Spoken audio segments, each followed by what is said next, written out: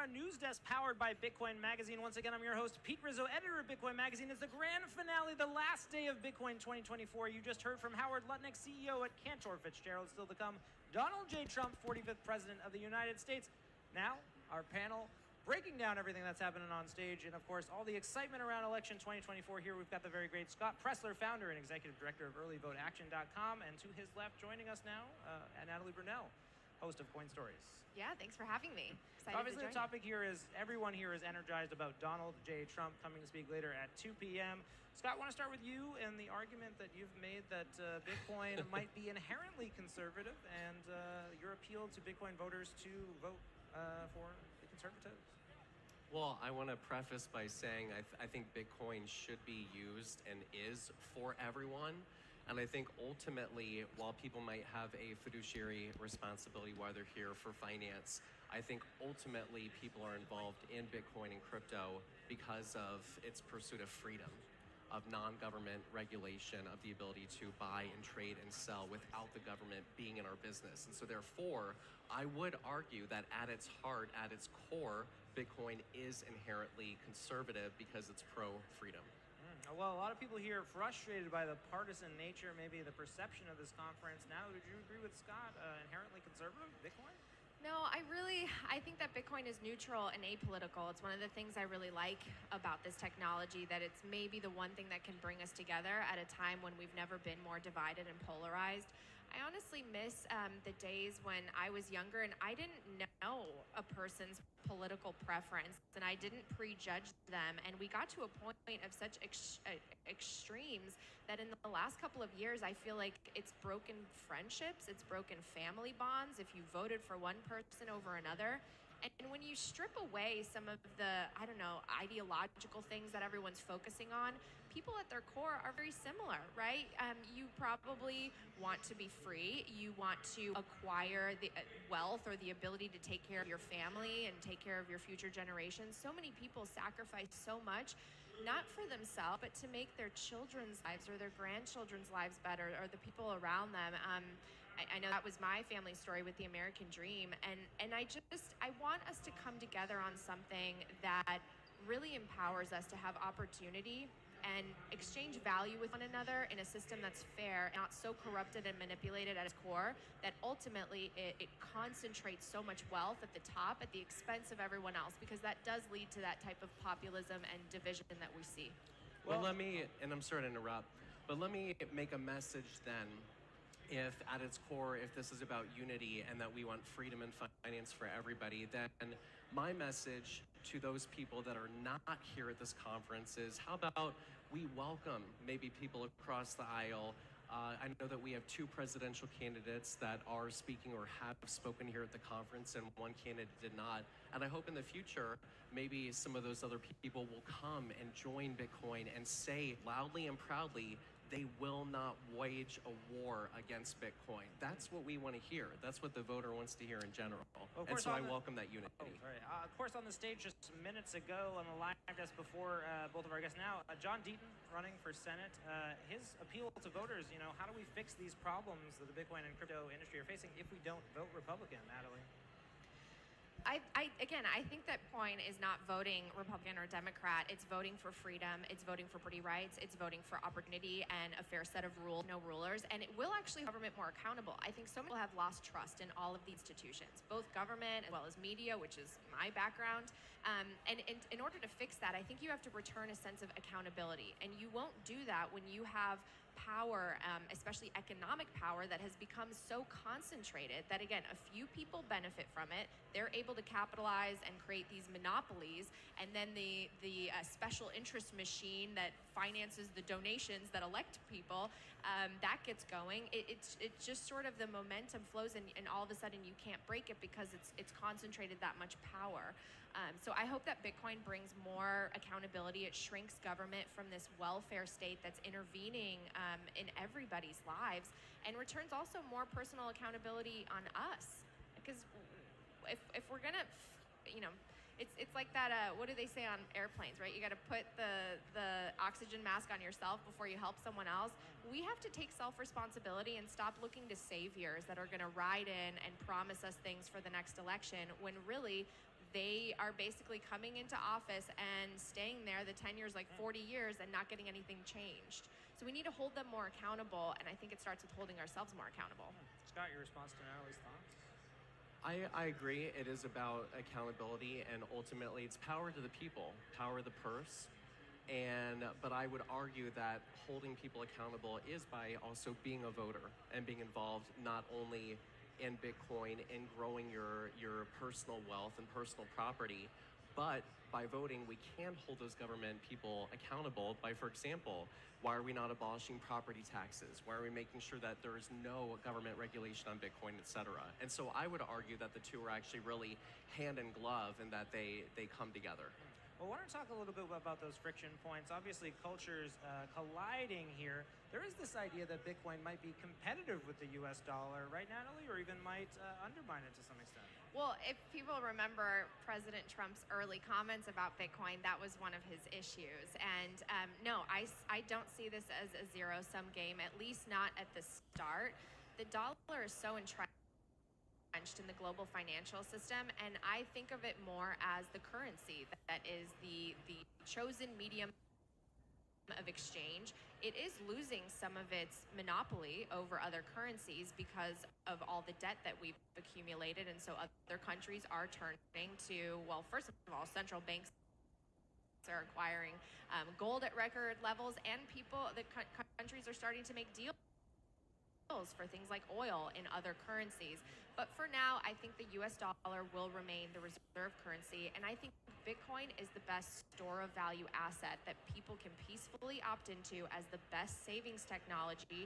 And me personally, although I like to support Bitcoin businesses, I prefer to spend my fiat, spend my depreciating currency, and save my asset, my truly scarce decentralized asset that is the best performing investment that I could have made. I don't see them as competing. I think actually we could strengthen the US dollar, but I also do think that we are moving into a more multipolar world where countries will be competing, and maybe there will be a little bit more diversification in terms of reserves, including Bitcoin being that neutral reserve asset. Scott, obviously Republicans want to support the dollar, right? So how do you enter Bitcoin in that conversation? Well, I would say, I'm a little bit of a neophyte. I'm not going to lie that I'm not green to this, but I would say the best argument for Bitcoin is that, to my understanding, it's inflation proof, right? Where there is a finite supply versus our federal government, which seems to have an endless supply of just printing dollars, and so therefore the value of the dollar isn't what it was 50 years ago, et cetera. And I think that would be the biggest and strongest argument that you are going to be able to keep more of your money and your packet, and that it's actually worth what it is. Well, that's why it's so strategic, because if a country adopts Bitcoin as a reserve asset, that is something that no one can confiscate, you can't be censored, and no one is going to inflate it away. And I think that countries have seen what we're doing to treasuries, and we're going to have to keep issuing more units of dollars in order to keep this system afloat.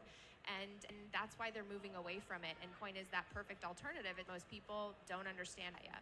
Well, sending it back to the domain, just a few moments. Wrapping up with our panel here, I want to talk about the personal aspects of voting and the idea that Bitcoin voters should single-issue voters. Your quick thoughts, Natalie. Should people be voting just Bitcoin this election? I'm a freedom maximalist. Vote with your heart. Do your homework, first of all. It's in the same way that I think people have to understand Bitcoin, know what you're investing in. Also know your candidate. A lot of people don't do their homework. They just kind of see a couple commercials, or they recognize the name on the ballot. They don't look at actually the proposals that are before them. And I think it's important to question your own beliefs to strengthen them, or maybe you'll change your mind. Scott, maybe your message to the Bitcoin single-issue voter out there. Well, I don't want to necessarily take it from that perspective. I don't think anyone should be a single-issue voter. But what I love seeing from Donald Trump being here today is clearly Donald Trump is courting the Bitcoin vote. His presence here, him coming here, is saying to you, he is going to end the war on Bitcoin, that he wants your vote, he wants to earn it, he is pro-freedom, and really you hit the nail on the head of being censorship as well. That when it comes to banking, we have seen if you have wrongthink, if you have a political thought is in opposition to the government, they could very well shut down your bank. And so that's why Bitcoin is so important, because it is the overarching theme of Bitcoin is freedom. Finance is freedom. Of course, we're just hours away from a former president taking the stage at Bitcoin 2024. History will be made. Stay tuned on the live stream on X and Rumble. We're going to send it back to the Nakamoto stage. Government out of control. Nothing stops this train. And that's the panel moderated by the great Vi Swan. We'll be right back after this panel.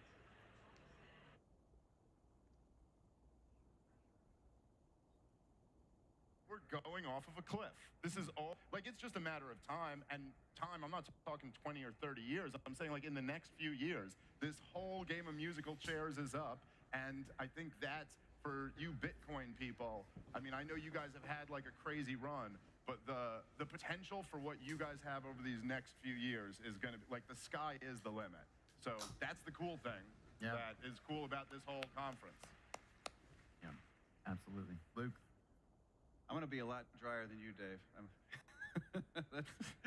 That's easy for me to do. No, I think you touched on the interest point, and that's exactly, I think, a key to the issue. Something I track is the percentage of U.S. tax receipts that are spent on entitlements, interest, and defense.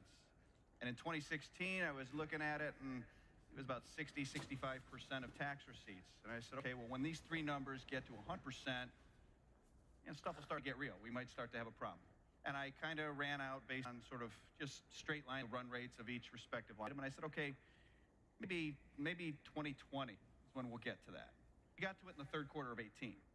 And then 2020 hit, and we sort of went into, like, silly season. And so those three numbers are now, in just a little over 8 years, they're about 120% of tax receipts. So literally, you hear all the time, we just need to cut spending. We're spending 120% of tax receipts on just three line items: entitlements, uncuttable, defense, third rail, and interest, which in theory is up. is up in a low small because we're trying to fight inflation.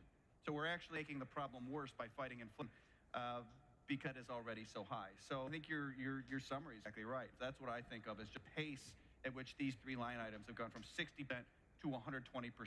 It's just mind. Yeah, and I don't know, if you guys, I know Trump's coming here in a little bit, and listen, I'm sure there's Trump supporters here. First off, I will say it's so great that he's coming here to talk to you guys. Like, credit for that. He's coming to earn your vote. Respect that. But man, like, does he need it from you guys? Because I don't even think he gets it. But just the other day speech where he was like, interests are so high, when I'm in there, they'll be low again. And you're like, really though. That's really not the answer either, man. Yeah.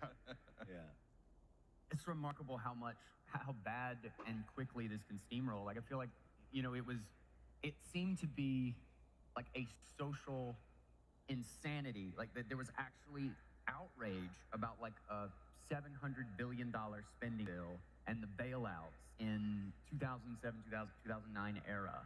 That was a huge deal and enormous outrage.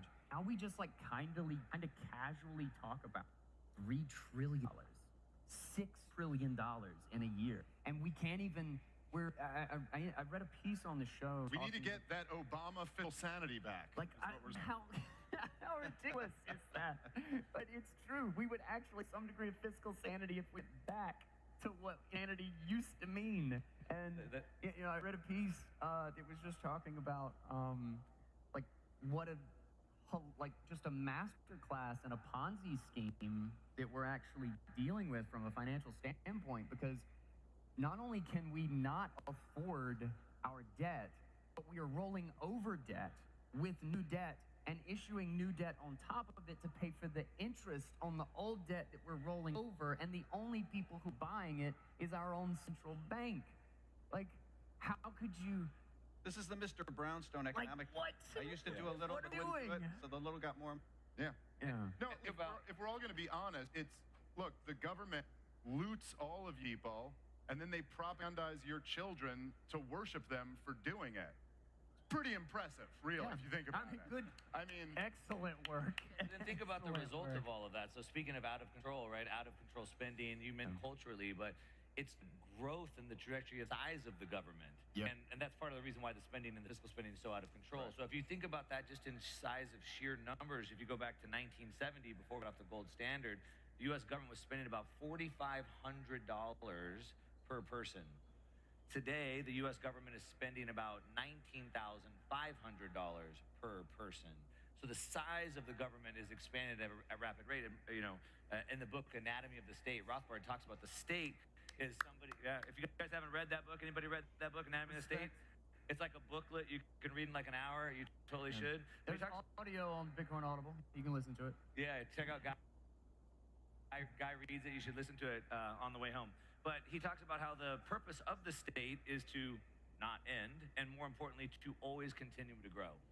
And so now it's not that it's just out of control spending, defense spending, interest spending, but now they have to get involved into every cultural part of our lives, micromanage every minutia detail of how we talk, hate speech or whatever it is. So the growth of the government is out of control. Yeah. and it's always, the culture war stuff is always easier for people to deal in. Because easy to you digest. you don't have to really know anything Yeah. in order to get into a fight about like transgender bathrooms or something like that. And so everybody always gravitates to that. Like if you were to look on Twitter or something like that, you would think the big battle of our time is between like leftists believe gender is a social construct and like adcons who think women's space is in the kitchen. Yeah. When both of those views combined represent 1% of the United States of America. I don't even know cultural views of all four people on the panel, but I guarantee neither of us fit into either of those boxes. Right. Like you know what I mean? And then like this stuff, dealing with like the fiscal implications of where we are or the monetary policy, that's really hard. You got books and you have to really think about it, But for people here, kind of in that world, and it is so important these issues get pushed into the fore, because this is what actually matters. This is why empires collapse, And so... And it's working. I mean, just, Paul really, I think, brought the Fed to the forefront just, in 2009? Yeah, give it up for Ron. And, There is so much love for that guy. It's been, 20 years? and Luke could probably answer this better than me, but I just don't remember word fiat or inflation being used in everyday normal lives. Like, normal people didn't talk about these types of things. And to Dave's point, we're pushing it into the forefront. And now it's normal language, and people are starting to understand the mechanisms. And now we can finally kind of push back on that. Yeah, absolutely. I wanted to, especially in social and Twitter and Nostr and all these things, I feel like there's a huge mixed bag about how people feel about this conference. And the fact that, Bitcoin's purpose is the separation of money and state, right? This is about reining them in, and then Trump's on in 2 hours. We got presidential candidates, we got campaign promises, we got politicians galore. And a lot of people are like, is this captured? Is Bitcoin a super PAC now? And I'm curious, what do you make of this? Because I've heard a lot of different perspectives, and I'm curious kind of how you see where we are in this transition, and how do you make of kind of the insanity that has really just arisen in this environment in the last 3 to 4 months? I think the fact that 2 of the 3 major political or presidential candidates are here is, I think it reflects the growing political power, to your point about it being a super PAC. But I don't know that that's the only reason. I think that there is a growing recognition in the halls of power in Washington that recognize the mathematical realities that we just discussed in the first 10 minutes. And I think they are starting to recognize the possible utility of Bitcoin as a least worst way of managing through what is looking increasingly like it's going to be a difficult, bumpy ride for the next 4 to 6 years. And so I think I think that's a bigger part of it. I'm sure there's just sort of the base political, hey, Bitcoiners have a lot of money at 70,000 a coin, and I want to tap that for my campaign. But I do think there is a much greater recognition than most people realize at high levels in Washington that we have a problem, and we don't have a problem in 5 years or 10 years or maybe not even in 2 years. We have a problem very soon. Now, yeah. I think in regards to separation of money and state, which that's something I'm very passionate about. I know, Guy, we've talked about this extensively. And when I think about that, I think about removing the money from the hands of the state. Now, why do we have politics here at this event is kind of the question that Guy is posing. And I would say, when I think about separation of money and state, it's more about the state being able to create money at will. We want to take away the ink from the money printer and prevent them and force some fiscal responsibility back, right?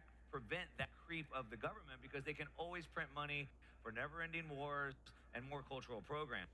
However, that doesn't mean we need to abstain from politics.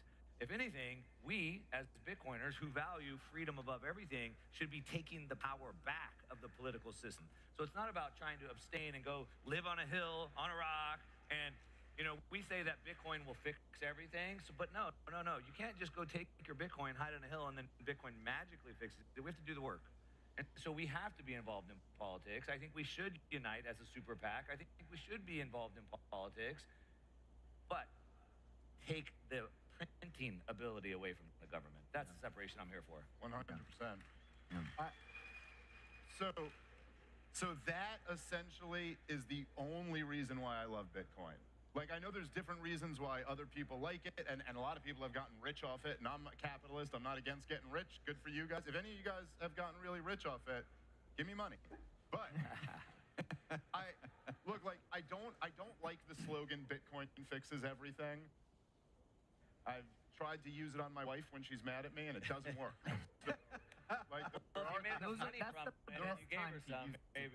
She's like, you didn't check in, and you were out all night, and I'm like, Bitcoin fixes this. It's okay. It's not. It's okay.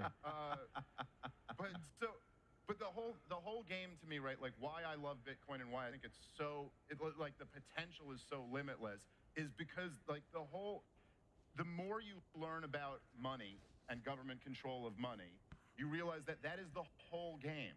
Everything else flows from that. Every evil thing that government does is only because they control the money supply. Like, take an evil thing that government does, and I'll explain how it's because they control the money supply, you know? Like, I mean, just think about, like, okay, we fought, like, a catastrophic 20-year war in Afghanistan that literally killed hundreds of thousands of people, cost trillions of dollars, and thousands of our bravest young boys died, and then tens of thousands committed suicide in the wake of the war, right? Well, just like imagine if they couldn't print the money for that war. Imagine if they had to tax the American people every month for the war in Afghanistan. You think that thing would have lasted 20 years? No way. You'd have been lucky to get it through a year. Yeah. Before the people would have demanded a result. Like, what are you doing here? I mean, just imagine trying to do the lockdowns of 2020 if they couldn't just print trillions of dollars and pass them out. The people wouldn't have taken it. They would have been like, no, we're going back to work. We're not doing this. It's only because they control the money that they can get away with tyranny. And listen, like, personally, when I came up as a child of the Ron Paul presidential campaigns. Like, that's how I got interested in all of this stuff.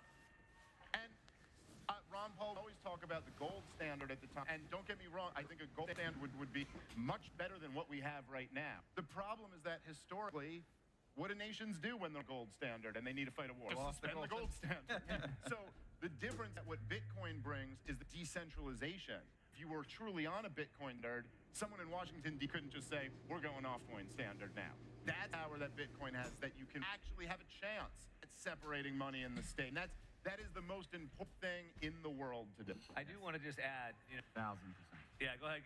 I do want to add, Dave, the irony of what Dave said. Started by saying he doesn't like that Bitcoin's everything, but then he went on to describe all the ways Bitcoin fixes everything. It doesn't fix everything, just war and tyranny. Yeah. And That's pretty big. This used to be known, right? Like you can go back to 1948, you can find it online. Warren Buffett's father, Congressman Howard Buffett, wrote a missive, gold convertible money is essential to freedom. That was the title of the, human depends on gold convertible currency. And, to your point, the gold convertible is a point of risk that had been removed by Bitcoin, as you said. So it literally is the whole game. All the other stuff is just noise to distract from control printer. Again, though, if you had all night and don't call your wife, Bitcoin is not going to help you. So I'm just saying. Take that. It's her Bitcoin then. But the wild thing about it is that, like, when you look at exactly why it is that money is at the source of everything, is because that, like, all power is about the control of resources. All power is about the control of energy, about our energy, what we actually exert toward. And if we are working for something that someone can print for free, then we are literally working for them. Like, not by choice. We are being coerced into always provide our energy for them for nothing in return, explicitly. And the kind of the crazy thing in kind of what you were saying in like breaking down like what the cost, the true cost of all this is just in totality. Like when we're talking about like a systemic fraud in like a counterfeit situation, is that the problem is a systemic problem. You know, some people will talk to me about how, like, oh, we got to deal with fractional reserve in like a bank or in an exchange, or the TF might have some IOUs. But at the end of the day, we know what happens with fractional reserve on top of the Bitcoin standard. It's Mt. Gox. It's FTX. Go out of business. They die. They not survive at length. Fractional reserves work if you sound money to at the end of the day. Happened is that the government system where they have to adhere to reality.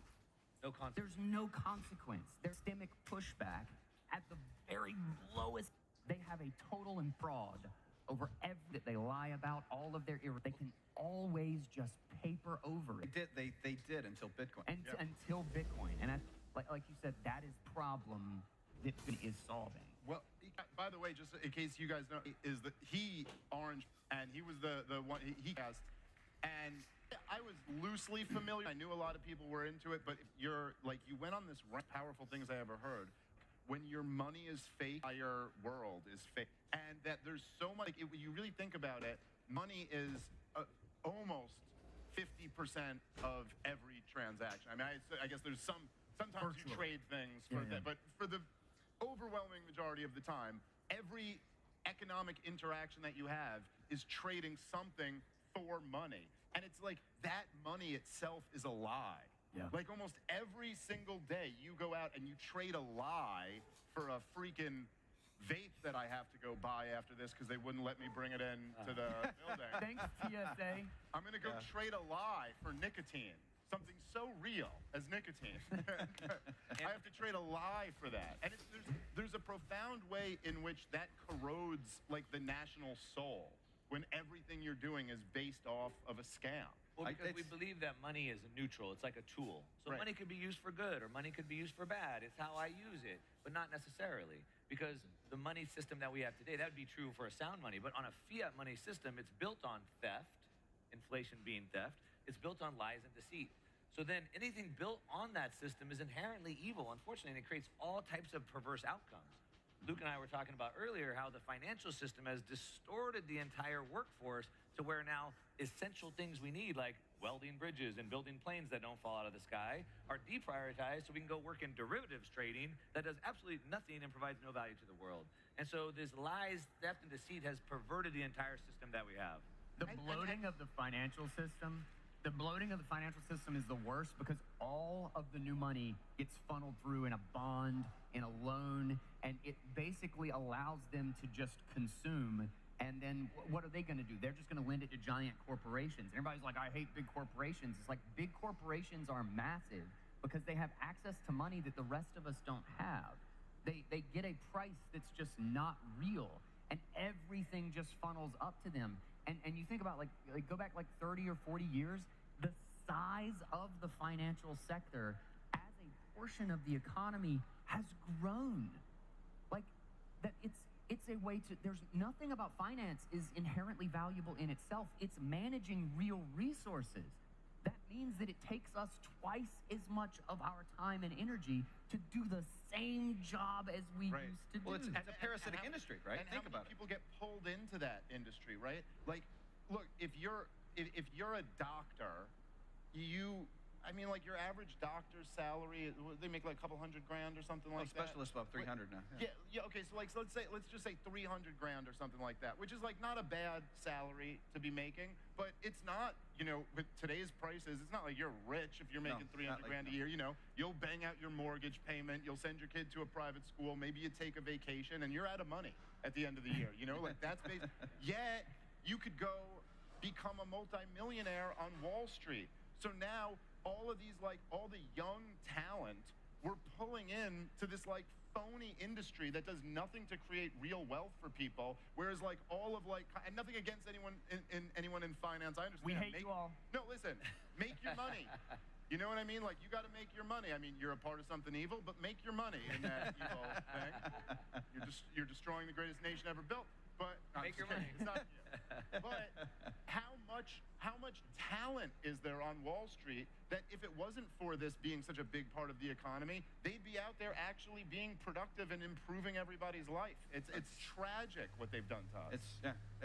I was telling Mark before, I know of a situation where there was a medical professional who trained for 16 or 18 years to operate on one of the most sensitive part of the human body. It's probably one of a few thousand people do it globally. And they left that to become a hedge fund analyst in healthcare because they could make more money without the legal risk. And I was joking before. I don't begrudge that guy. He's trying to give his family the best life he can. It makes sense. Hey. He is simply reacting to the perverted incentives of the system. Yeah. And I mean, is he supposed to give that up when that's good for it? Like, that's the whole thing, right? Guide us in the wrong direction to do what's best for us, which becomes at odds with the rest of society, because the price signal for what everyone actually values is bullshit. So let's Like, it's flip just this a for lie. a second, guy, because we're running down on time. Yeah, we are here, running out of and time. it sounds really bad and really scary. But talking about broken incentives, imagine the difference. Imagine the shift in the world when we fix the incentive system and we have the best doctors in the world, the most highly trained, like Luke just said, and rather than going into trading derivatives at a hedge fund, focus on life-changing, life-saving technologies, life-saving medicines or surgeries or whatever it is, and then how much more value can be put forward into the world. So we're really on the precipice of a massive shift. We call it like a Renaissance 2.0, if you will, a sound money system with an information boom, changing the incentive structure, and we have massive growth and massive hope ahead. Yeah. So, I would just, because that's such a good point, that it's like you also recognize, I mean, there's so much beauty around us. It's so amazing to be alive today. Like, I'll tell my son had a congenital heart defect that if I had lived at any time except for the last 20 years, I would have lost my son. And he's fine. He's going to live a totally normal life now because the things they can do today are incredible. We have all this amazing stuff around us. If we just fixed the money, we could live in an unprecedented boom time. Just do more of that. You can't even imagine. It would be considered magic 100 years ago to have what we have now. And we've got the answer. And it's cool to have a group of people who all know what it is coming together, Hell yeah. Well, maybe since we really short on time, maybe just close this out with, 2020 it felt like a turning point. Both for the government kind of just going unrestricted, like you're going to do what we say, and when someone brings up your rights, it's not even something we pander to anymore, it's something we laugh at, and we accuse you of being selfish because you're not doing what the state wants you to. So we have moved aggressively in the wrong direction in kind of one realm. But at the same time, many millions of people woke up and they were like, what in the hell is happening here? And we've kind of got these two paths, and maybe my question is simply, are we going down both of these paths at the same time? Is one winning, or are we just separating into two worlds? Like, like maybe give me a little bit of hope or a little bit of realism for where you think we are in this. Well, listen, I'll just say this. I'll be quick, and then you guys can finish. But I'd say this, right? And I've been a very sharp critic of Donald Trump for years, and many of his policies that I didn't agree with, both domestic and foreign policy. The fact that Donald Trump is the candidate who the entire corporate media is telling you you're not allowed to support that guy. The CIA and the big banks and big pharma and all the power centers are saying you're not allowed to support that guy. And that he is winning so dominantly right now is such a great sign for this country. Yeah. If nothing else, just that people are like, screw you, we're not listening to you. I love that. Yeah, I think there was somebody made a comment that I thought was great, was like, appreciate someone if they have the right enemies. I mean, Yeah. I've said many times, if the media wanted Trump out of the race, they should just endorse him. That's great. But in terms of the two paths, Probably work. I think we're running two parallel paths. I've been calling it on podcasts with Mark and others. We're riding two horses with one ass, and it's ultimately you can only ride one horse with one ass, and the horses are increasingly bolting in two different directions. And I think this is true of the fiscal side and the economic side, which is where I mainly use the terms, but I think it's true socially, etc. And so I think we can ride these two horses with one ass for a bit longer, but a decision point is coming. And I think what we decide is in part the actions everybody takes individually in terms of how you vote with your wallet with a Bitcoin, who you vote for, how you act locally, how you raise your children. I mean, it's not one thing. I mean, the biggest thing people can do is raise your children well. Or that's the biggest, raise your children well, problem will fix itself. So I'm optimistic, but I'm cautiously optimistic that And I would add, Guy said it perfectly, and I agree with, like, the tide, as I always say, the pendulum is starting to swing back. And he said that a lot of people woke up, 2020 was a big wake-up call for a lot of people, but really what the state wants, if you look at the Bolshevik Revolution or you look at Mao's Great Leap Forward, the state wants to censor you, they want to keep you quiet, and they want everyone to conform in a perfect box. And the reason why is because if one person can break out of that, if they can break through into living truth as opposed to living a lie, everyone else can see that, and they want that as well. And we've been sort of in this censored bubble, if you will, and Elon Musk has been standing against the world in the front of that and has shifted the window just a little bit. It's not open censorship. I mean, there's still censorship, but just a little bit has started to change it. Now we have Mark Zuckerberg who's like, oh, wait a minute. I guess I could stand up a little bit to this. And as Luke said, it's about our kids, but it's about each one of us. And so I like to say that your silence makes you complicit. And so you don't have to stand up and be vocal, but you can at least cast doubt. Oh, I'm not sure if I agree with that. But it's about us all waking up one by one. It's us all standing up to the face of that, at least casting doubt, if not opposing it directly. Yeah. And we'll shift that tide back. Yeah. Hell yeah. Well, guys,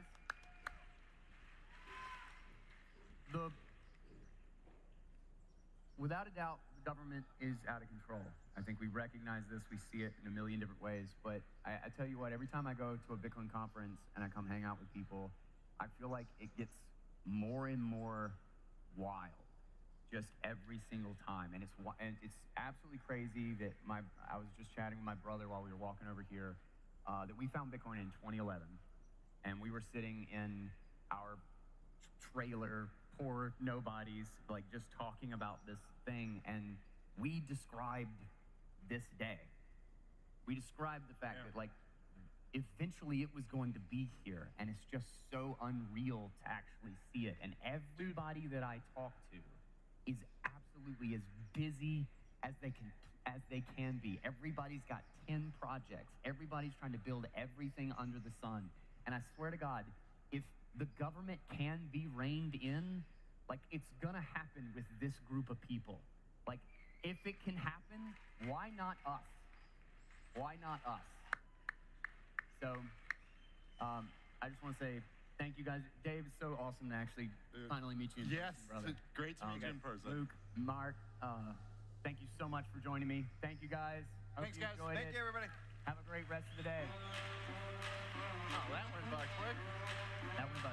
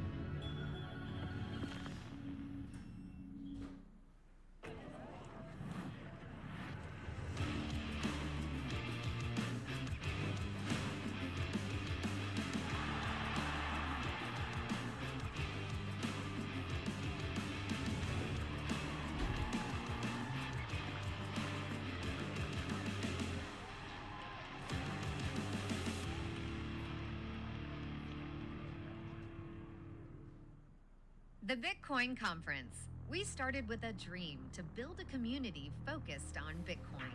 It all started in 2019 in the heart of San Francisco, the first major Bitcoin conference in years that kickstarted a revolution. And then Miami, a place where enthusiasts, developers, dreamers, and innovators could come together to make Bitcoin better. It has been an amazing 5 years and 8 conferences, thanks to all of you. Bitcoin Conference has become the largest premier global Bitcoin gathering in the world, leading hyper-Bitcoinization. While Miami was incredible, it was time to set the stage for Bitcoin in a new city. So we took the conference on the road. Nashville, Tennessee was the obvious choice, a city known for music and freedom. Next year, the conference is hitting the road again in search of the next global stage. We are headed to a new city next year. With hyper-Bitcoinization right around the corner, we have no plans to take the foot off the gas. Find out where we are headed next. Scan the QR code and be at the main stage for the big announcement.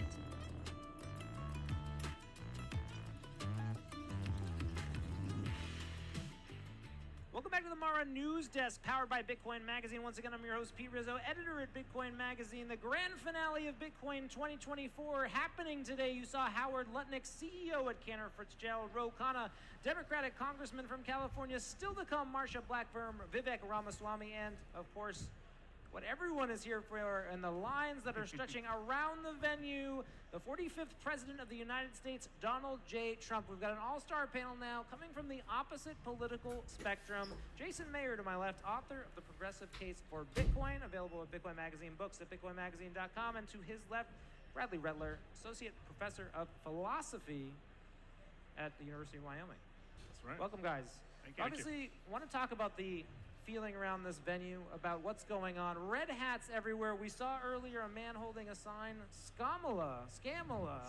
Obviously, there's dissatisfaction with the current administration here at Bitcoin 2024. So let's get into the message that Trump is sending by being here and just what you're feeling as people who are coming from the Democratic persuasion. Jason. Sure.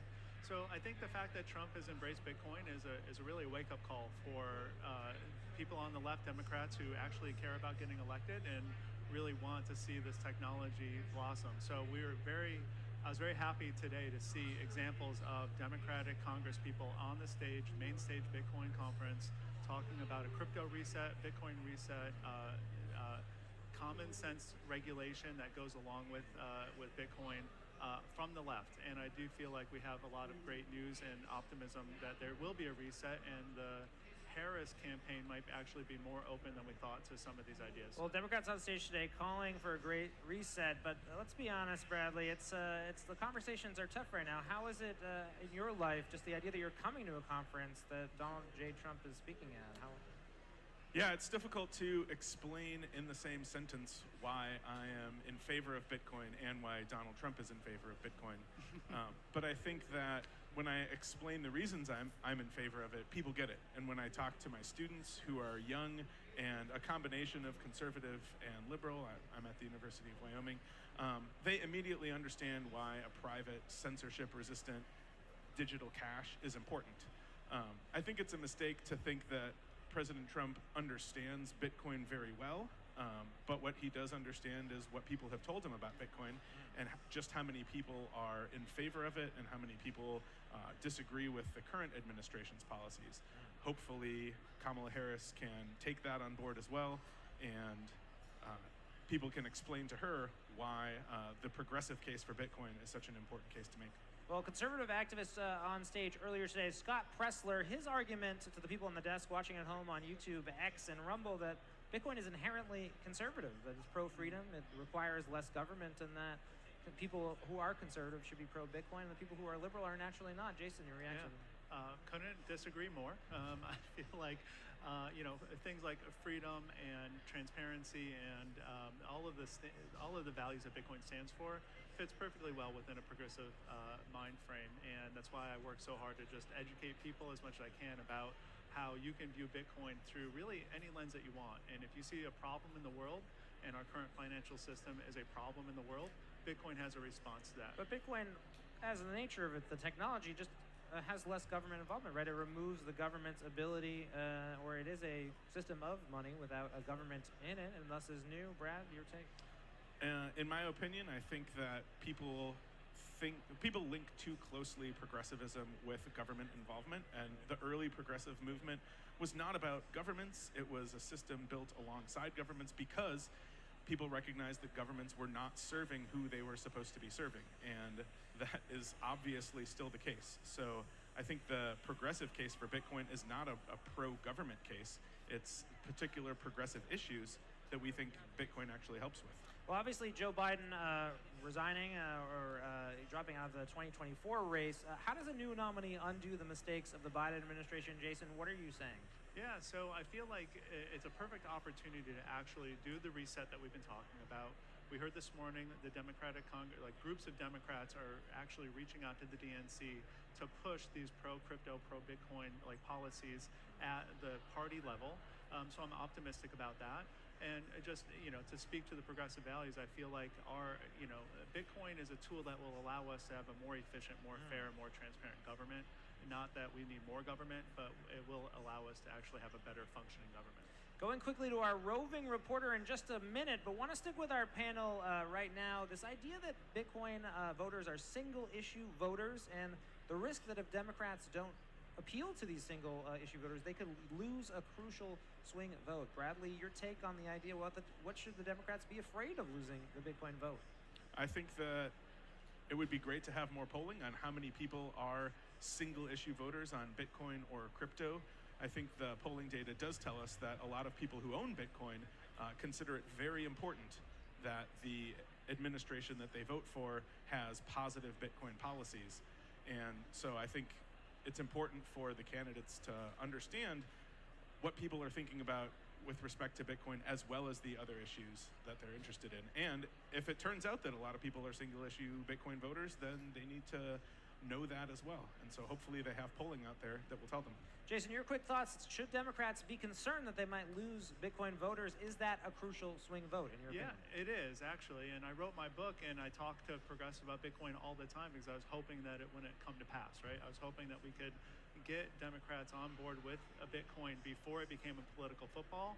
I haven't given up complete hope for that. I think that we now have an uphill battle for that. But I do think it's possible and important for any politician on the left to understand the power of this community and what we're trying to accomplish. Well, election 2024 alive and well at Bitcoin 2024 here in Nashville, Tennessee. We're going to go now to our roving reporter, Q Gamies, out here on the conference floor in the middle of the electricity, taking you inside the action right now. We'll be right back. Thanks, Rizzo. I'm here now with Joey Garcia, the Director and Chief Legal at Zappo Bank, to tell you guys a little bit more about Zappo and its unique offering. So look, Zappo's been in the space for a long time, right? We were the biggest Bitcoin custodian in the world. We are a Bitcoin native business that's become a bank. So let's call it Bitcoin private banking. Developed back in the old days, we were, as I said, the largest. We sold the institutional business to Coinbase to focus on that retail market. And now, where do people keep, store? What is the value proposition to protect and grow your wealth with a Bitcoin asset exposure? In a way that's integrated to your bank account and the services you need. Let's call it the bridge between the Bitcoin world and the banking world, the secure banking world. That's what we do, and we're very proud of the offering. We're the only company in the world really to be able to do that. So we're talking about fully blockchain integrated payment rails, stablecoin payment integrators to your bank account, and secure exposure to BTC in a savings account that's earning interest to you at no risk. So we're Bitcoin native, gone into banking. We're not a bank looking to explore exposure to BTC. That's our identity, that's who we are. We've been in the game for a long time, and we're here to stay. Amazing. Back to you guys at the desk.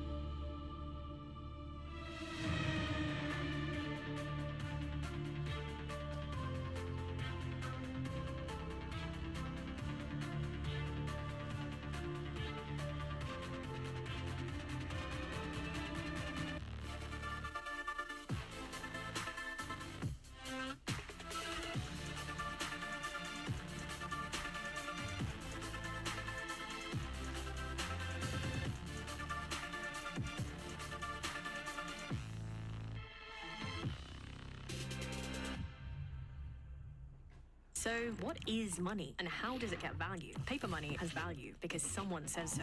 Bitcoin is different. It's like digital gold. It has value for many of the reasons gold does, but that's only the start. It has a limited supply, only 21 million, so no one can decide to just print more. Because no central authority controls it, it can never be shut down. And unlike with banks and credit card companies, you don't need approval to use it. It puts the power back in all our hands. Bitcoin lets you control your finances. Kraken lets you buy Bitcoin. Kraken, see what crypto can be.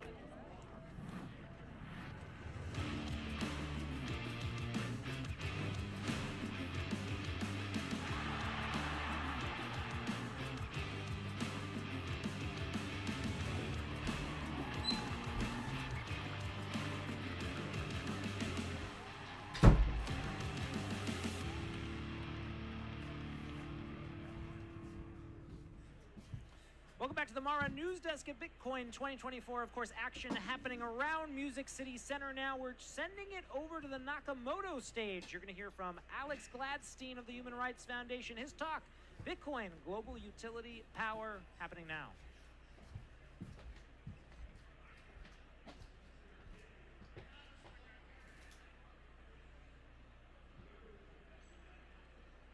But there's been no sort of capitalist incentive to get these people power until now. So what we're going to talk about is how one of the use cases of Bitcoin, in addition to being freedom money, in addition to connecting anybody in the world to one open global marketplace on one currency that can't be stopped, is that it also is going to end up bringing power to every single person in Africa who doesn't have power. That's going to happen over the next few decades, and Bitcoin mining is going to do it.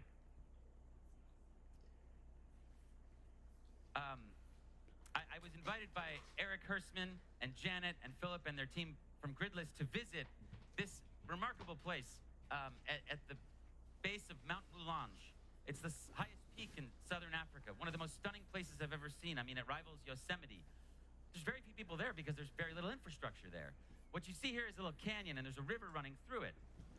And at that river site, about 20 years ago, the Scottish government decided to think about funding what's called a micro-hydro station. Okay, so it's like a small off-grid site where the running water is converted to electricity for the people who are nearby. Because it's what's called concessional financing, which is what powers most energy projects across the rural world, all across the planet, from Latin America to Southeast Asia, concessional financing basically just means donation. Somebody's just giving money. They don't have skin in the game. They're not going to fund OpEx. They're only, they're only going to fund CapEx. So first of all, it took them about 15 years to get this off the ground. These people in Bondo didn't have electricity until a couple years ago because there was no like skin in the game. Like the Scottish government wasn't going to make money from this venture. The incentives were not aligned. But you know, we went up to the top of the reservoir. This is where the river comes down, and the river flows down through the turbines, and it looks like this inside the little hut. And you know what? There's just a profound problem that you realize when you visit a site like this. The people in the town and the village and the local merchants and the local businesses, they sleep every night. They don't use power at night. So there's very little power demand in the evening, but the river never sleeps. So at night, there's just all this wasted energy. And you start to realize every single energy production site on Earth wastes energy. We waste so much energy. And today, because of what Gridless is doing, there's a Bitcoin mine there. And the Bitcoin network is buying 100% of the electricity that the town and the surrounding area doesn't use. And this is completely transformative for a variety of reasons. Yeah, shout out to Gridless, so amazing. So what's happening here is a couple things. Number one, for the local power company, which used to basically be a charitable project, they're no longer paying everything out of their own pocket. They have a new source of income, which is all the Bitcoin coming in from the mining operation, from all the electricity that wasn't used before. And we're talking the majority of electricity that this place generates was going wasted, and now it's all being bought by the Bitcoin network. And here's the kicker. They're not being paid in kwacha, the currency in Malawi that's collapsing. They're being paid in cold hard Bitcoin and sats directly to their offices. They don't need to deal with accountants and paperwork and Forex. No, they just get Bitcoin. It's incredibly powerful for these people. So it allows them to have capital. Now, the local power company can think about building, and they are expanding, and they're going to connect more homes. Gridless, the company that owns the miners, they're also winning. They're going to come in, and within a year or two at these sites, they're profitable, which is amazing. And number three, most importantly, probably for most of you, the local residents. Now, the local residents, we got to meet the chieftains of the village at a meeting. It was very special. It was very profound. And what's really amazing is they're paying less now for the electricity. What happens, it's sort of counterintuitive. The media will tell you, oh, the Bitcoin miners are coming in and they're making electricity more expensive. That's completely false. That's not what happens at all. What's actually happening here is that because the power company can only sell about 20% of what it makes to the local population because there's just not that much demand, it ends up charging 5 times more for the price. So these guys are paying 80 cents a kilowatt hour for electricity in the middle of nowhere, even though they're surrounded by energy. Meanwhile, here in the States, I know the prices have been going up lately, but in the advanced democratic world, we pay, I don't know, anywhere from 10 to 30 cents. So despite the fact that they're so poor and vulnerable, they're paying way more than us. This doesn't make any sense. We were led to believe that we are in progress around the world. Electricity and technology was supposed to get cheaper. For them, it's getting more expensive. And Bitcoin changes that, and it's so profound. And look, they weren't Bitcoin experts, but they knew what it was doing to their community, and they knew that electricity was the thing that mattered almost the most. I mean, the stories they told us about how it's changed their town. I mean, children that couldn't study at night. They had to try. They are now, the rate at which their children are now getting into the good schools has skyrocketed since they got electricity. They no longer have to walk to surrounding villages 20 kilometers to get medicine. Funnily enough, the men who used to go to town to watch football, they can be at home with their families and really build family and build community. So, Bitcoin is changing everything for this little town. And this is just one example of what is happening all across Africa and soon all across the developing world. And one of the most interesting things that I sort of observed here is when you go to the back of the Bitcoin mine, you put your hand up, it's a furnace. It's so hot. The externality of Bitcoin mining is heat. It's just a heater. The Bitcoin miner just turns electricity into heat. That's really what it's doing, right? So people are smart, and they figured out, wait a second, we can actually use that. So what you're seeing here is 1,000 miles north of Malawi in the Democratic Republic of the Congo in Virunga National Park, which is where the silverback gorillas are. 5 million people live in this park in the surrounding regions. You'll see a couple of Bitcoin miners there talking to a guy who runs Virunga National Park, the Conservancy. And the park is pretty smart. In 2020, they started mining Bitcoin with the excess energy they had from their hydro stations. They've done very well, and it's been a lifeline for the park. But additionally, in the area, they have a lot of other things they make. This, what you see behind them, is cocoa. So cocoa is taken and it's like put out on these mats. And there's like animals and birds and wind, and they're trying to dry it, but it's not very effective, right? And it's not even sanitary enough to be sold to EU markets. So what happens is they were like, look, we're going to buy $200,000 of industrial heaters so that we can actually sell this stuff and make more money. our friends, the Bitcoin miners, were like, no, don't do that. Buy $200,000 of ASICs instead. And that's what they did. And now they're processing cocoa way faster, way more efficiently, and it turns into this beautiful chocolate, which I was able to eat. It's incredible. This chocolate is made by Bitcoin mining. I visited sites in Norway where the externality of all the hydro mining they do is drying seaweed for consumption around the world. So you kind of have to understand that in the future, it's not going to just be cost of Bitcoin, cost of Bitcoin mining and profit of Bitcoin mining. It's going to be profit of Bitcoin mining plus profit of the externality minus the cost. And this is going to change everything. I encourage you to watch a Reason documentary about a bathhouse in Brooklyn that's heating the spa where you go with Bitcoin mining. The Bitcoin miners are submersed in a liquid, and they run and they create heat, and they heat the water of the spa. And this is the coolest part. The guy who runs the spa is paying less for power now than he did before, plus he's mining Bitcoin. So this is just going to revolutionize everything. What you start to realize is if you're not mining Bitcoin, you're wasting energy. And that's the exact opposite of what the media tells you. I also got an opportunity to visit a geothermal site in Kenya. So this is just very simple. If they dig a very deep hole in the ground, heat comes up, it turns into steam, it spins a turbine. This thing is going to generate the same amount of power for the next 40 years. Clean, consistent, renewable, carbon-free, et cetera, et cetera, et cetera. And they have so much of it in Kenya. It's one of the world's largest sources of geothermal power. It's right on the Rift Valley. And, one thing I learned when I was there, was really surprised by, is Kenya's the world's largest exporter of flowers. So what happens is they take the geothermal or the hydro, and they power pumps like this, which is on a lake. And they pump the water to a field, and they grow flowers, and they sell it to Europe or wherever. And that's like how the country, earns income, essentially. And, what's amazing is that you start to realize there's no grid here. So it's not like they can sell the excess power to somebody else. No. This is like rural Kenya.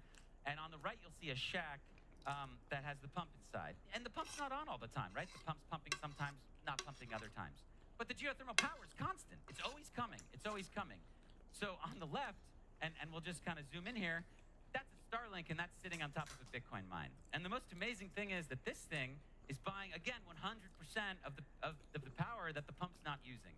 So all of a sudden, we've eliminated waste, and we are going to become much more efficient as a species. And honestly, it's going to create so much abundance because it's going to unlock people's ability to use all the electricity sources around them. So you can see inside, we got some miners here. This is so cool. What Gridless does is everything's made in Africa. Like the whole design they have, everything's made in Africa. And this is like a chart on one of the founder's phones he was showing me, where if you look at this thing and there's this green line going up and down, above the red, that's all when the Bitcoin mining machines are turned on. So they're mining whenever that green line goes above the red line. And when it goes below the red line, the machines aren't on. And it's just this dynamic, flexible power demand source that's paying the company that runs the station, it's paying Gridless, and it's reducing the cost of power for anyone else in the region. I mean, it's sort of magical, but that's what Bitcoin mining is. But it's not just going to solve issues in Kenya or in Malawi. It's going to solve issues here too. So this is I live in California, and this is a chart that I was really shocked by. So this is from the California, grid, basically. And between 2019 and 2023, in America, we use the word curtailment instead of waste because it's sort of like a euphemism, right? Curtailed. But we were wasting millions of megawatt hours of energy. So, I mean, this is massive amounts of energy that we are wasting in our country. And, just to give you an idea, in 2021, my state curtailed 1,500 kilowatt hours of solar and wind. That's enough to power 220,000 homes for a year. In the Southwest power region, which is sort of in the middle of the country, nearly 6,300 kilowatt hours of wind was curtailed. That's enough to power 600,000 homes for a year. And, this is not just American problem, it's a problem all over the world. The UK, get this, the UK spent 500 million pounds wasting wind energy in 2021. How insane is that? And the crazy part is Bitcoin fixes this. We don't need to do this anymore. We can just run all of this renewable energy all the time, and whatever isn't bought by whoever is there, the Bitcoin network is going to buy and turn into capital for more growth and more abundance, and so we can continue to grow as a civilization.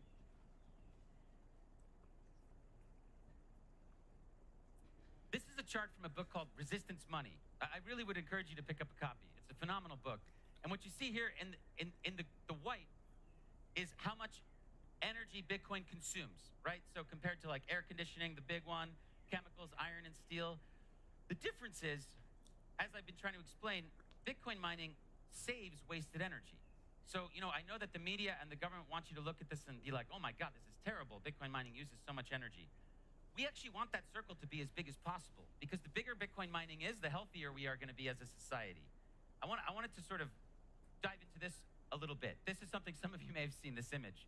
And people always say, well, we could always like create a solar grid the size of this square and power the world in the Sahara Desert. Well, you can't do that because that's not how solar energy works. Now, fossils do work that way, right? So you can dig fossils out of the ground in Algeria, and in fact, a lot of that powers all kinds of stuff in the United States.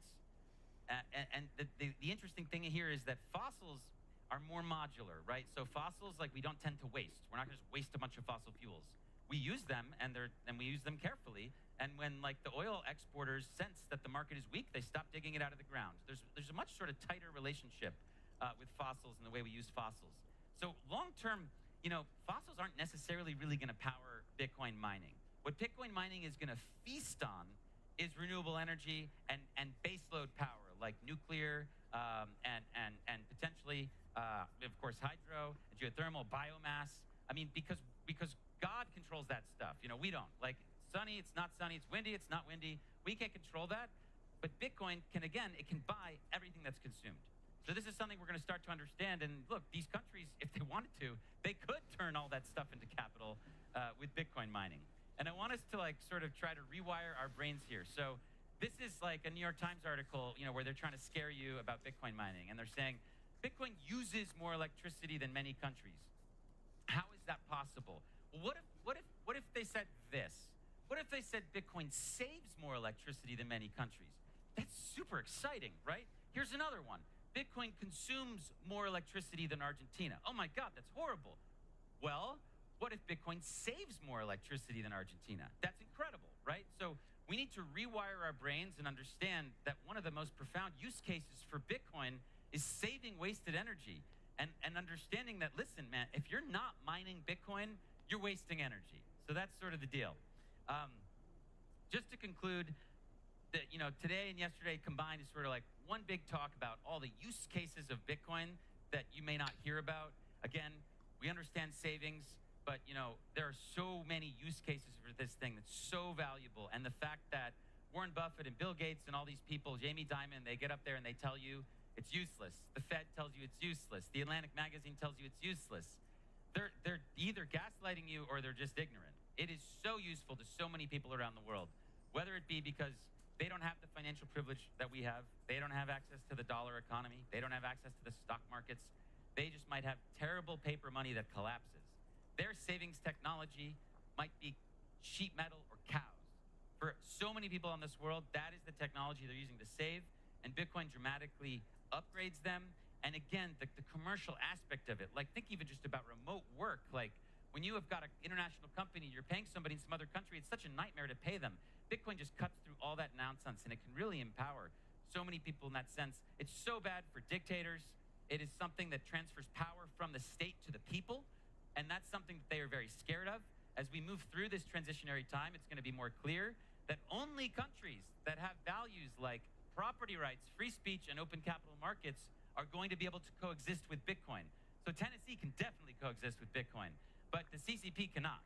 So that's just something to think about as we move forward. And then finally, again, Bitcoin saves wasted energy. Now, I'll conclude with something here. How do we feel about ESG investing? What do we think? Okay, down, yeah, okay.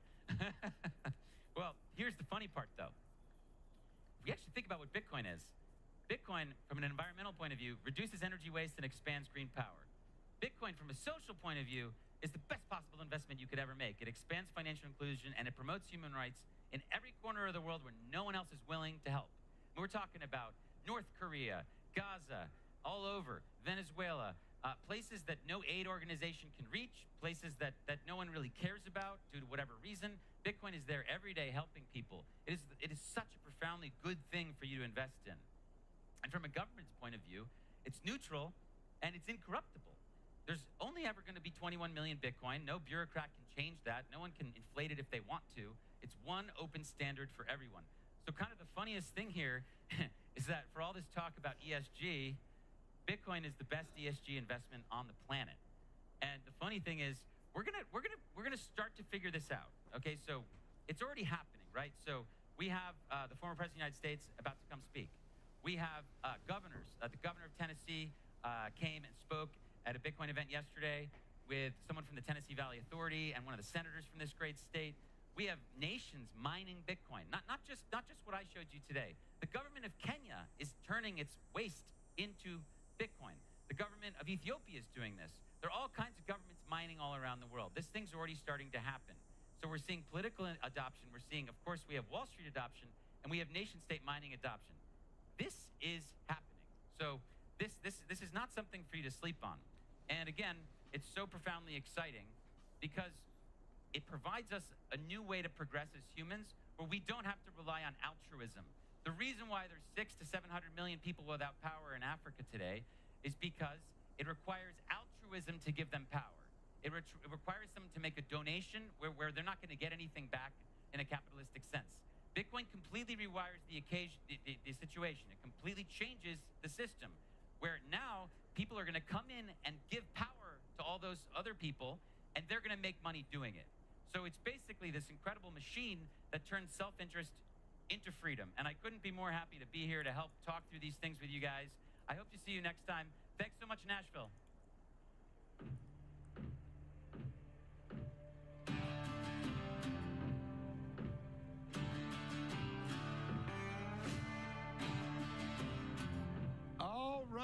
All right, Bitcoiners, was that a good morning? Round of applause for all the speakers this morning.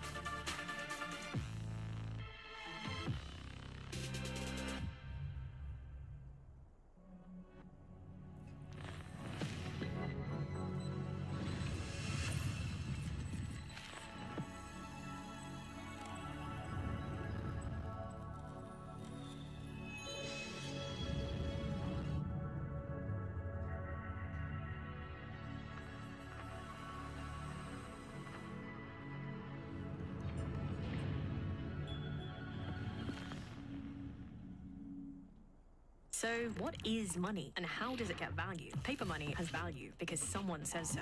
Bitcoin is different. It's like digital gold. It has value for many of the reasons gold does, but that's only the start. It has a limited supply, only 21 million, so no one can decide to just print more. Because no central authority controls it, it can never be shut down. And unlike with banks and credit card companies, you don't need approval to use it. It puts the power back in all our hands. Bitcoin lets you control your finances. Kraken lets you buy Bitcoin. Kraken, see what crypto can be. Welcome back to the Mara News Desk, powered by Bitcoin Magazine. I'm your host, Pete Rizzo, editor of Bitcoin Magazine. It's the grand finale of Bitcoin 2024 here in Nashville, Tennessee. I've got another all-star panel reacting to that great on-stage talk by Alex Gladstein of the Human Rights Foundation. We've got Marty Bent, managing partner at 1031. We've got Efrat Fenningson, host of the You Are the Voice podcast. Of course, it's electric in here. Lines around the venue, red hats everywhere you look. Trump obviously sending a big message being here. He'll be speaking in just hours. And of course, rumors that he'll be creating a national strategic Bitcoin reserve. Let's start there with the panel. What do you expect to see from Trump? Marty, I know that you are enthusiastic about Donald J. Trump's speech. I am. I'm interested to see what he said. I have no idea what he's going to say exactly. I think he's going to posture that he's receptive to Bitcoin. Obviously, everything he's done in the last few months has been signaling towards that direction. Well, he came out strongly negative against Bitcoin originally, right? There was his famous quote where he prefers the dollar and then the pivot. So how authentic is this pivot in your esteem? I don't know. He had Steve Munchenbutts behind him as Secretary Treasury his last administration, so I think he had some bad influence on him. But no, I think... And he had David Bailey on his ear. Even a rumor that he was looking to ban Bitcoin coming out from a certain executive in the industry. You know, maybe he did his research. Maybe he did his research, but no, I don't know what he's going to say. I mean, obviously we had RFK yesterday, wants to go after $4 million Bitcoin, but I think they do have to be strategic, the government, if they do make the announcement that they want to acquire Bitcoin. I think going out and saying they're going to buy 500 Bitcoin I mean, a day. Efred, why announce that you're going to buy Bitcoin? I mean, isn't that where you're not supposed to do that? Right, but they need the votes, right? We got to remember what the politicians are here for, and I think that mind virus of Bitcoin is started trickling down every politician from the spectrum is coming down here to actually talk to those voters. 50, 60 million cryptocurrency holders in the US, that's massive. And that's the beginning of the domino effect that we're going to see worldwide. That's what I reckon. And are already seeing, of course, with El Salvador. We heard from Max and Stacy on stage earlier. Want to recap to yesterday. Obviously, the big news, independent presidential candidate Robert F. Kennedy Jr. giving 4 executive orders. Just going to recap them for the folks at home. Signing an executive order or promising to sign an executive order that the U.S. Treasury will purchase 550 Bitcoin daily, more than the current supply that is produced, and amass 4 million Bitcoin. Why, as a Bitcoin user, should you support this? Marty, I thought we were talking about decentralization. I thought we wanted the people to rise up against oppressive power structure. Well, as a Bitcoiner, you want this to happen because it pumps your bags. If they're going to go out there and say, we're going to buy 550 a day, that's in the message out to other governments. Will it centralize the network? I don't know. Will they be able to get the 4 million if you make that announcement? I doubt it. I think everything's good for Bitcoin. Pete, you're a Bitcoin historian. We've been talking about this game theory for years. We have been saying for over a decade and a half that eventually the governments will bend the knee to Bitcoin. It seems like it may be happening.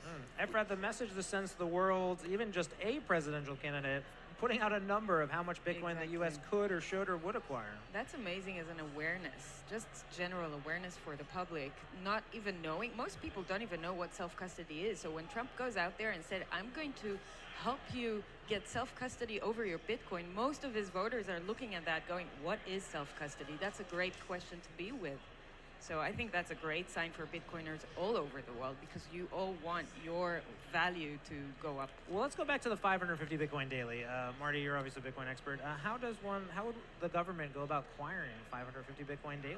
That's a good question. I think they'd have to connect with some OTC desk and get some liquidity there.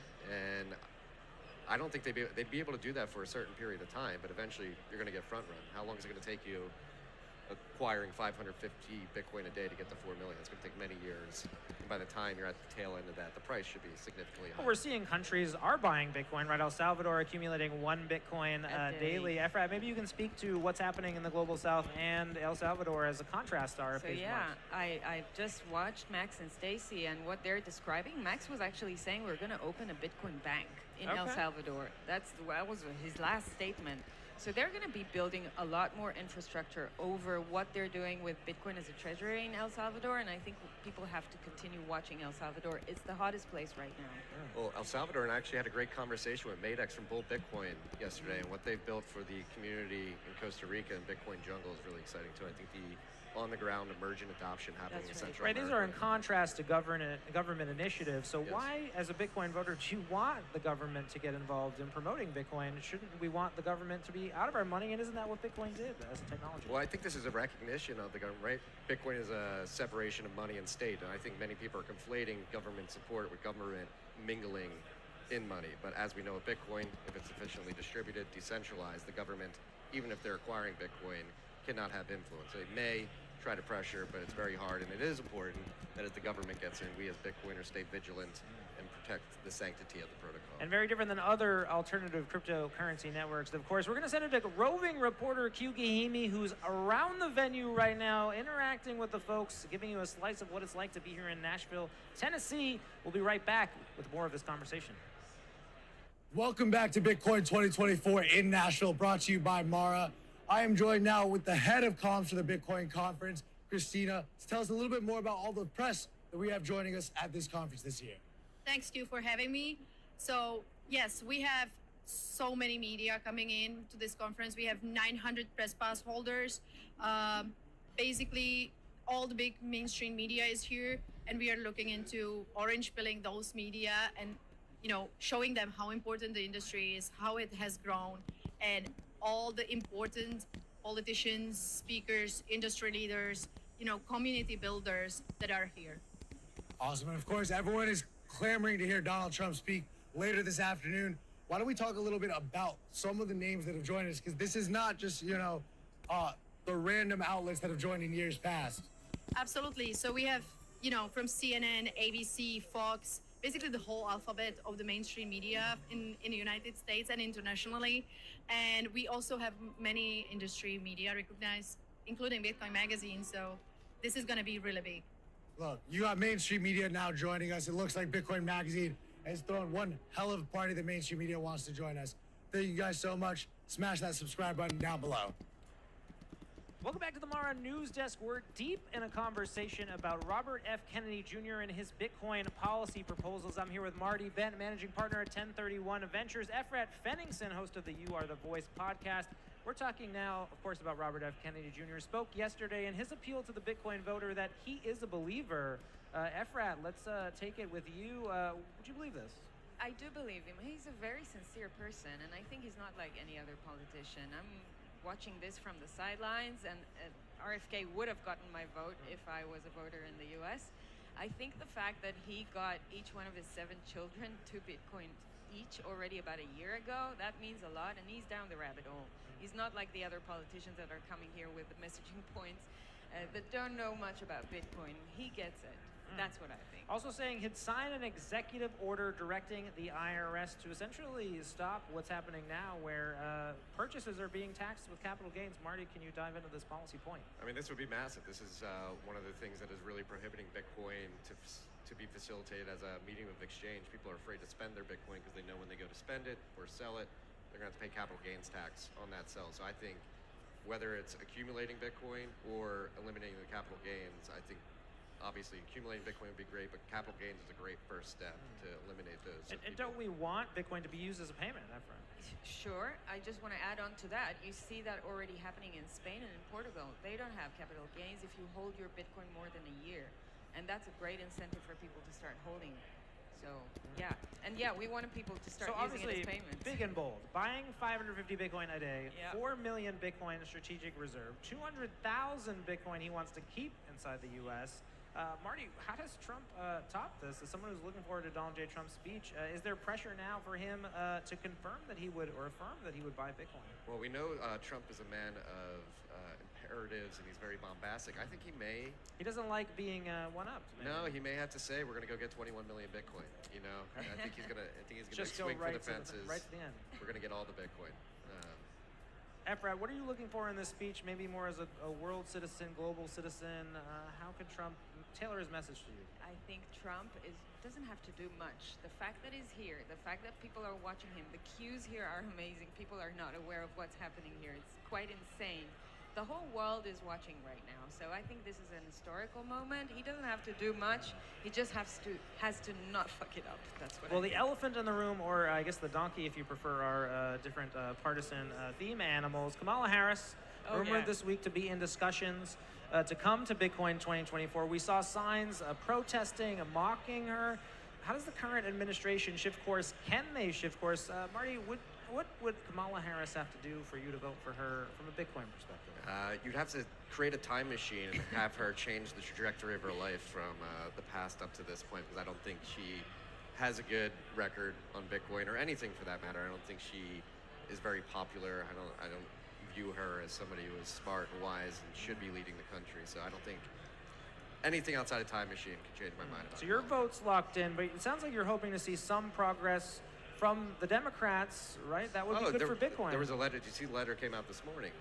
No. There was a letter from the DNC signed by, I believe, 30 Democrat politicians, basically compelling the Democratic Party to shift course away from Elizabeth Warren's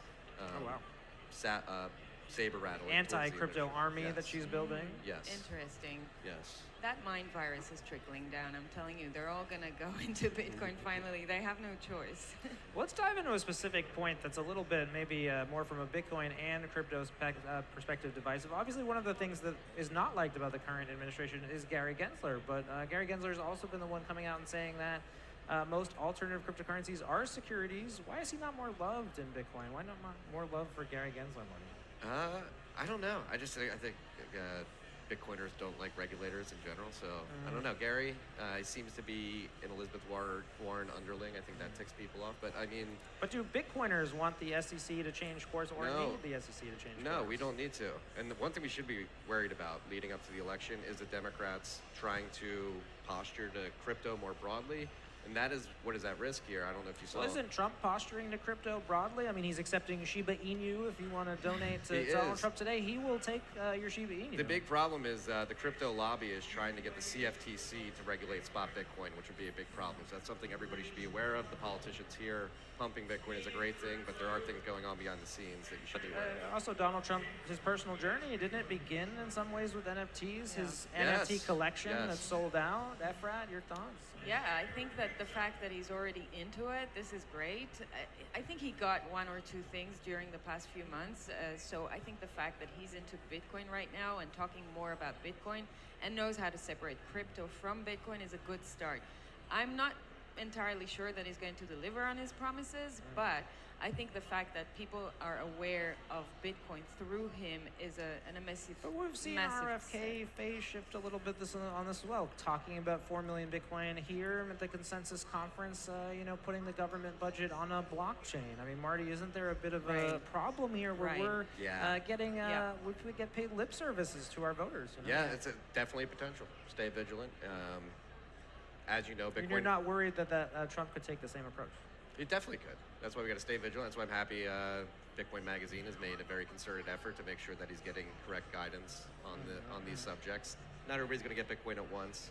It is confusing. It is something that you need to spend time on. And this week, I've met a lot of senators, congressmen that are really passionate about this as well. And they've been engaging the Bitcoin community all throughout the week, and that is promising. Not everybody's going to be perfect immediately. Of course, the Bitcoin vote up for grabs. Election 2024 collides with Bitcoin 2024. We're going to be right back with a new panel after our word from our sponsors. Stay with us.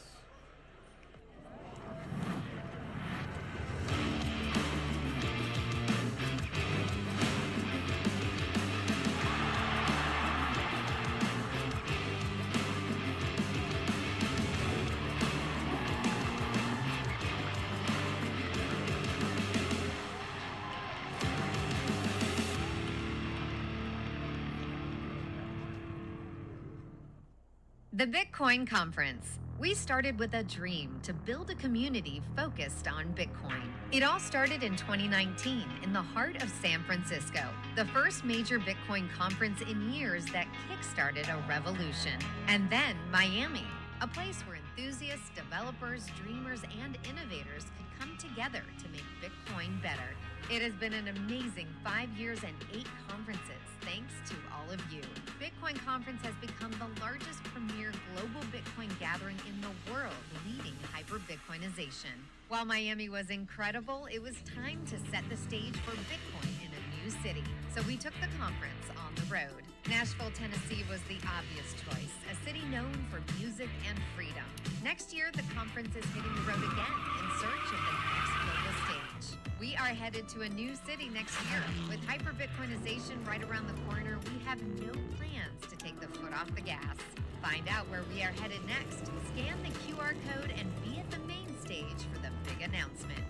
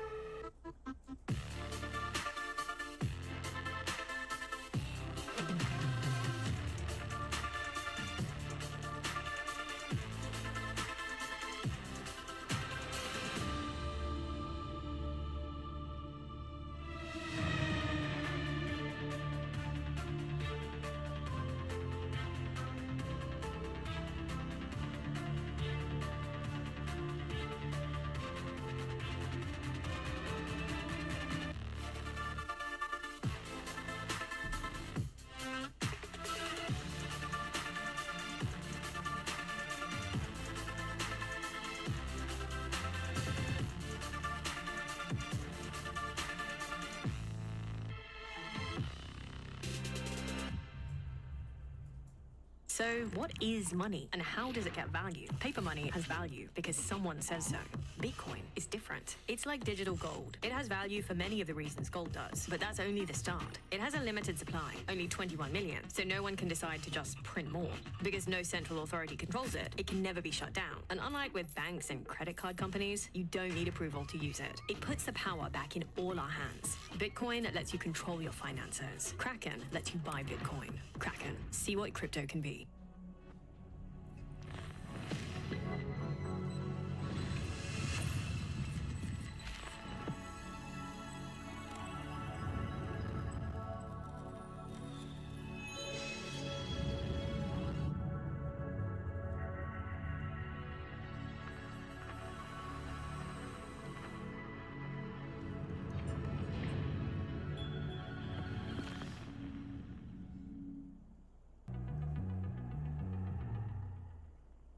Why?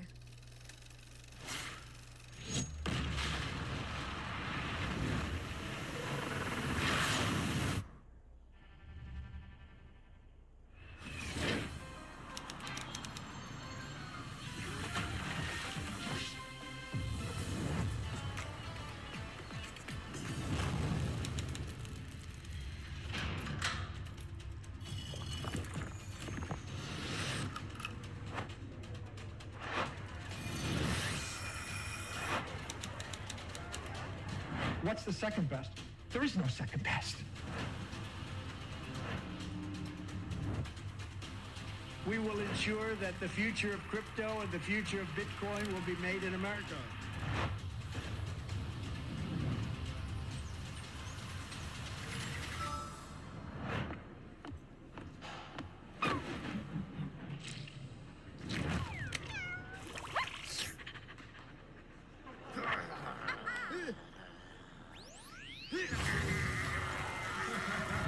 So yeah, today we're going to be talking about runes. We're talking about runes.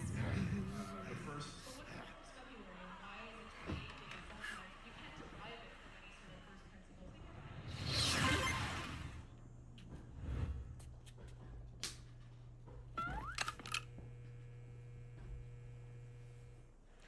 Welcome back to the Mara News Desk, powered by Bitcoin Magazine. I'm your host, Pete Rizzo, editor of Bitcoin Magazine. It's the grand finale, the final day of Bitcoin 2024. The lines are around the venue as people pack in to see the big show. Obviously, Donald J. Trump just hours away from speaking. We've got another panel to unpack all the news that has been happening on stage. To my far left, Perianne Boring, founder and CEO of the Digital Chamber, and to her right, Wiley Nickel. You saw him on stage earlier, U.S. representative from North Carolina.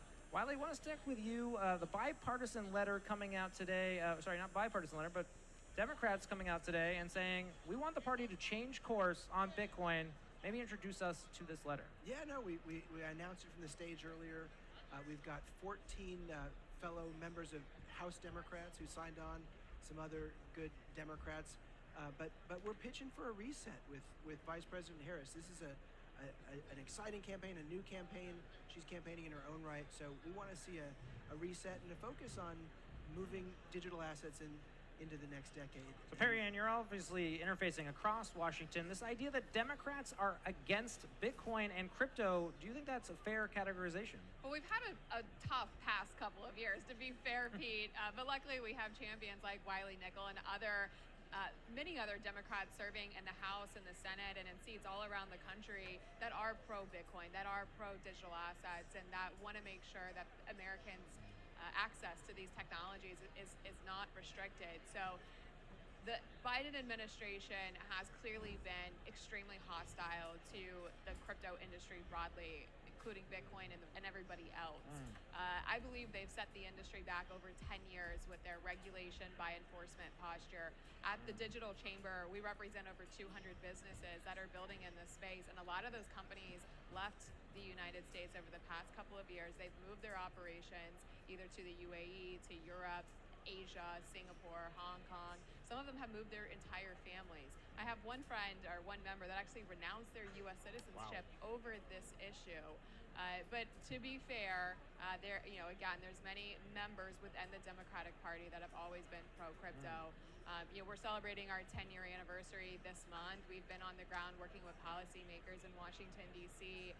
For a decade, and this really wasn't a partisan issue until recent years. This should be about technology. At the end of the day, this is happening, and the real question policymakers should be asking themselves is what country is it going to take off in? And we're fighting to make sure that the U.S. leads in the development of Bitcoin and blockchain technology. Well, we had conservative activist Scott Pressler on earlier, and he was really making the case, how do you make change if you don't vote Republican? How can we trust that there will be change? Wiley, your response to that? I can tell you 100%, if this becomes a partisan political football, it will set the industry back another decade. You will need to have only Republicans in Congress to get anything done. The focus that I've been working on is making this a bipartisan issue. And we did that in the House with Fit 21. I led a group of 71 Democrats voting with my Republican colleagues in a bipartisan way. So if Donald Trump, when he talks later, wants to actually help, he needs to say, I want to do this with Democrats. Because if not, it's going to be this thing that ping-pongs back and forth. You're going to get someone maybe in the SEC who's better and someone who's not. And that's not helpful. We want to do this together. And if you care about the industry, if you want to have lasting success, to encourage digital innovation here in the United States, keep those jobs here, we've got to do it together. And that's the pitch I've been making, the point I've been making, and we've shown. And we've got Chuck Schumer in the Senate willing and ready to move on this. I think if you look at Congress, least productive Congress in our nation's history, we've done 3 must-pass bills, the budget, debt ceiling, Ukraine, Israel, supplemental funding. But the Fit 21, we've done in a bipartisan way. This is our chance to do one big policy thing. It isn't a must-pass bill in the Congress. That's what we're working on. Perry Ann, your reaction to the idea that a vote for Republican better ensures change? Republicans have largely been more open to Bitcoin and blockchain technology. At the end of the day, what's most important is that we have candidates who are running for office who first understand the technology and understand how it works, and then also who are going to fight and hold the line for the Bitcoin community.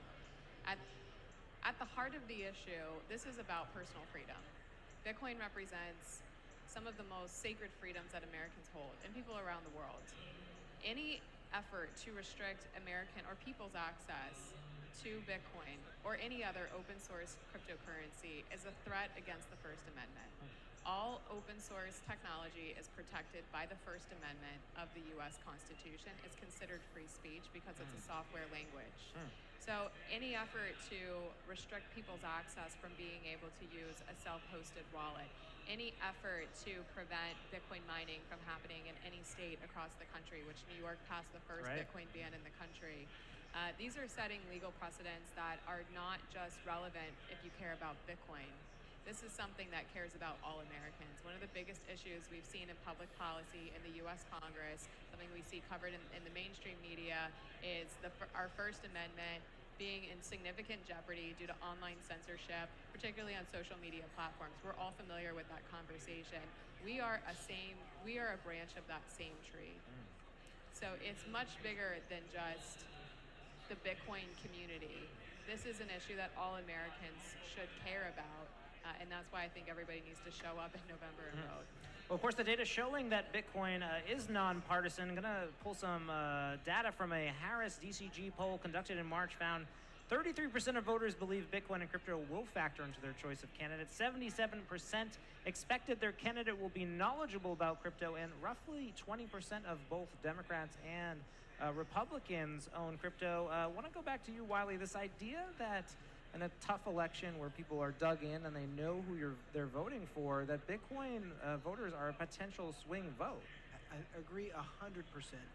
I think there's well over 1 million single-issue voters just on digital assets, and this is a changing group of the electorate. And anyone who wants to win needs to understand that. I'm pushing hard for a reset with Vice President Harris's new campaign, and I'm hopeful we're going to see some a good forward-looking approach, but those voters are there, and we've got to talk about this issue. And if you look back at this in 10 years, people who are against Web3, it's going to be like you're saying you're against the internet, in the 90s. we Forget got cell we got phones. no, exactly. But it's Email. but in Congress with the folks I serve with, many of them a lot older, it's about education. We got to educate people. You know, no matter where they stand, if they understand the issue, the ones who really engage, the ones who dig in, those are the ones who supported the bipartisan bills we've done in Congress. Well, we've got a quick hit coming from one of our roving reporters. I want to go back to you, Perrianne, for just a second. This idea, Bitcoin, could it swing the election for one of the parties? It absolutely could, and I'll share some additional statistics. In Ohio, Ohio is a critical battleground. You have Sherrod Brown, who's the chairman of the Senate Banking Committee. He's a 30-year rank-and-file member, one of the most powerful members within the Democratic Party, has been ultimately working very closely with Senator Elizabeth Warren on anti-Bitcoin, anti-crypto policy. He's running against Bernie Moreno. Bernie Moreno is actually a former Digital Chamber He was actually member. on the desk earlier today. So he's running on a pro-crypto platform. He started a small technology company building in the blockchain space, and he's now running for office. In the 2020 election, 4.5 million people showed up to vote. And that was only 50% voter participation in Ohio. According to NPR Radio, there are 2 million crypto owners in the state of Ohio. So if just a small fraction of those 2 million crypto people show up to vote, that could make the difference in one of the biggest and battleground states. It's estimated $200 to $300 million will be spent in Ohio in that particular election. So a part of it is voter participation, and the numbers are really in our favor. I believe crypto is the majority party. There's over 52 million Americans that own cryptocurrency today. 60% of them are millennials and Gen Z, and they're also more likely to be Blacks and Latino Americans. These are areas where we need more participation from in the voting process. These are people who don't typically show up to vote, and if they show up, they 100% can have a massive impact. We are the majority. We just have to believe it and take action. Well, Bitcoin voters out in force here. Bitcoin 2024 becoming home to election 2024. We're going to go out to roving reporter Isabella Santos. She's on the ground now talking to one of our speakers. We'll be right back after the break. All right. First, I got to ask, what is the mission of Custodia Bank? We're building a safe and sound bridge between the traditional and Bitcoin ecosystems that is compliant and meets the highest standards of bank regulation. And so you had an ongoing, case. You were suing the Federal Reserve, and this year, they reached out to, this year, a judge dismissed your lawsuits challenging the Federal Reserve denial of a master account, and you guys appealed. What is the current state of that? The appeal is underway. We filed our brief, and amicus, 7 amici came in, 7 amicus briefs. There are now 3 former U.S. Solicitors General involved in our case on our side, including people who usually face off against each other. The Solicitors General for Obama and Bush, and they're both on our side, along with a former Solicitor General of Virginia, all lined up against the Fed. The Fed's brief is due at the end of August. At the end of August, so we have to stay tuned with that. And for those of you that don't understand what's happening, can you give us a little scoop of what happened? Why did you decide to sue? Because it's been a long time. It has been a long time, and it's wrong, and it's protectionist. It's the banking industry trying to keep competitors out, and the regulators aiding the industry in doing so. It's wrong. But we were working, the state of Wyoming actually was working with the Fed on creating a new type of bank charter to safely service the digital asset industry. It would have been it is a non-lending charter. One of the problems with Silvergate and Signature, and one of the reasons they failed, is you cannot mix leverage and the deposits in the Bitcoin space. And that's part of the reason those banks failed. And so this was a charter designed to service the industry and literally the hot money needs of this industry. So the business model is the banks hold 100% cash to back customer deposits. So if there's ever a bank run, people just cash out their money and go, and the bank's fine. And so the state worked with the Fed they had over 100 meetings. We were the first one to really dig in. We applied to become a Fed member bank as well. We were making all this progress. And then all of a sudden, after FTX failed, boom, we were shocked. We were surprised that we were denied. And what came out in the lawsuit is that it was a Warrenite, Michael Barr at the Fed, who made the decision to deny Custodia 2 weeks after FTX had failed, and then he had a meeting, and then within a couple of days, the first draft of the denial letter appeared.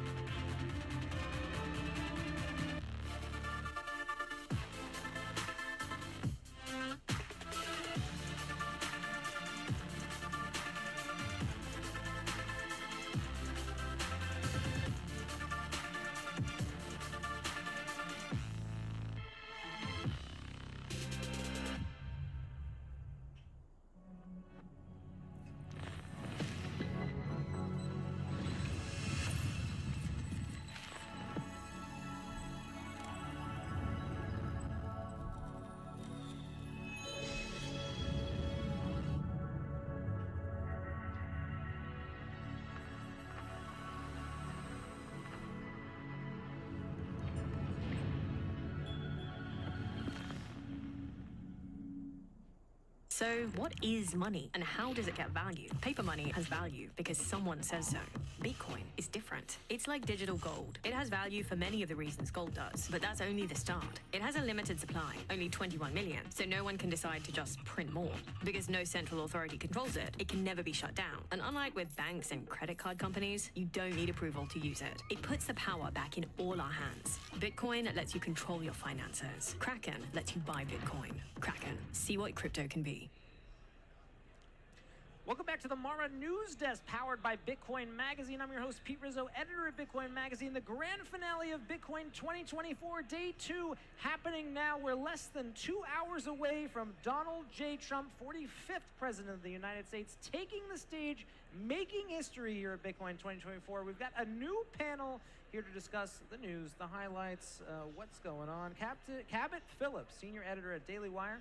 To his left, Mike Germano, president of Bitcoin Magazine. And Cabot, I want to start with you. Your first Bitcoin conference. Obviously, it seems Donald Trump is bringing media here. Yeah, I did not know what to expect coming in. And I'm going to be honest, I have been blown away. I talked to Mike the week beforehand, and he was telling me it's going to be wild. There's going to be a lot of media there, tens of thousands of people. This exceeded everything. I've heard people promote their events before, and I get there, and it's always underwhelming. Talk to us about that energy, This is overwhelming. This is completely overwhelming what we're seeing. And I think the amount of media attention that the event has garnered, there was going to be media here regardless. But President Trump being here has brought a completely new element. There are hundreds of outlets here. I'm seeing reporters from every single major outlet, as well as independent outlets like the Daily Wire. And I think it's hard to quantify the excitement that there is to hear from potentially the next president of the United States, a guy who has really become more friendly to cryptocurrencies and Bitcoin after 2018, 2019, saying he wasn't a fan.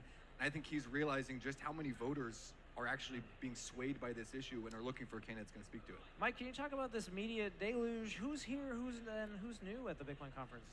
Yeah, so once again, with President Trump coming in, and especially after his announcement, we saw a massive uptick in media that requested passes. So right now we have 912 registered press that's in attendance.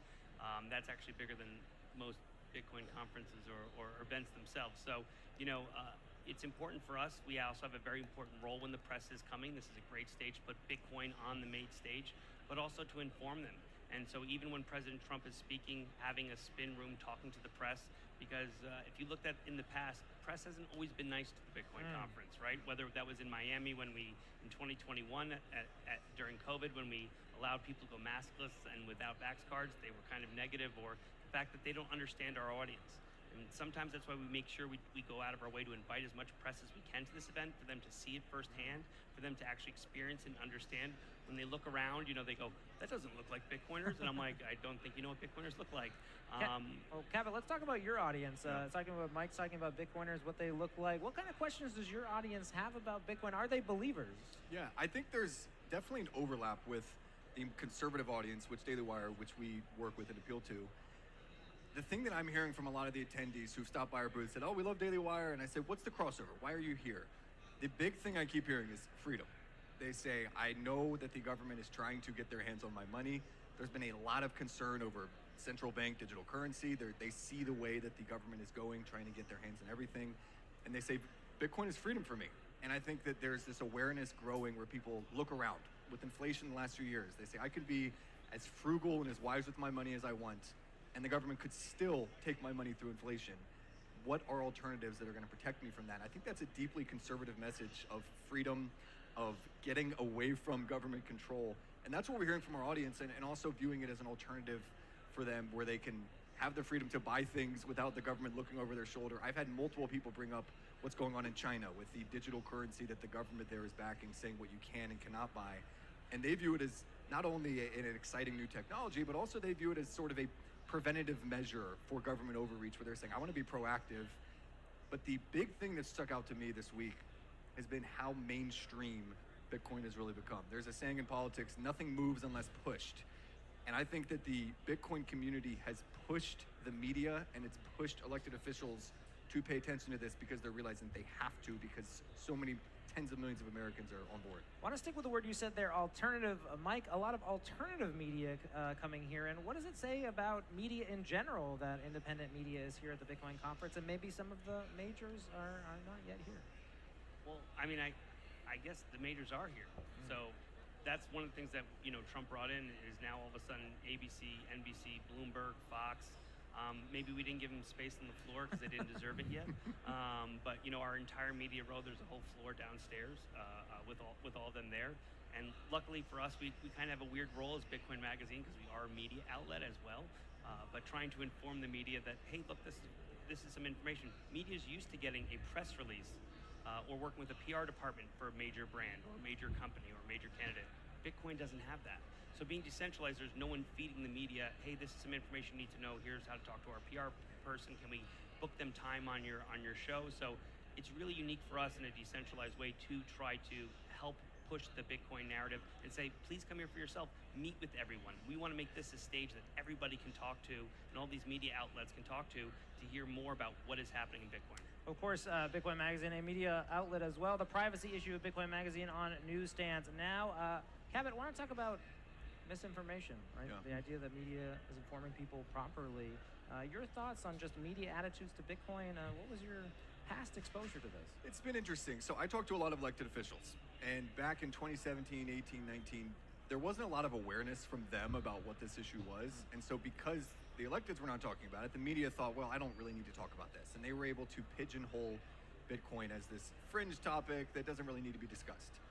Once the elected officials started realizing, for good or bad, we need to actually look at legislating this, or we need to deregulate what's going on here and get out of it. Once the elected officials started doing that, I think the media followed. And I actually think the media attention is a very good thing for Bitcoiners for this reason. When the politicians are able to operate in the dark, they love nothing more. They do not want the general public being aware of what they're doing. And so we've seen in the last 3 years, the Biden administration take issue with cryptocurrency, specifically Bitcoin, trying to target it, trying to make it harder to access. And a lot of people were not even aware of what was going on. You've got tens of millions of Americans invested in Bitcoin who maybe weren't even aware that people like Elizabeth Warren and others were trying to crack down on it. With this media attention, we always say light is the best disinfectant. With this media attention, people are now aware of, wait, what is my senator doing on this? What is my presidential candidate doing on this? And I think that is helpful. Now the question becomes if the media covers it fairly. Right. I think none of us trust the legacy mainstream media outlets to do a fair job of covering what Bitcoin is all about and the legislative issue there. But I do think that the increased attention is good for the Bitcoin community. Mike, your quick thoughts before a word from our sponsors. Yep. We've now seen the Bitcoin conference evolve to when you Google this entire week, everyone is making all their major Bitcoin announcements. It's not just the press, it's every single company that's making Bitcoin announcements. Whether it's Ferrari accepting Bitcoin, or I believe Michigan just bought $5 million of Bitcoin. Multiple pension funds, Jersey City, Michigan. They're all making these announcements this week because they know the press is saying this is the week that we're going to talk about Bitcoin. This is all happening. So even the momentum itself of this event causes all the press to want to talk about it and everyone to make all their major announcements. these people aren't even making these announcements at our stage, which I want to point out, we welcome anyone. If you have a big Bitcoin announcement next year, please come to us. We'd love to have you on here. We'd love to promote it. I'm going to make a Bitcoin announcement right now. Yes. The Daily Wire is accepting Bitcoin for You're memberships. putting your treasury in I the can't Bitcoin. don't hold me to that, but I would like to Ben make said it it's okay. Ben said it's okay. Perfect. Yeah. So hopefully, look, we were happy to have you here. We Daily Wire, the rest of the press, thank you for coming to experience it. We hope to have you again next year. And once again, we invite all the press that want to cover it, want to experience it and see it. Please come on down. The world, the media converging at Bitcoin 2024 here in Nashville, Tennessee. Still hours to go. More packed agenda. And of course, Donald J. Trump. Now a word from our sponsors. We'll be right back.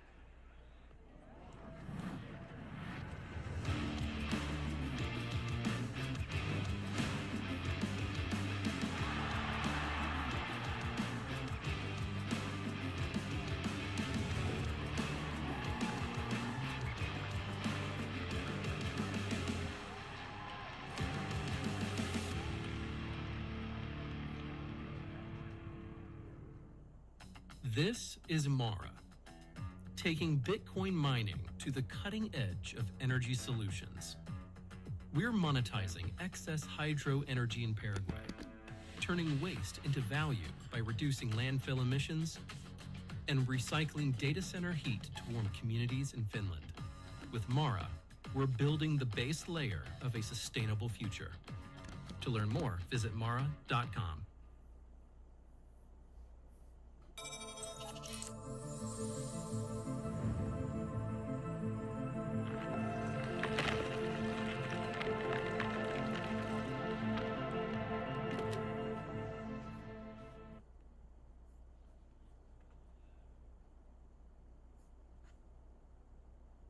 So, what is money and how does it get value? Paper money has value because someone says so.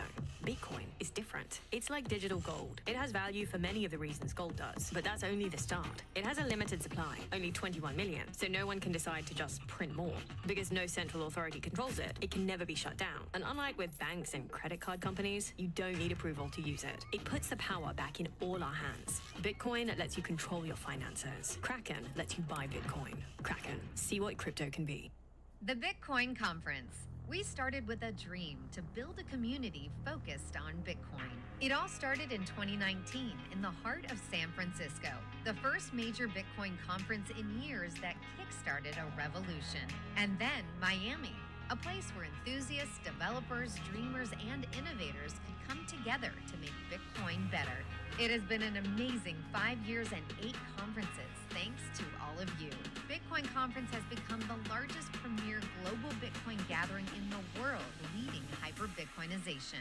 While Miami was incredible, it was time to set the stage for Bitcoin in a new city. So we took the conference on the road. Nashville, Tennessee was the obvious choice, a city known for music and freedom. Next year, the conference is hitting the road again in search of the next global stage. We are headed to a new city next year. With hyper-Bitcoinization right around the corner, we have no plans to take the foot off the gas. Find out where we are headed next. Scan the QR code and be at the main stage for the big announcement.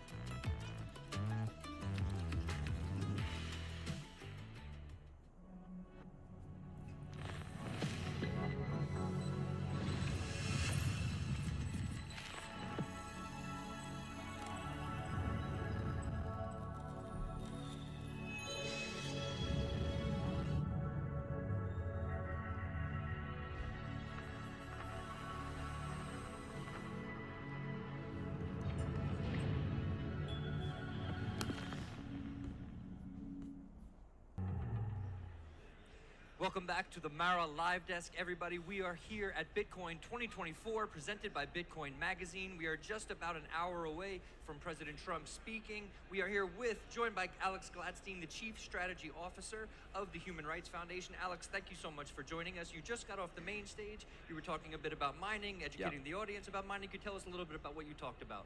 Sure. Well, happy to be here and honored to get the opportunity to be up on the main stage with so many other luminaries. This week's been amazing. The content I've seen, the things that are happening, the world is changing. We're right here for it. We got front row seats. We got the former President of the United States about to speak, which we'll get to. Yesterday, here and also at Bitcoin Park and other places, there was so much going on. I saw a panel with the governor of Tennessee, someone from the Tennessee Valley Authority, and a senator talking about how they're going to make Tennessee this nuclear mining capital, basically. And they're expanding nuclear, and they're going to use Bitcoin mining to help bootstrap that. It's unbelievable. And got so much good content. Obviously, RFK, that was very interesting. Look, we all know he's not going to be president, but look, Bitcoin's about memes. And the funny thing is, it was a Kennedy that was more bullish than any Bitcoin podcaster has ever been, even jokingly. Yep. He gets up there and he explains that he would buy 4 million Bitcoin. I mean, it's like that's the new meme, though. It is. That's the new bar. It's moving the Overton window. This is true. Can I actually ask you a quick question about that? We had Femi Longue, who just joined your organization. Yes. You announced that this weekend. He was on the desk earlier. Okay. And he was actually saying, he shared his thoughts on that. And he was saying maybe it's not so great that America acquires all this Bitcoin, Well, right? And they're not.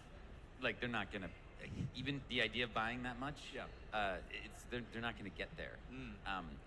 But, you know, whether or not it's good or not is not really for us to decide. I think we have to just sort of deal with it. It's going to be the evolution of Bitcoin as it monetizes from zero, from an idea, into the global reserve currency of choice for everybody in the world. And that's just the journey we're on. And, you know, at the beginning, it was just computer programmers and people operating on the Silk Road who realized it was valuable. And then over time, human rights activists and environmentalists and journalists. And now you have Wall Street, and now you have nation-state mining, and you have nation-state adoption, and now you have the leaders of the most powerful country in the world. So this is just the journey.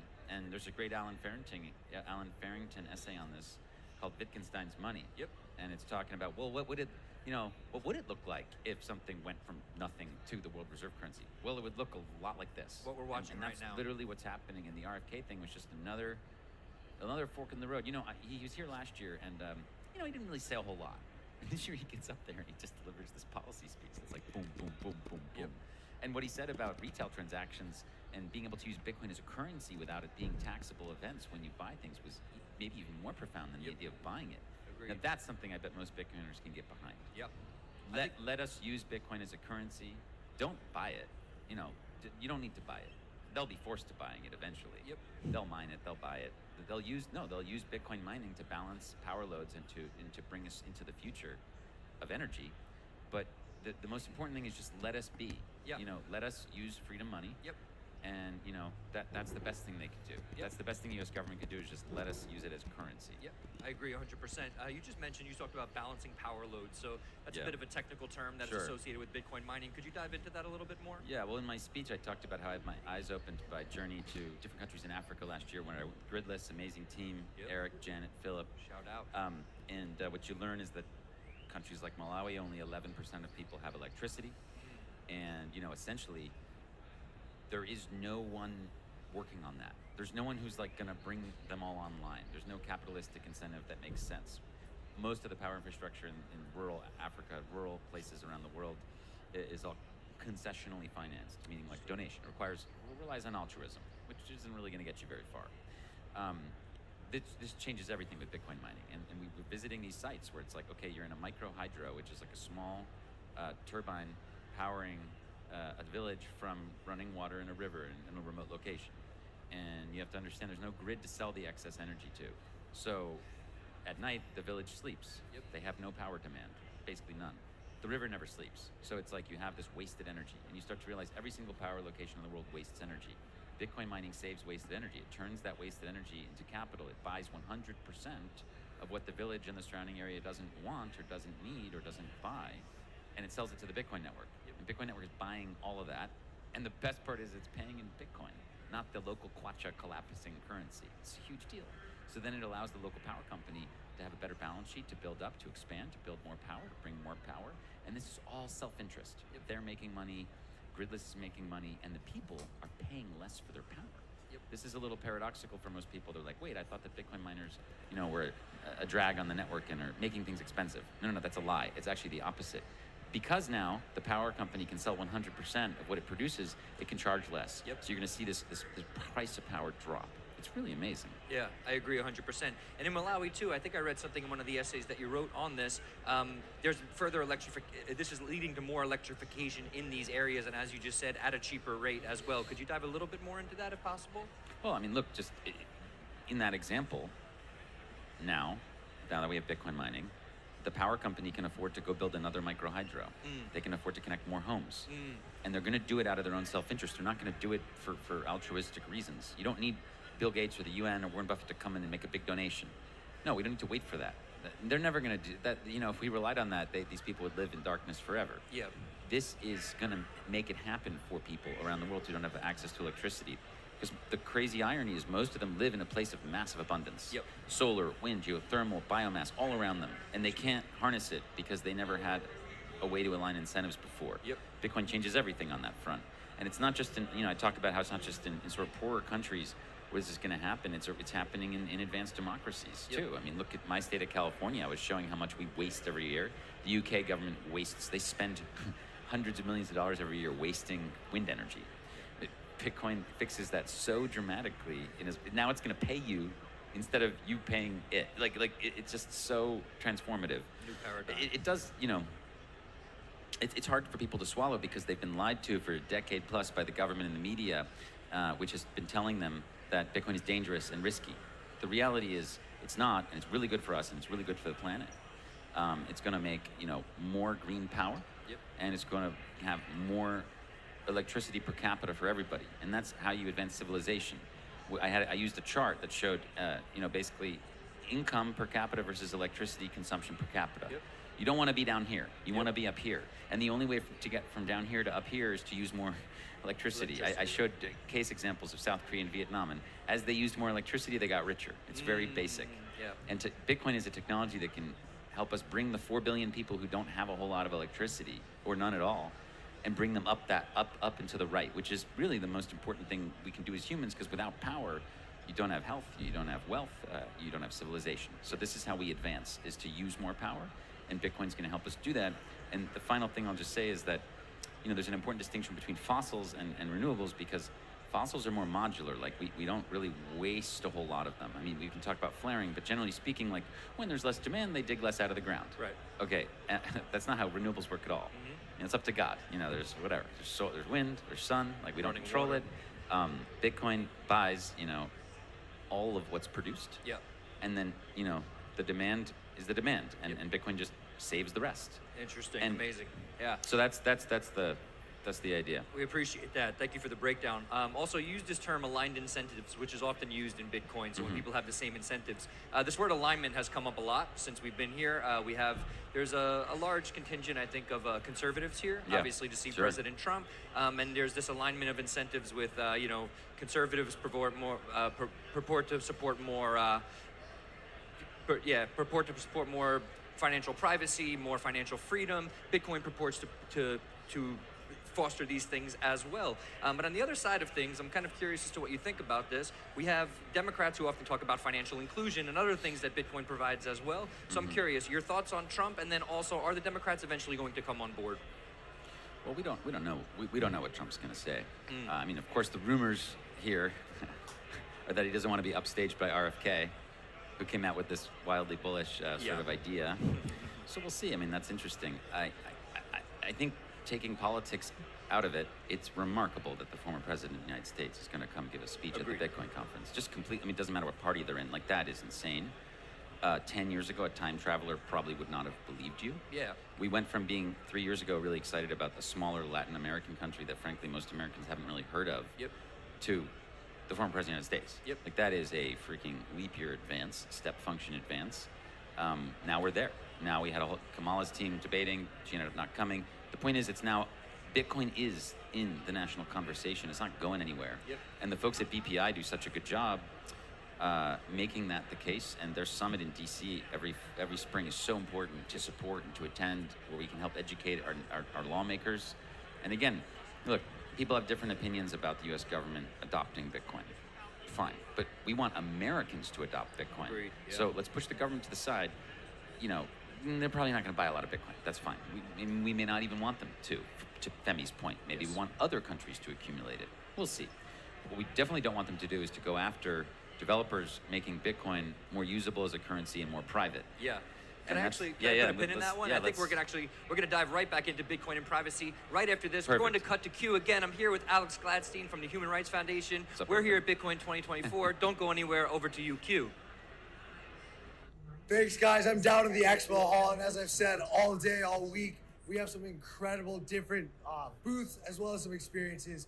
So right now, I'm sitting in the Korsov tunnel. Don't kill me, Core Scientific. I'm sorry if that's not how I pronounce it. But it's walking you through essentially how to harness energy for Bitcoin mining, what the future of that looks like. But look, if anyone out there's got a shroom chocolate and wants to sit here and discuss the future of humanity the way this video does, I'd be open to it. Back to you guys at the desk.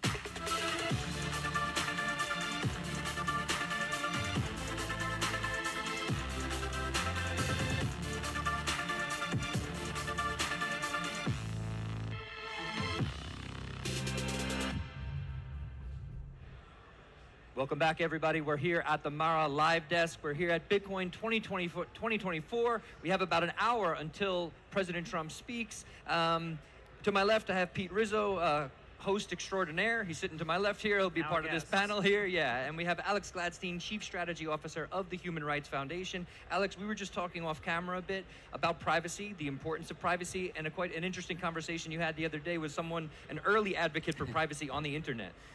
Yeah, so a couple things. First of all, a brilliant move by you guys to do this in Tennessee. The amount of interaction with the Tennessee lawmakers has been extraordinary. I mean, I watched conversations with the governor yesterday, with senators, talking about how they're going to use Bitcoin mining to harness the excess nuclear power that they're building out here. But something else that was very interesting that happened was I was on a panel with the Attorney General of Tennessee, and we were talking about the attacks on Bitcoin developers, which really are a continuation of the crypto wars from the early 90s, where Phil Zimmerman, who took the stage the other day, which was amazing. I got to meet him. I just was like, thank you very much for putting everything on the line back then. It's happening again, and it's happening to people who are developing open source tools like Samurai. And we had Zach Shapiro from BPI on the panel with Matt Odell and myself. We're discussing this, and he was very bullish on Tennessee pushing back against the federal government on these things and providing a framework to protect open source development related to Bitcoin privacy. And it's very important if Tennessee is willing to do that, because they can create briefs and they can push forward and make frameworks that then the government has to respond to. So he's basically committed to that. I watched this happen live. So the Tennessee government is now going to work with BPI to challenge attacks on Bitcoin developers. And that is an incredible, that's the single outcome of this conference that's amazing. And of course it's not. Bouncing off what Alex saying, really, I mean, this is cypherpunk values going into mainstream politics, right? You said Phil Zimmerman, a veteran of the crypto wars, man, wow, that he's on stage here speaking at a Bitcoin conference, and how important it is to kind of bridge this history, right? Bitcoin Magazine host sometimes, and then a historian on Twitter and on X, if you follow me there. I kind of go into the cypherpunk history, and just bouncing off what you said, the cypherpunks really were a political group, right, in the 90s in California, and they were really activated by this idea that, in a digital age, we wouldn't have privacy. You read people like Hal Finney, like Phil Zimmerman. They were worried about many of the issues that we see today and that politicians are now responding to, and essentially it was this lack of privacy in the digital age, and now we have Bitcoin, the digital cash, hopefully bringing more privacy to our financial lives. But obviously the case of William Hill and Keanu Rodriguez and the Samurai developers chilling, because it reminds us of this history, and really the worst parts of this history, which is government overreach, but government prosecution of individuals who are merely writing and publishing code, right? That's what happened during the crypto wars. So the PGP, pretty good privacy. This was the project that Phil Zimmerman brought to the world. You might be familiar with it. This was a piece of code that he wrote that that was treated by the government as a munition. Yes. It was as akin as he launched, open sourced the code for a nuclear weapon, right? That's how they prosecuted him, and this was a case that lasted for years. You can talk to the veterans like Adam Back, who are still around, and they'll tell you about this. But echoes today, right? That's why I think it's important that there's political engagement, even as there's worries about partisanship at the conference. I appreciate all that context, Pete, and I actually want to touch on this while you're here, Alex, especially. Why is privacy important, especially to the people that you work with in the human rights field? Well, when we talked with the AG, of Tennessee down here, what was super interesting was that we discussed the idea of, is it American to go after a blacksmith if the knife that he made was used in a crime? No, of course not. You go after the criminal. So, that's what is happening now. They're going after the blacksmith for somebody else's crime, and it's not American. Now, it might be what they do in Europe or China or somewhere else, but it's nice to see that there are American officials willing to step up to that. And the way that it connects with the work we do at HRF is very important. Now, due to historical coincidence, essentially, or the values and virtues we have in Western society, a lot of the privacy tools were made here, okay? We don't actually know who Satoshi Nakamoto was, but they were probably in an advanced democracy of some kind. It seems likely. And obviously, Hal Finney and many others were in America or Europe who helped to build the tools we have today that allow us to have sovereignty and privacy on the internet. So if we're attacking people at home, it hurts everybody. So like, for example, when the Phoenix folks who make a very effective Lightning wallet pulled out of the US market due to concerns that maybe they could get sued, which is really depressing that the US government is creating that environment. Like, we should be getting people to come here to build. We should be encouraging entrepreneurship and innovation, and instead we're on a short list of like North Korea and Turkmenistan for countries that can't use Phoenix.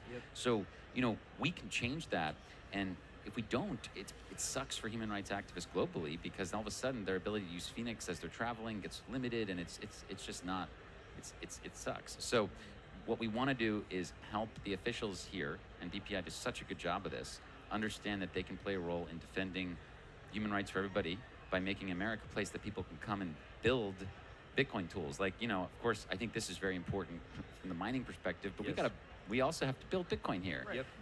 Right. I was going to say, I think Samurai should be exciting, right? This is something that I think we should want to build, right? This is simply a tool that takes a transaction, accepts it, and then you are able to withdraw the same amount of cryptocurrency that you put in. It's simply a service that kind of moves cryptocurrency, or in this case, Bitcoin, around. Obviously, there's some privacy benefits, but this tool doesn't require a central operator, yet the operators are being accused of money laundering, right? This is traditionally something that a company would have to register, and the argument, of course, is that they are a company, even though this is simply their code, their speech, right? And as we've seen in U.S. law, there is this precedent that code is speech, right? And I think it's important that that gets upheld. Appreciate that. Appreciate the context, and also the fact that the developers of Samurai Wallet were never actually touching customer funds, yet they're being charged as a money service business. Quite intense. Pete, you're the Bitcoin historian. You've been covering crypto full time, or Bitcoin and crypto full time for over a decade. Have you ever seen anything Don't say it like that. Have you ever seen anything that has had this sort of chilling effect, or that has developers so nervous? Well, I think we've been in a series of chilling effects, right? We haven't talked about it, but the China migration. China earlier we was talking to Scott Pressler, conservative commentator, about this, and he was curious about China, right? And China, of course, had a tremendous advantage, right? This was a country where, because of their ability to produce mining chips or computer chips, just generally, 60-70% of the global mining power, again, these are the machines that are competing to produce new Bitcoins, were consolidated in the country, and rather than embracing it, rather than using this really as a tool to advance their own country, they banned this industry and sent their miners abroad, and that's why there are so many miners here. It's very interesting to see Donald Trump kind of seize on that opportunity. But yeah, when you take this perspective, I think it's important to remember that Bitcoin exists in this geopolitical way, and that we've seen just hostility from so many places in China right now. Even if you're a CEO of a cryptocurrency or Bitcoin company, there in many cases they can't leave their homes, they can't travel, right? So there's this idea that Bitcoin might face kind of some overreach in America, but this has already happened, right? China really was, did take such a negative attitude, and I think maybe it hasn't been as bad in America, but it can get better, right? We've seen businesses struggle to get banking, Yep. startups that were debanked, right? So there hasn't been a level playing field, and I think that's what the industry is calling for. It merely just wants to compete against existing financial services.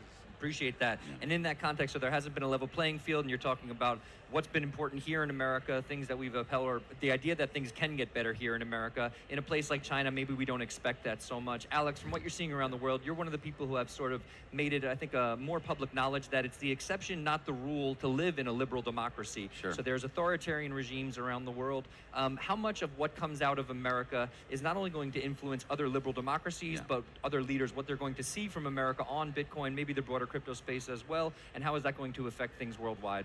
Well, in the earliest days of Bitcoin, my organization, HRF, was involved in something called SOPA PIPA, which was what the US government was trying to do, was basically allow corporations to start censoring the internet. And one of the fears we had, because we don't really work on domestic policy, but we were afraid that this would create a chilling effect where dictators would say, oh, look, America's doing that, so we're going to do it too. So basically, whatever we do gets copied by everybody else. So like any sort of financial restrictions we have may get sort of dispersed through FATF and these other sort of alphabet soup organizations to dictators globally. So we are still, I know that we're not quite the city on the hill maybe we used to be, but like we matter a lot. And like what we do really carries weight around the world. And look, at the end of the day, I want to push back against this idea that that a lot of sadly people sort of maybe on the Democrat side have that Bitcoin's like bad for America. This is sort of what Elizabeth Warren pushes, and it's fake. It's fake news, because if you think about it, and I mentioned this yesterday on my keynote, you know, what do dictators need? They need three things. They need censorship, they need confiscation, and they need closed capital markets. So then I posed to the audience, well, what is Bitcoin, and what is the American idea? It's property rights, free speech, and open capital markets. So, you know, ultimately, look, I think we're going to go through a transition here. We are a country today that issues the reserve currency. We can literally issue credits that buy oil. I mean, that has major benefits. But, you know, a lot of that is tied up in a system that does a lot of exploitation of other people, and I think, you know, globally, and I think that if we move to a system where we're more collaborative with the rest of the world, we'll actually be stronger. So this is sort of my thesis, is that America is going to be really dynamic in a Bitcoin world. And if you look around, yes, okay, it's going to be really rough for the CCP if the people have more power over the economy. That's going to be really bad for them. But it's not going to be bad for Nashville. It's not going to be bad for Tennessee. I think the way that I would look at this question is, what does America gain from being against this invention, right? It is an invention. Bitcoin exists. It's out there in the world. It's a neutral, apolitical monetary system. What does America gain, right? We've seen our smartest people go abroad. Those companies move abroad.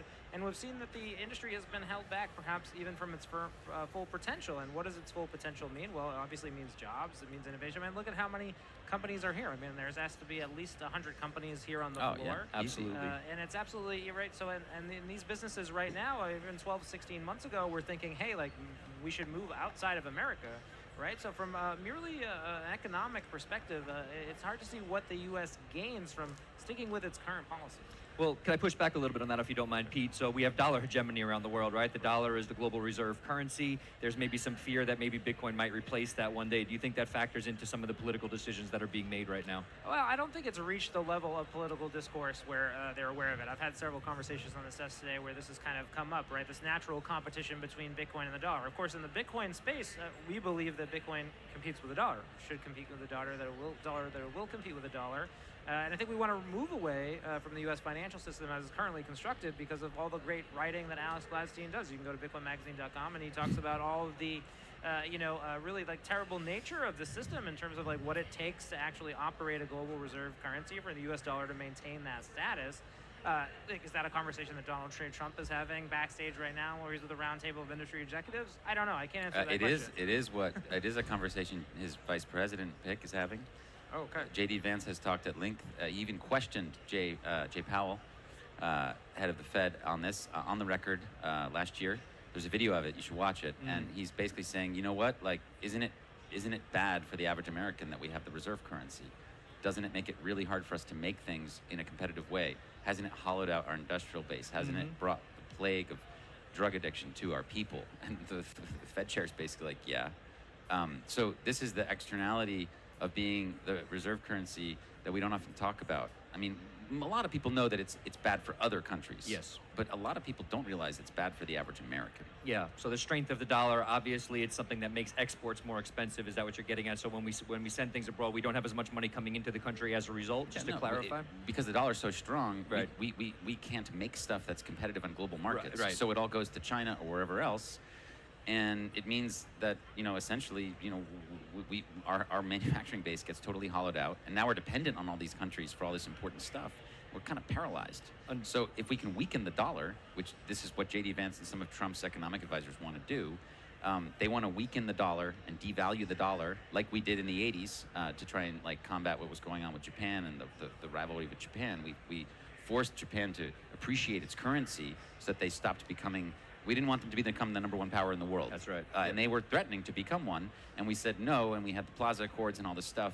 We basically forced Japan to strengthen its currency so it became less competitive so that we could sell more stuff. Perfect. And that's going to happen again. That's what they're proposing, is to devalue. Now, what do you want to hold in that situation? You probably want to hold Bitcoin. I appreciate that, and that's a perfect note to end on. We are going to cut over to Q again. I was sitting here with Pete Rizzo, the Bitcoin historian on X. Also, as I said, news desk host extraordinaire, and Alex Gladstein, Chief Strategy Officer for the Human Rights Foundation. Alex, thank you so much for your work. Pete, thank you so much. Cutting over to you, Q. Let's go. Thanks, Frank. I am down on the expo hall with my dear, dear friend, Uncle Rockstar. He is a contributor to BTC Pay Server as well as Nostr. And what we wanted to spend some time talking about is a hot button issue. It is going to be talked about during Trump's speech, as well as been talked about and discussed all throughout this conference and weeks and months leading up to it. And it's around Ross Ulbricht. Yes, and from my perspective, it's going to be talked until the election day, and then after the election day, because Donald Trump promised that if he's elected, that he will free Ross. So we are all waiting for that. Right, and for those who maybe are not as aware of who Ross is, Ross was the creator of Silk Road, who has been now in jail for how many years? Man, it's been what, like over a decade? And it's crazy that you get jail time just for creating a free market. Really, his biggest contribution to Bitcoin, in my view, was about applying the technology that Bitcoin is and ensuring that we can use it for transactions, and to create a free market and then get a jail sentence, 2 lifetimes. It's crazy, man. It is insane to watch this transpire, but also at the same time, it is incredible to see that this is now becoming a conversation that we're seeing presidential candidates having in real time. I know you helped create something special to commemorate this moment. Do you want to try to share it with the audience to talk a little bit about this? I was showing it yesterday on the air, but I'm showing it again because I've been helping with Bitcoin payments here at the conference. So besides those great free Ross t-shirts that you can pick up for free, they're available next to the merch store. Let's go. Let me help you. Boom. Free Ross, day one. Yeah. Besides that, there is Laserite cards that you can use to pay here with Bitcoin at the conference. We can't promote as much as Hawk Tua Girl, you and me, but we gotta try our best. And yeah, free Ross day one. We're gonna Hawk Tua a little bit of Bitcoin onto that card. Frank, we're gonna head back to you guys at the desk. Yeah.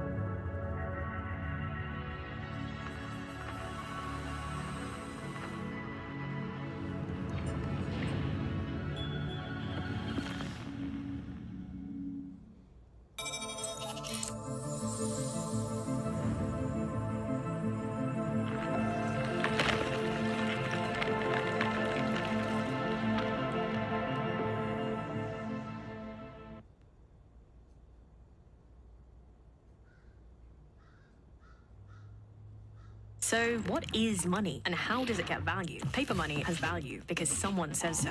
Bitcoin is different. It's like digital gold. It has value for many of the reasons gold does, but that's only the start. It has a limited supply, only 21 million, so no one can decide to just print more. Because no central authority controls it, it can never be shut down. And unlike with banks and credit card companies, you don't need approval to use it. It puts the power back in all our hands. Bitcoin lets you control your finances. Kraken lets you buy Bitcoin. Kraken, see what crypto can be. The Bitcoin Conference. We started with a dream to build a community focused on Bitcoin. It all started in 2019 in the heart of San Francisco, the first major Bitcoin conference in years that kickstarted a revolution. And then Miami, a place where enthusiasts, developers, dreamers, and innovators could come together to make Bitcoin better. It has been an amazing 5 years and 8 conferences, thanks to all of you. Bitcoin Conference has become the largest premier global Bitcoin gathering in the world, leading hyper-Bitcoinization. While Miami was incredible, it was time to set the stage for Bitcoin in a new city. So we took the conference on the road. Nashville, Tennessee was the obvious choice, a city known for music and freedom. Next year, the conference is hitting the road again in search of the next global stage. We are headed to a new city next year. With hyper-Bitcoinization right around the corner, we have no plans to take the foot off the gas. Find out where we are headed next. Scan the QR code and be at the main stage for the big announcement.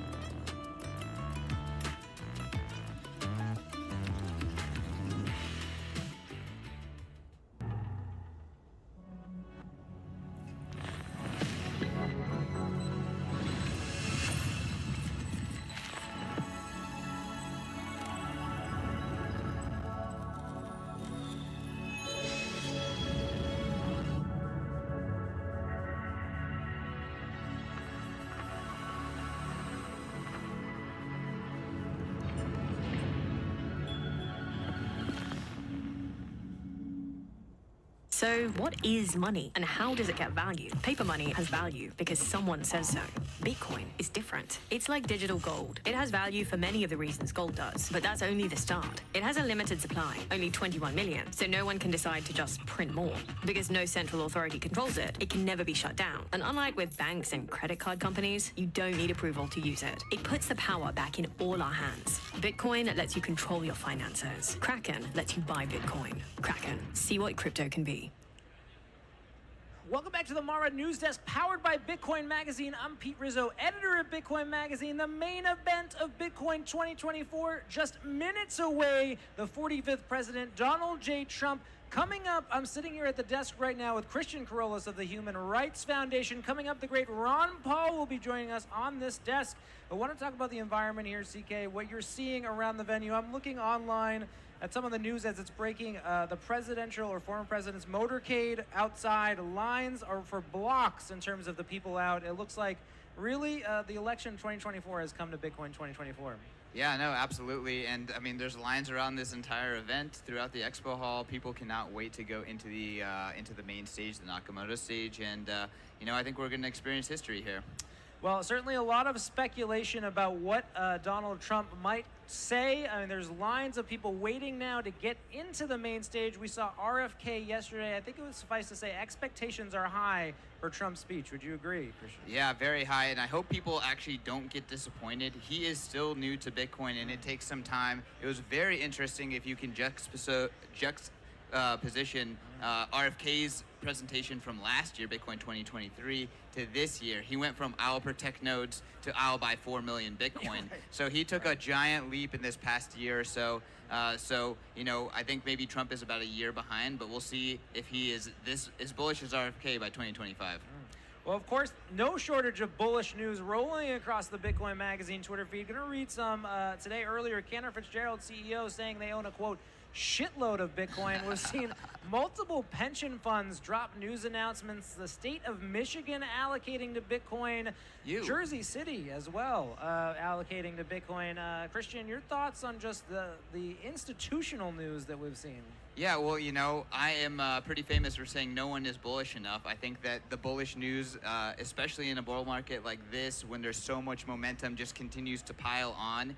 And, you know, there's only 21 million Bitcoin out there. So if RFK is trying to buy 4 million of them, all of these states are starting to get in. I can imagine that institutional FOMO is just around the corner. And the pressure is on for this idea of a strategic Bitcoin reserve in the U.S. It sounds like we're expecting the Trump campaign to make some sort of announcement. Do you think that Trump will announce that he will buy Bitcoin as president today?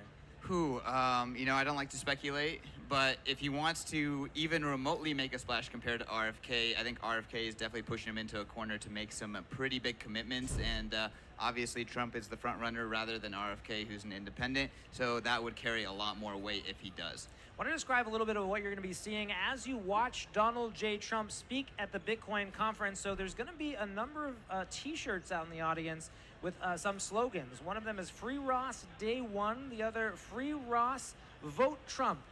Let's introduce the audience at home. For those who don't know, why do Bitcoiners want President Trump to free Ross? CK. Yeah, well, you know, Ross Ulbricht, he was the founder of Silk Road, and he really turned into the first kind of martyr for Bitcoin along with Julian Assange. Thankfully, Julian Assange was recently allowed to go back home to his family after being tortured in various different forms of isolation for a long time. Yeah, released but not pardoned. But Ross is the other one, and honestly, I think it's almost like a marker for how far Bitcoin has come in terms of the zeitgeist and influence around the world. To see if and when Ross actually gets out of prison. Ross spent his entire 30s, that entire decade in prison. And again, you know, I think that the legal system was trying to make an example out of him. Don't step out of the line. Don't get out of the dollar system. So if President Trump does actually win, he has already committed to free Ross, and I think that would be a massive milestone for this movement in general. And a big signal he's sending to the libertarian-leaning community, to Bitcoiners. We're taking questions live in the chat, streaming on X, YouTube, and Rumble, talking right now about what we're going to see on stage when Donald J. Trump takes the stage, and the signs talking about Free Ross Day One. Obviously, Ross, an innovator in the community, who's looking for a chance at freedom for Donald Trump. I guess, is this enough, CK? Do you think that this issue or this promise is enough to get Bitcoiners or uninterested in the electoral process to vote? You know, I definitely think that libertarians and Bitcoiners, many of them are single issue voters, but many of them are dual issue voters. It's Bitcoin and Ross. Ross's freedom is absolutely imperative for this movement's progress. And yeah, I think a lot of Bitcoiners will you know, consider potentially voting in a different way if that is something that they find is a reasonable assurance and something that they think will happen. And you know, that's what the political process is all about. Politicians need to see what the people want and deliver on it, and I think a lot of people want to see Ross freed. Well, the price is high, expectations are high, flirting with $69,000. They're calling it in the chat thread the Trump pump. Is that how you would describe it, Christian? Or what do you think about the market activity that's surrounding this event right now? Yeah, it could be the Trump pump. It could be the Bitcoin 2024 pump. I remember I was at Bitcoin 2019 back when I used to be with this organization, and the environment was euphoric, and I'm feeling rhymes of that here at Bitcoin 2024. Well, of course, much more to come today, including Donald J. Trump. We're going to hear more senators on stage kind of supporting Donald Trump's policy. Of course, rumors that Kamala Harris might come to the conference, interesting as well. Of course, she didn't actually attend, but certainly there's political fervor here. Christian, as a representative of the Human Rights Foundation, I guess, how do you look at the politicization of the conference? Yeah, well, you know, the Human Rights Foundation is not really focused on American politics. We're actually focused on politics outside of democracies. The reality about democracies is that this happens, right? That politicians come here and they try to make their case to the people. In Russia, they haven't seen Vladimir Putin in the public for 25 years, right? So it's a completely different situation.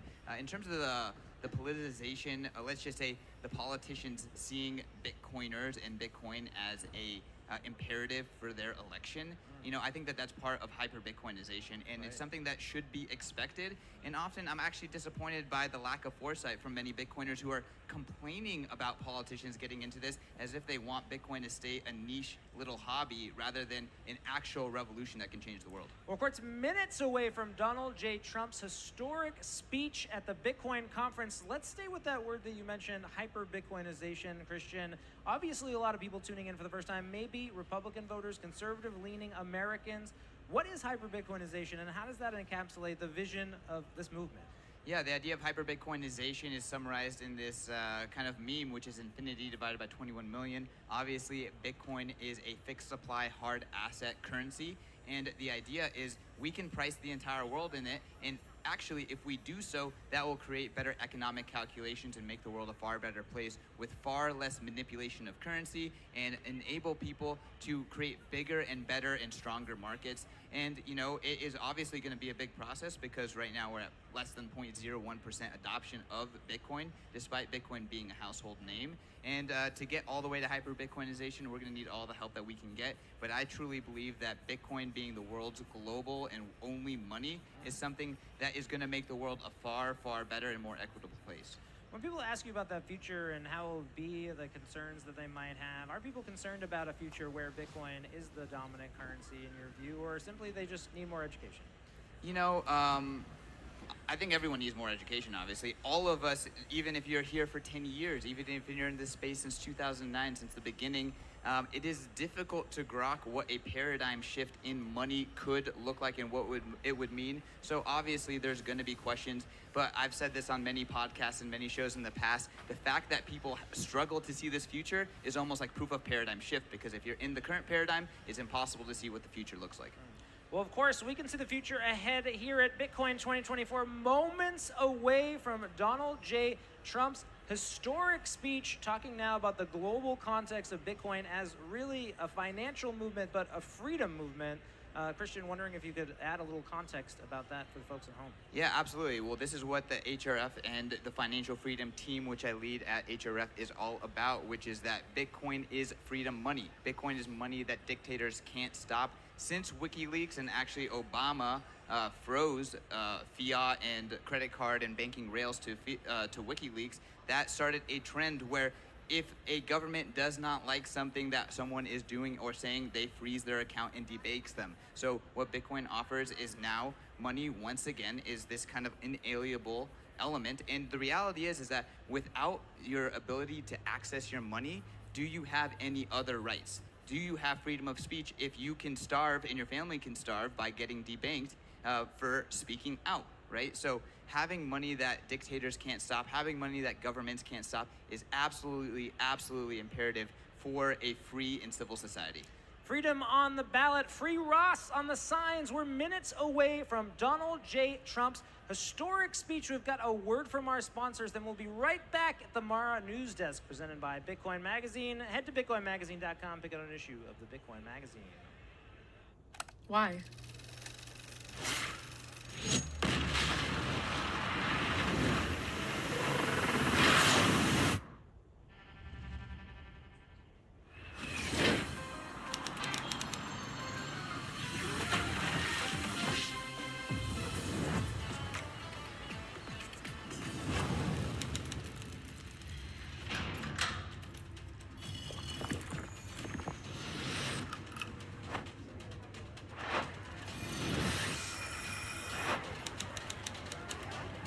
What's the second best?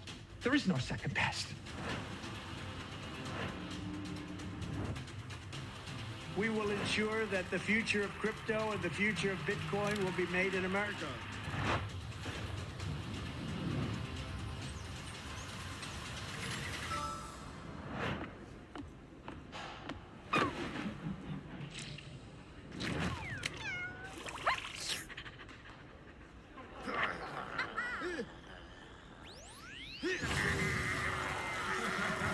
So yeah, today we're going to be talking about runes. We're talking about runes. But first,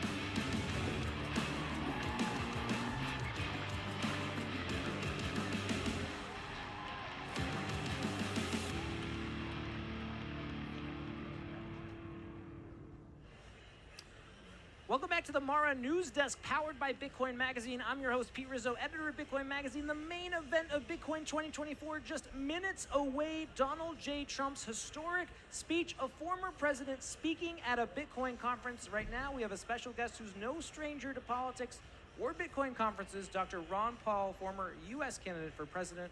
Dr. Paul, thanks for joining us. Good. Nice to be here. And you influenced a whole generation of people to think differently about money. Many of the old-time Bitcoiners that I talked to found Bitcoin through your work, your writing, from the authors you evangelized. Can you tell us what it's like to be at a Bitcoin conference today, given all that context? Well, you know, I think it's fantastic. And in a way, I didn't seek out 10 years ago, well, I'm going to promote the Bitcoin deal. But I did have a precise goal, and that was to excite people about freedom and to alert them to the dangers that we live in. And that's why I ended up in Congress, only because I spoke out, because I had no real desire just to go to Congress. But the thing of it is, by alerting people to what happened, but one of the things I did get on banking committee, I was fascinated with monetary policy, was highly influenced with August 15th, 1971, when they, severed the dollar, and I was convinced that there'd be a lot of inflation then. So that was that was the one thing that impressed me, and so I got on the banking committee right away to talk about monetary policy, and things have evolved very much like I've anticipated. But I'm still giving this pretty much the same speech that a lot of young people came to. I just loved going to the college campuses, and I became influenced by them. They claim I was influenced others, but I was influenced by young people, how open they were and how independent-minded they were. And I always kid, because there's probably somebody here that belongs to the Chamber of Commerce. I said, I didn't do as well with the Chamber of Commerce as I did with young college kids, even in the liberal universities, because I think I'm so fully convinced that the message of liberty is so fantastic that it's a shame that we don't do a better job. And this is something that came out of my interest in monetary policy, because I introduced a bill for competing currencies. Get rid of this total monopoly of the Fed printing money. Well, of course, when you started, there was no Bitcoin. You were simply concerned about the Federal Reserve and U.S. monetary policy. For the folks at home who maybe support President Trump or another candidate listening for the first time, what can you share about your work really lobbying against the Federal Reserve? Well, it really started early on, because probably the first year, matter of fact, the first campaign I was in, it was in 1974, and was tokenism. But I know I went back and found the literature. I said, there's something wrong with the monetary system. We should sound money, and we should look into this Federal Reserve. And I was in favor very early on. To do one thing was to audit the Fed, to expose to the people how terrible it is and how they gain this monopoly power, and also to know how secretly it was done. So I was looking for openness, and there was a bill passed in the early 80s, or I think maybe 70s, that was called the Bank Secrecy Act. And I thought, well, that's good. I'm for bank secrecy. But it turned out it was secrecy for the government in order to look at all our bank accounts. So I was looking for something, where the people have their privacy. So privacy has been a big issue in what I've did in Congress, to emphasize the need, because privacy, at times they talk about it, but that's what liberty's all about. Privacy. You're an individual. You can do what you want with your money. When I talk about income tax, why is it that the government gets all your money and they allow you to spend a certain portion of it? So that's all the principle of liberty. So I think this movement, which there's too much credit given to me that I had anything to do with it. But what I say is I talked about the problems that we have, and how the principles of liberty solve our problems, and I believe in competing currencies and rein in the Fed's monopoly. And all of a sudden, somebody interpreted that. Maybe I didn't, so I didn't think this up.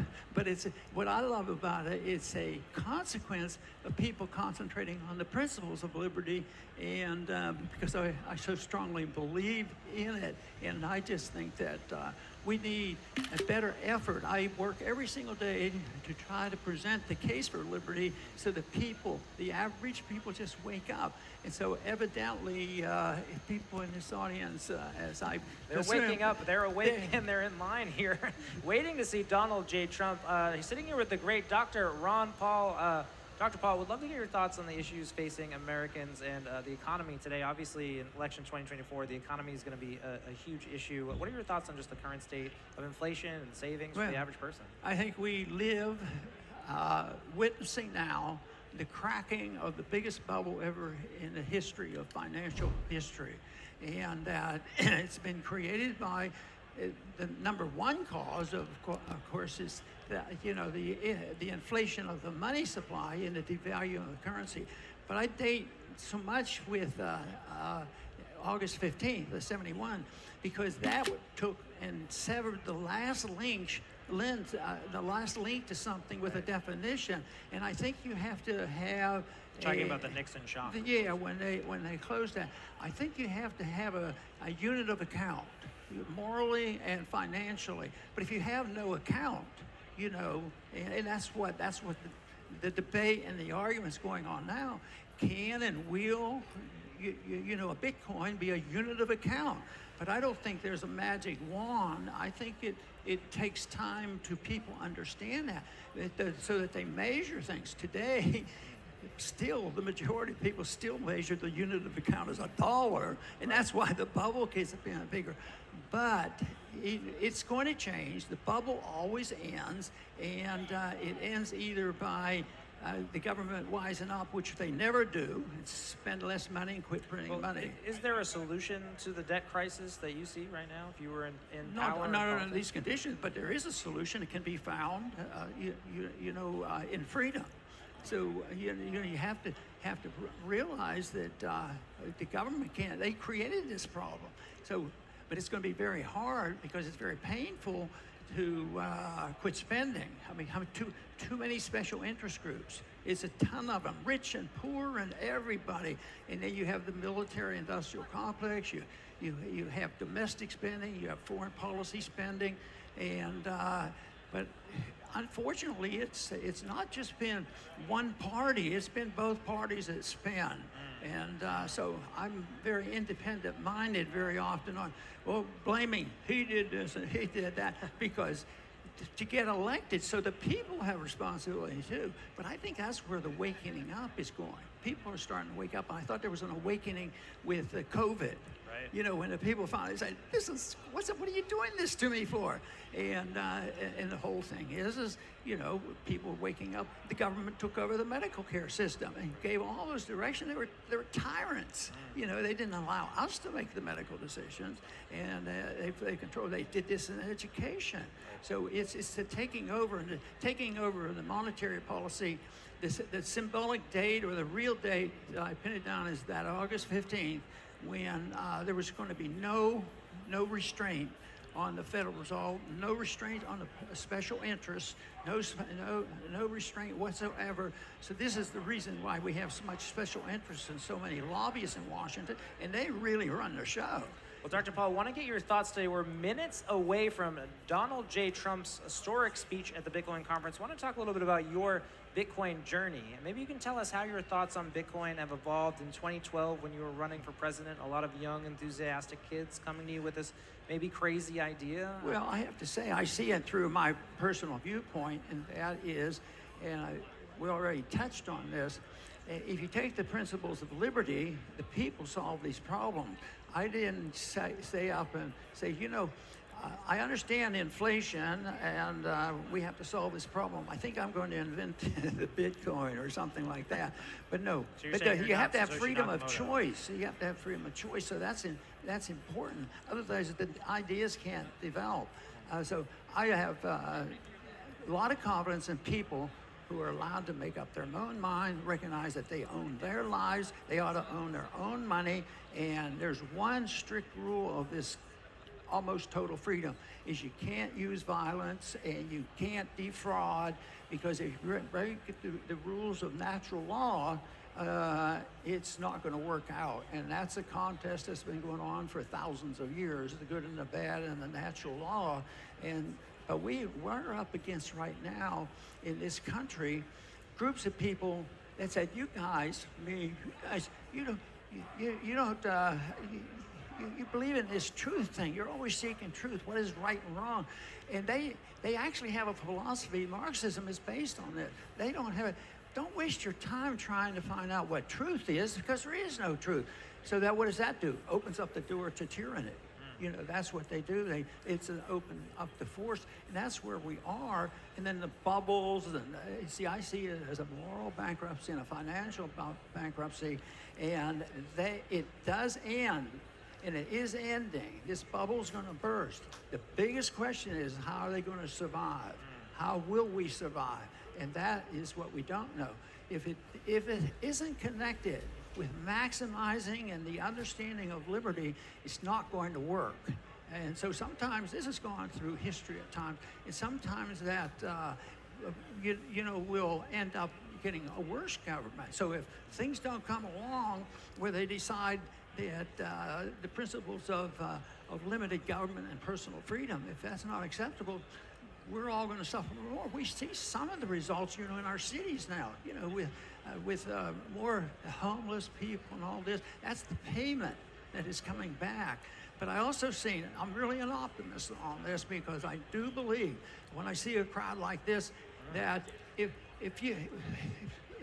you're indicating the possibility that some of them came because they heard the principles of liberty, that would excite me. And I think there are people that get excited about liberty. And at one time somebody came up to me and said, oh, you're a politician that wants to legalize marijuana. And I pretended I was very resentful about it. I said, no, you have it wrong. I never said legalize marijuana. I said legalize freedom of choice. We're with the great Dr. Ron Paul here. Ron, want to get your sentiments, your idea. Oh, applause. Wild here for Dr. Ron Paul. Dr. Paul, is there a candidate that can go far enough to solve some of these issues facing America? Is there a candidate in this election that has impressed you? Oh, yeah, about 10. Well, I don't get into the personalities. I think we get lost sometimes. At one time, because I was never a person in politics. I was a person that was enthusiastic, that I wanted to speak out, and that was a vehicle. So I don't deal with parties, but I go out and see people and talk to people, and I've met Trump, and the one thing about Trump, and this may be talking out of school, and he might say, you shouldn't be talking about our conversation, that his personality was different. He was much more cordial than I ever believed. Well, people in person, they make a different impression. It was different. Some people would interpret his personality differently, but I really try to avoid it. If anybody wants to talk about freedom, and I can have an influence, then I'm interested. Well, we're here with Dr. Ron Paul. We're going to send it over to the main stage. Of course, his legacy lives on in the conversations here at Bitcoin 2024 in Nashville, Tennessee, minutes away from Donald J. Trump, 45th President of the United States, taking the stage. We'll be right back with fast reactions of what happens on stage here at the Mara News Desk. Dr. Paul, thank you so much for joining us, and another round of applause from everyone. Really great. Good to see everybody. I don't need these.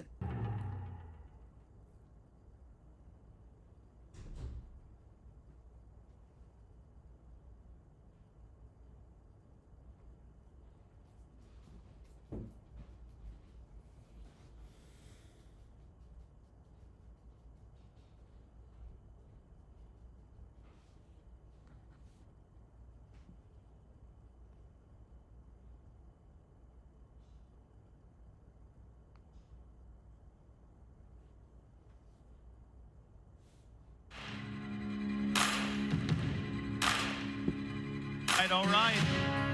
Hello, hello. Hello, hello. How are we feeling? Nashville, how are we feeling? I can't hear you. Let's make some noise. That's better. That's better. We are moments away from seeing President Donald J. Trump, but before then, we have a quick announcement. I would like to tell you all, first of all, from the bottom of our team's hearts at the BTC Inc., the Bitcoin Conference, and Bitcoin Magazine, thank you. Thank you for coming to witness this historic moment. Thank you for coming to celebrate Bitcoin. We are so excited to have you here, and we're so excited as well to have you next year. We want to give you a quick video. Let's roll it. Big announcement. Next year, we are bringing the Bitcoin Conference to the American West, Las Vegas. The brightest minds in the world will converge to deliver Bitcoin history.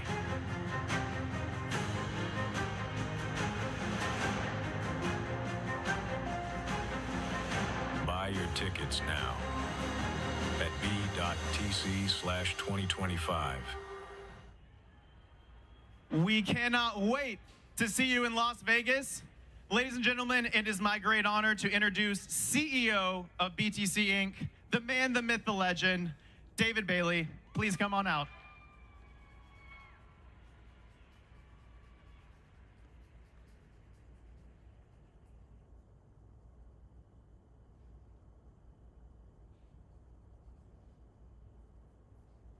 Hello.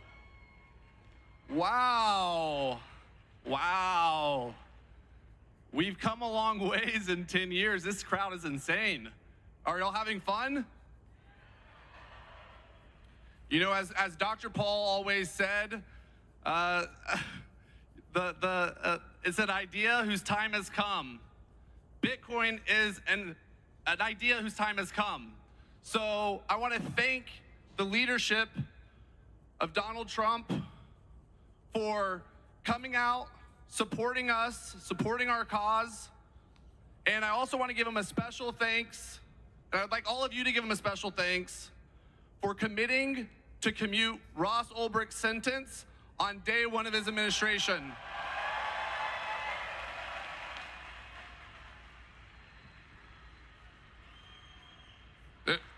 This crowd is insane.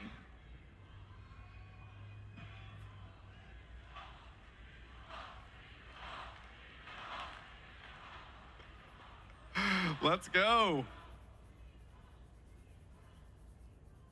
You know, I remember the first Bitcoin conference I went to.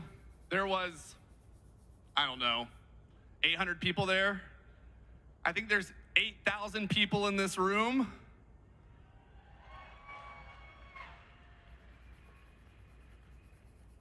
You know, this is a special moment in time. You can feel the energy here.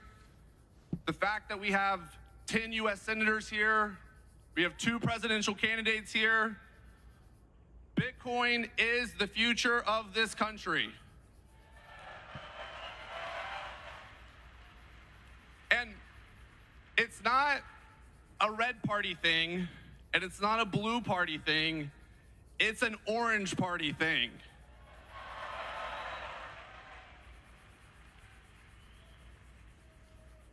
So with that, I want to show y'all something.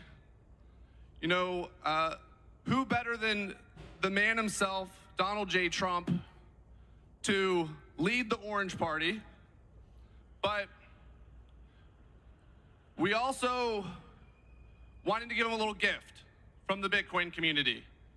So I'm holding in my hand a Cassasius coin from 2013. Okay, there's 1 Bitcoin on here. A Bitcoin OG flew halfway around the world to come and deliver this for the president. So on behalf of the entire Bitcoin community, I want to give Donald Trump a Bitcoin, non-custodial Bitcoin, and I want us to officially greet him as a Bitcoiner.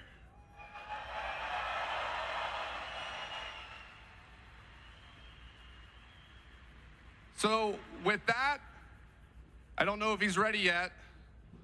We're going to be joined by the 45th and hopefully 47th President of the United States.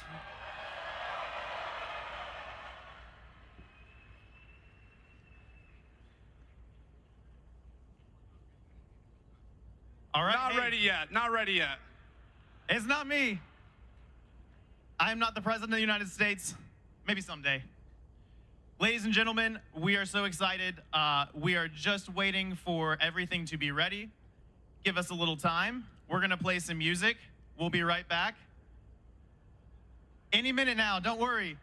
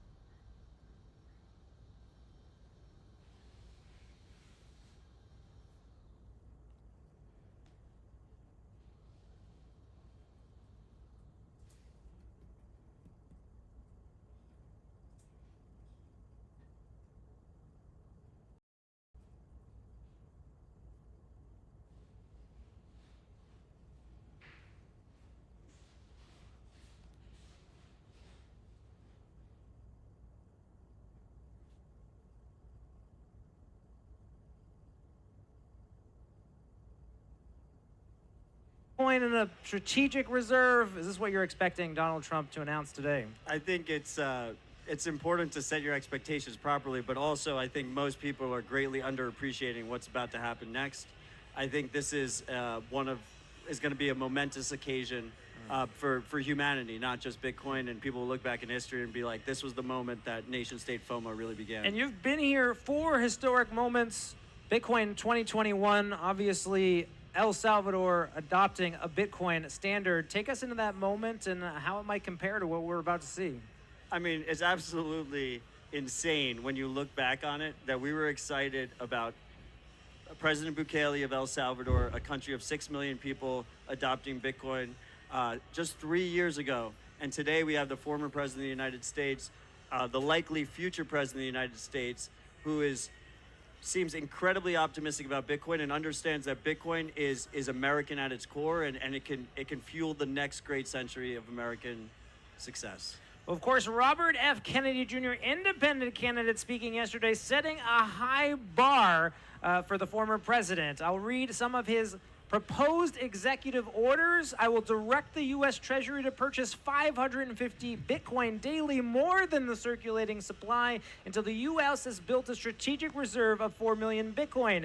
His proposal, transfer 200,000 Bitcoin held by the U.S. government to the U.S. Treasury, and signing an executive order to remove some of the IRS restrictions on the spending of Bitcoin. When you think about how this could be topped, what might we be seeing from Donald J. Trump? Does he take these policy proposals? Do we hear this on stage in minutes?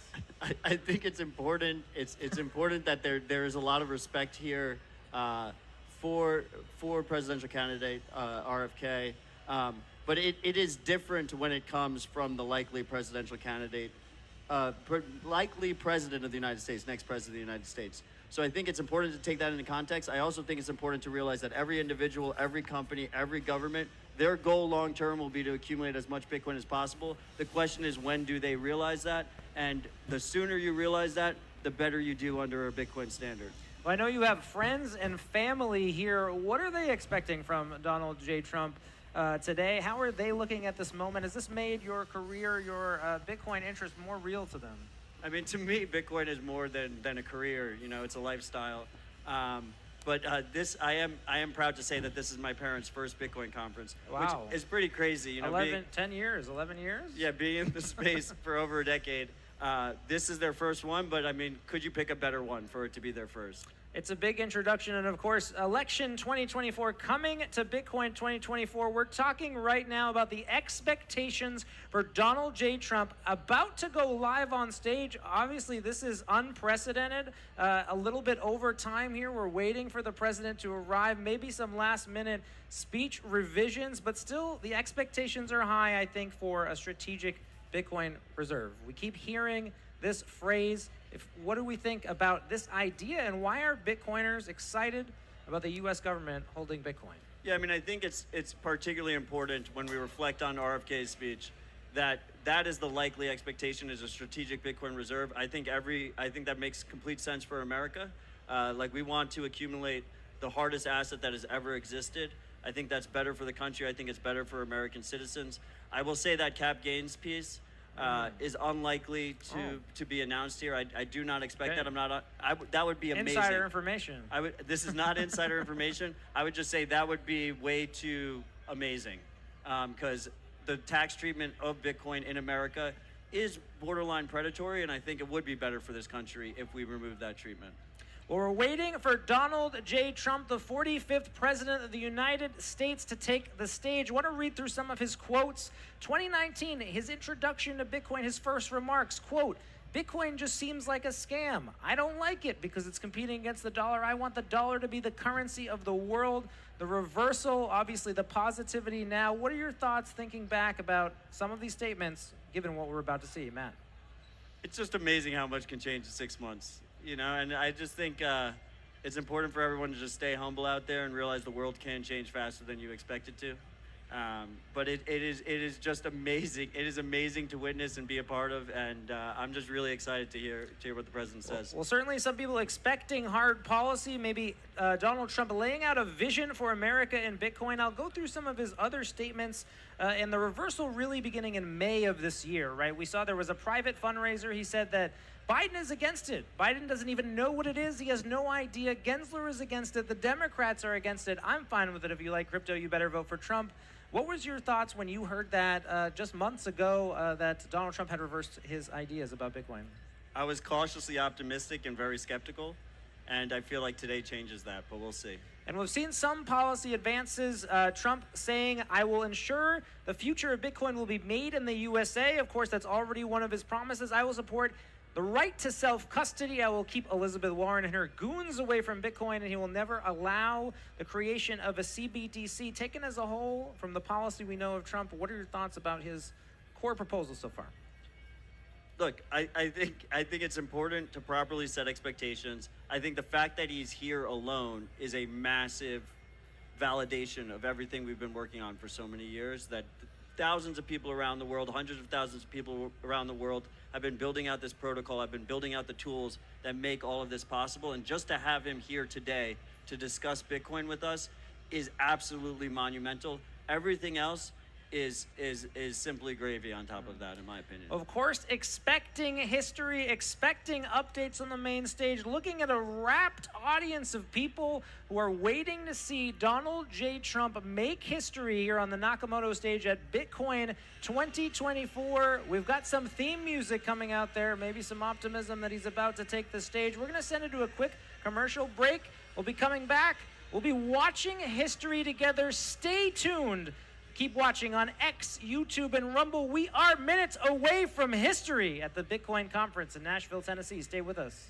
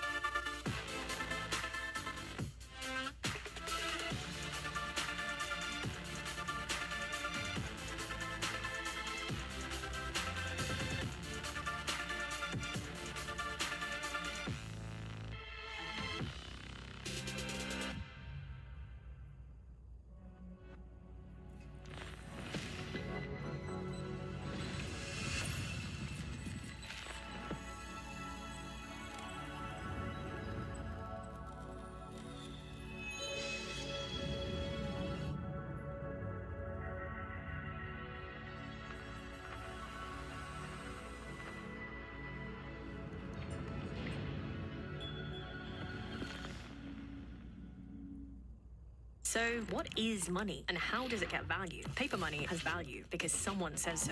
Bitcoin is different. It's like digital gold. It has value for many of the reasons gold does, but that's only the start. It has a limited supply, only 21 million, so no one can decide to just print more.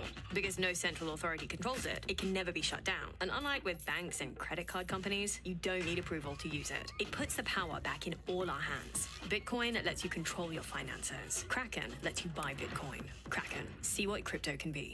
Welcome back to the Mara News Desk, powered by Bitcoin Magazine. I'm Pete Rizzo, editor of Bitcoin Magazine. We are minutes away from the main event at Bitcoin 2024 in Nashville, Tennessee. People are lined up around the venue to see Donald J. Trump, and we've got some news to break on the desk right now. We've been told that a special guest is on his or her way to the venue. We don't know, and that's the source of this delay. And again, waiting for Donald J. Trump, former president, to take the stage. With me, a packed panel to keep your attention wrapped as we wait. We've got Matt Odell, founder of 1031 Ventures, longtime Bitcoin advocate, and Christian Carolus of the Human Rights Foundation. Guys, what are you feeling right now? History might be made. It's delayed. Christian, you're on the stage. Oh man, the anticipation is real. The anxiety and energy is in the air.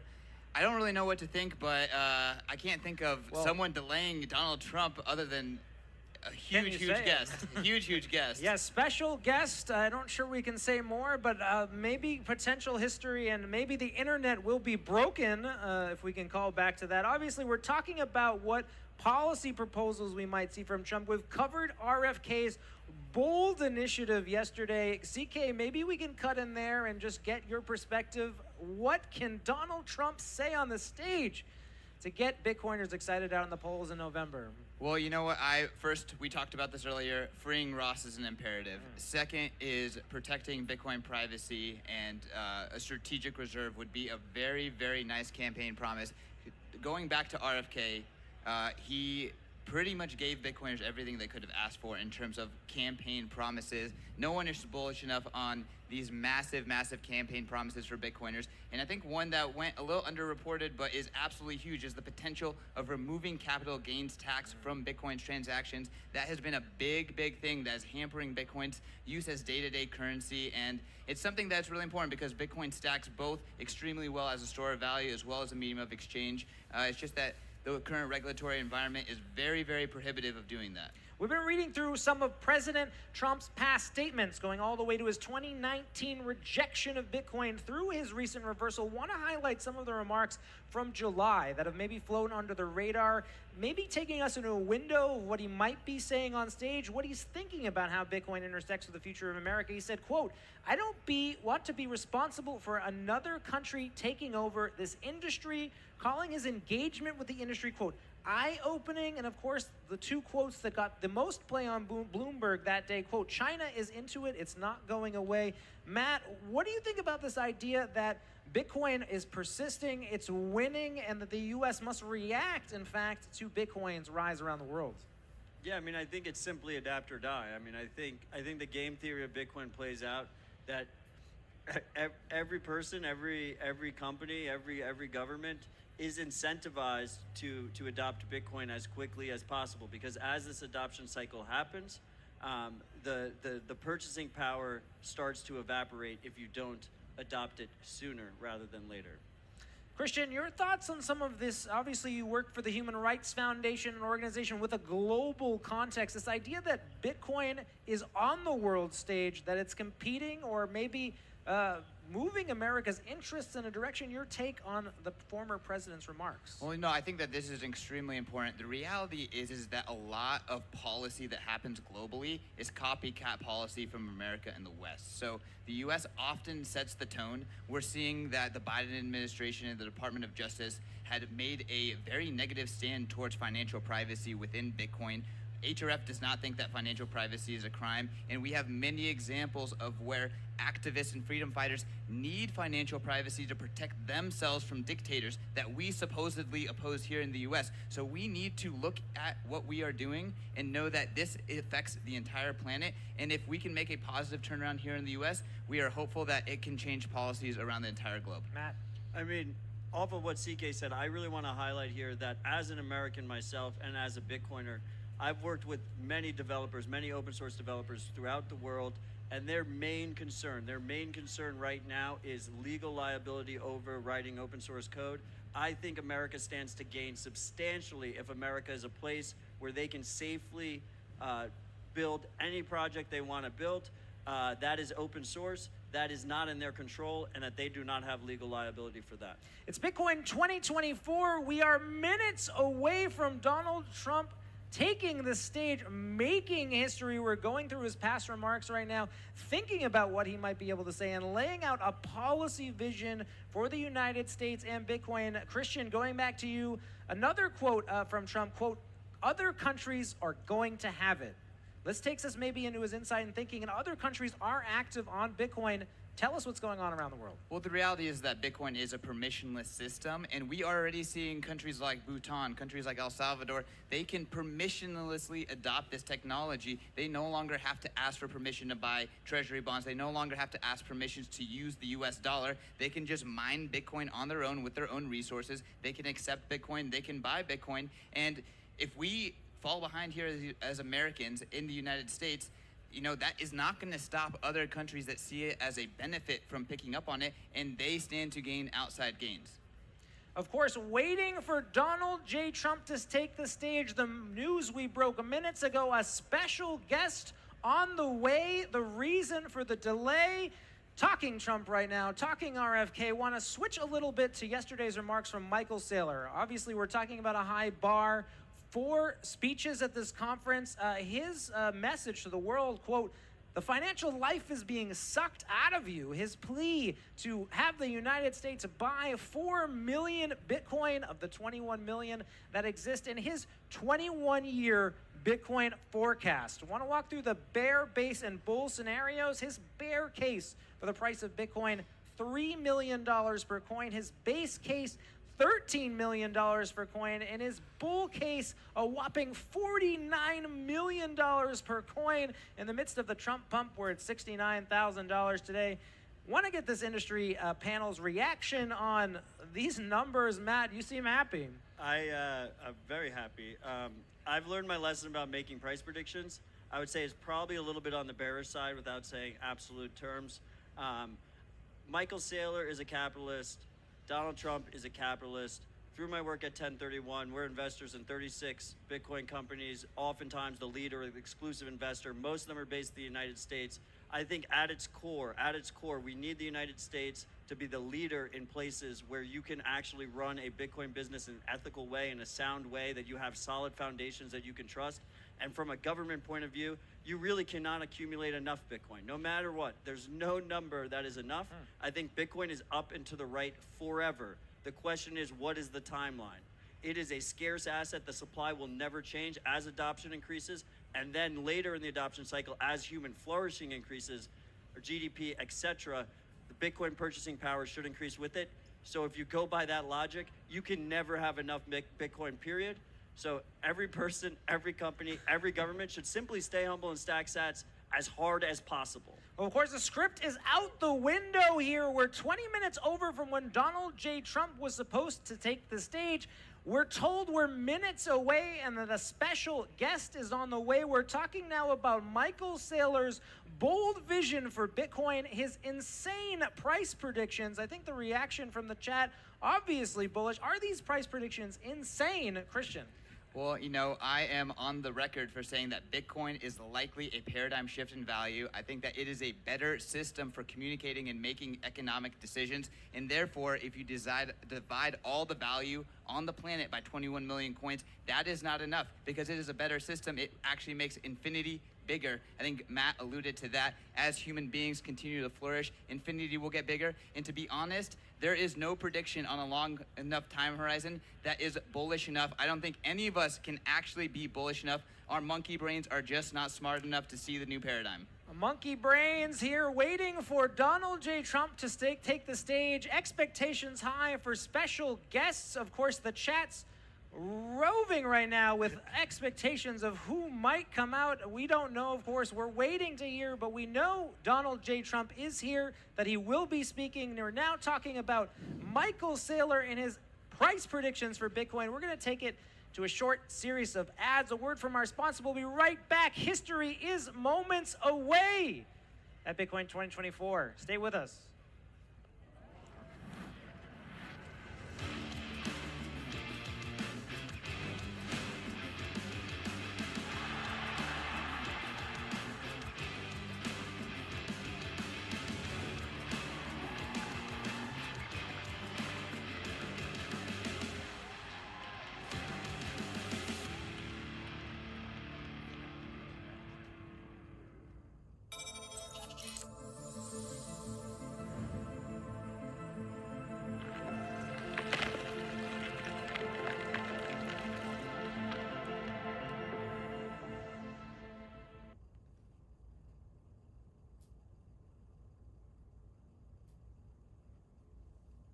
The Bitcoin Conference. We started with a dream to build a community focused on Bitcoin. It all started in 2019 in the heart of San Francisco, the first major Bitcoin conference in years that kickstarted a revolution.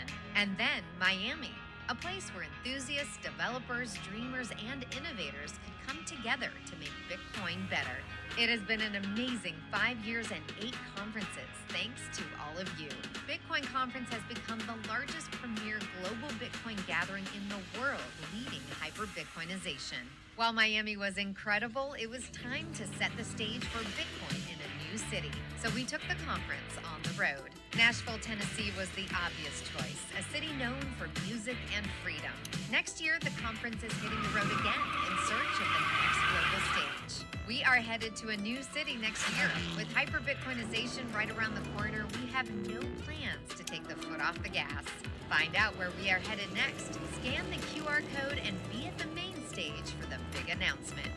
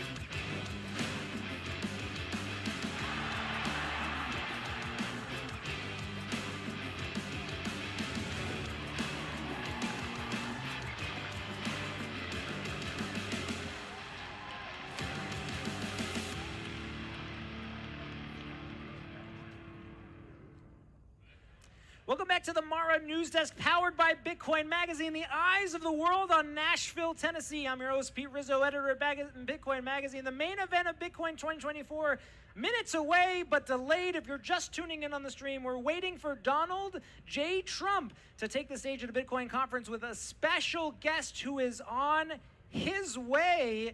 Obviously, no more to say on that, but a great panel who is going to kind of continue to talk about what we might see from the former and possibly future president to my left. Matt Odell, founder of 1031 Ventures, Christian Carolus of the Human Rights Foundation, and P, podcaster extraordinaire, joining us. P, take us into the reality. What's the sentiment on the floor right now? I mean, it is electric. People are excited. They're ecstatic. They cannot wait to hear what is going to happen on stage in a few minutes, hopefully. Well, we've been talking about these 3 words that have the world's imagination: strategic Bitcoin reserves. The expectations are high that Trump will make an announcement, and the pressure on because of RFK yesterday coming out saying he'll waive capital gains on purchase transactions stockpiling 4 million Bitcoin. What does the president need to say, P? Oh, man. That is a very difficult question to answer. I mean, the world is his oyster. Well, take me into your thoughts as a Bitcoiner, someone who supported Bitcoin for a long time. Maybe he's even competing for your vote as an American. Is there something Donald Trump can say to you today? You know, I mean, I am extremely excited to hear what he has to say about using Bitcoin as a reserve asset, support for Bitcoiners, support for Bitcoin as a store of value. So anything in that vein would be huge and would be extremely exciting to hear today.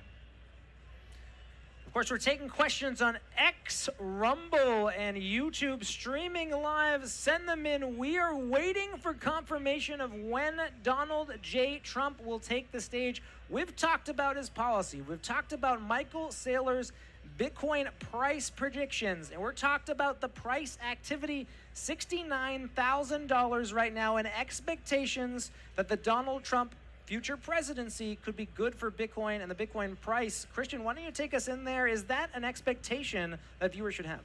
Yeah, you know, I think that anything on the size of the United States becoming friendly and officially friendly to Bitcoin is absolutely fantastic for Bitcoin price, because that opens the door to all the innovations that is happening here. And I actually want to turn it to some reporting that I saw earlier today, which is that the Democratic Party is actually now pressuring to stop Elizabeth Warren's attack on crypto, and her siege against Bitcoin privacy and Bitcoin mining, and that this pressure is actually changing Bitcoin from a red issue to something that is apolitical. And I think that shows exactly how fighting Bitcoin is turning into a losing issue. So not only can it be a winning issue for a candidate, but opposing Bitcoin can absolutely be a losing issue. And, you know, I would love to see in November some massive splashes against some anti-Bitcoin politicians, especially ones that are incumbents who have been there for a long time, like Elizabeth Warren. Well, of course, there's this idea floating around Washington now, new for some, that Bitcoiners are single-issue voters. Matt, are you a single-issue Bitcoin voter?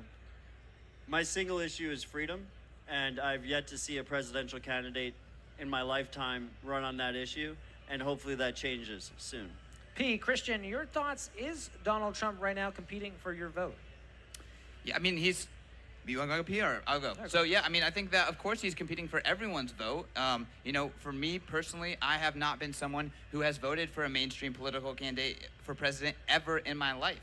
So you know, if he can say the right things and he can make the assurances that I find to be credible for Bitcoin, it could be something I can consider. And I think that there are a lot of Bitcoiners who are in my same shoes, a lot of people who are millennials who are in my same shoes, who've been disillusioned from the existing political conversation, and they are excited about Bitcoin, and maybe he can sway us. Well, there's a lot of talk here about Bitcoin as a partisan issue. I'm going to back up and talk about Bitcoin as a generational issue. Maybe something that's just appealing to young people. The old timers don't get it. P, your thoughts on Bitcoin as a generational voting issue? Absolutely. I think it's extremely relevant, even more so than before in this election. We've never seen Bitcoin discussed so openly, so consistently in an election cycle. And I think that's a testament to how it is becoming even more part of the mainstream conversation. It's really... it's entered the Overton window. I think, yeah, it's huge. We're waiting for history to be made on stage. The eyes of the world on Nashville, Tennessee. People rapt about what Donald J. Trump might announce on stage. Now even more expectations of a special guest. Guys, what are your thoughts on this special guest? Who it might be? Who can take the expectations and the sentiment here even higher than it is? I mean, Pete might hate me for this, but are we going to say Elon? The special guest is worth it. I think it'll be worth the wait. We personally know who the special guest is. It's going to be well worth it. Well, I do not know, and I actually heard, I have it on good authority, that it's actually a sort of genetic chimera that's been constructed of sort of a combination of Santa Claus and Elon Musk and also Abraham Lincoln combined into one. Right. Is that correct? I think that is who Satoshi Nakamoto is. You're not supposed to tell them ahead of time. I'm so sorry. Well, we can back edit this up out, a little right? bit and talk about Satoshi Nakamoto, maybe in context of this historic moment. We've seen history on this stage before. Maybe this will be the most historic announcement we've ever seen at a Bitcoin conference coming up. Satoshi Nakamoto, of course, the founder, creator of Bitcoin. We know this individual is very highly motivated, a cypherpunk. He believed in privacy, believed in freedom. Matt, your take on what he would make of the idea of this conference being so political? I imagine if Satoshi's out there somewhere, that the last 15 years of Bitcoin has just absolutely blown his mind, because it has just been amazing to witness personally. It has blown my mind over and over again. It is astounding to watch both the pace and progress of this movement. And I really do think that we could see here the beginning of the next great American century. And I'm humbled to be sitting here right now as that happens. Talking about Satoshi Nakamoto, this Bitcoin movement was once an idea in someone's head, something that didn't exist. Christian, your thoughts, your perspective? Yeah, I mean, look, I agree with Matt. Likely Satoshi himself was not even bullish enough, but he did know that he was building an economic incentive system that was, if it did catch on, it'd be worth getting some, right? So that's the exact quote. And Pete, I mean, I would love to turn it to you. I've called you the world's Satoshi expert. You've done incredible research into everything Satoshi. I know you may be even writing a book one day. I mean, tell us, what do you think Satoshi might think?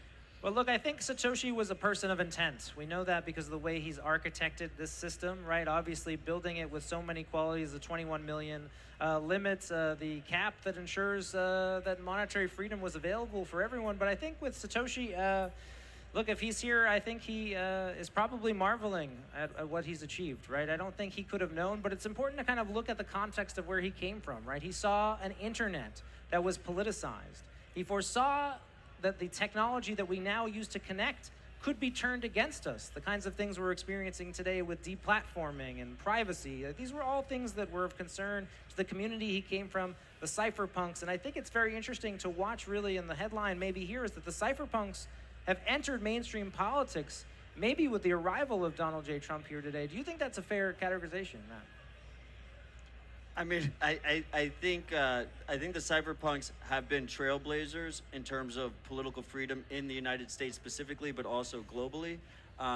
They were leaders in the fight in the early 90s for encryption to be the standard around the world and be easily accessible. This idea that you write code and you opt out of corrupt politics in order to achieve your goals, but also at the same time you engage with local politicians, you engage with ethical governments in order to protect yourself and protect the movement. That was a twofold win in the 90s. That was a twofold win because the code got distributed, the code was sound, it worked really well, but also that governments weren't actively attacking encryption. And yes, there are attacks in different places around the world. We've seen them recently in the UK and Europe, which is really not great to see because privacy at its core, it protects every single human on the planet. The ability to selectively reveal yourself to the world. But at the same time, if you look back at these last 30 years, I think the early cypherpunks would be quite proud that there hasn't been major transgressions, at least among Western democracies, against encryption and the different open source tools that empower freedom. Well, I think one of the most fascinating things, Satoshi categorizing Bitcoin as an alternative to central banking, an alternative to government-run monetary systems, and here we have governments coming into the conversation. Christian. Yeah, well, I mean, ultimately, every single government on the planet runs a website. Every single government on the planet uses email. Bitcoin is actually a protocolized version of money and value and property that we can use, and it actually delivers property rights to places where it was not even possible to happen under government. So ultimately, I think that it is extremely bullish that now governments are once again bending the knee, looking at technology, and then ultimately having to adopt it. And I think that that is Bitcoin's sound game theory. We are waiting for history at Bitcoin 2024. We're waiting for Donald J. Trump to take the stage. We're waiting to unveil the special guest. And of course, right now we've got a word from our sponsors. We'll be right back on the main stage, bringing you news, highlights, analysis until history is made. Stay with us. So what is money and how does it get value? Paper money has value because someone says so. Bitcoin is different. It's like digital gold. It has value for many of the reasons gold does, but that's only the start. It has a limited supply, only 21 million, so no one can decide to just print more. Because no central authority controls it, it can never be shut down. And unlike with banks and credit card companies, you don't need approval to use it. It puts the power back in all our hands. Bitcoin lets you control your finances. Kraken lets you buy Bitcoin. Kraken, see what crypto can be.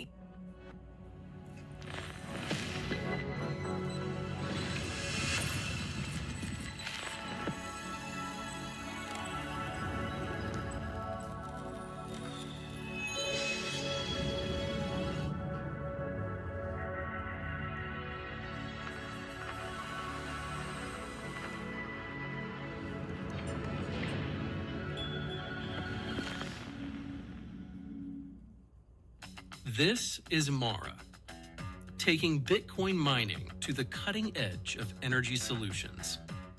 We're monetizing excess hydro energy in Paraguay, turning waste into value by reducing landfill emissions, and recycling data center heat to warm communities in Finland. With Mara, we're building the base layer of a sustainable future. To learn more, visit mara.com.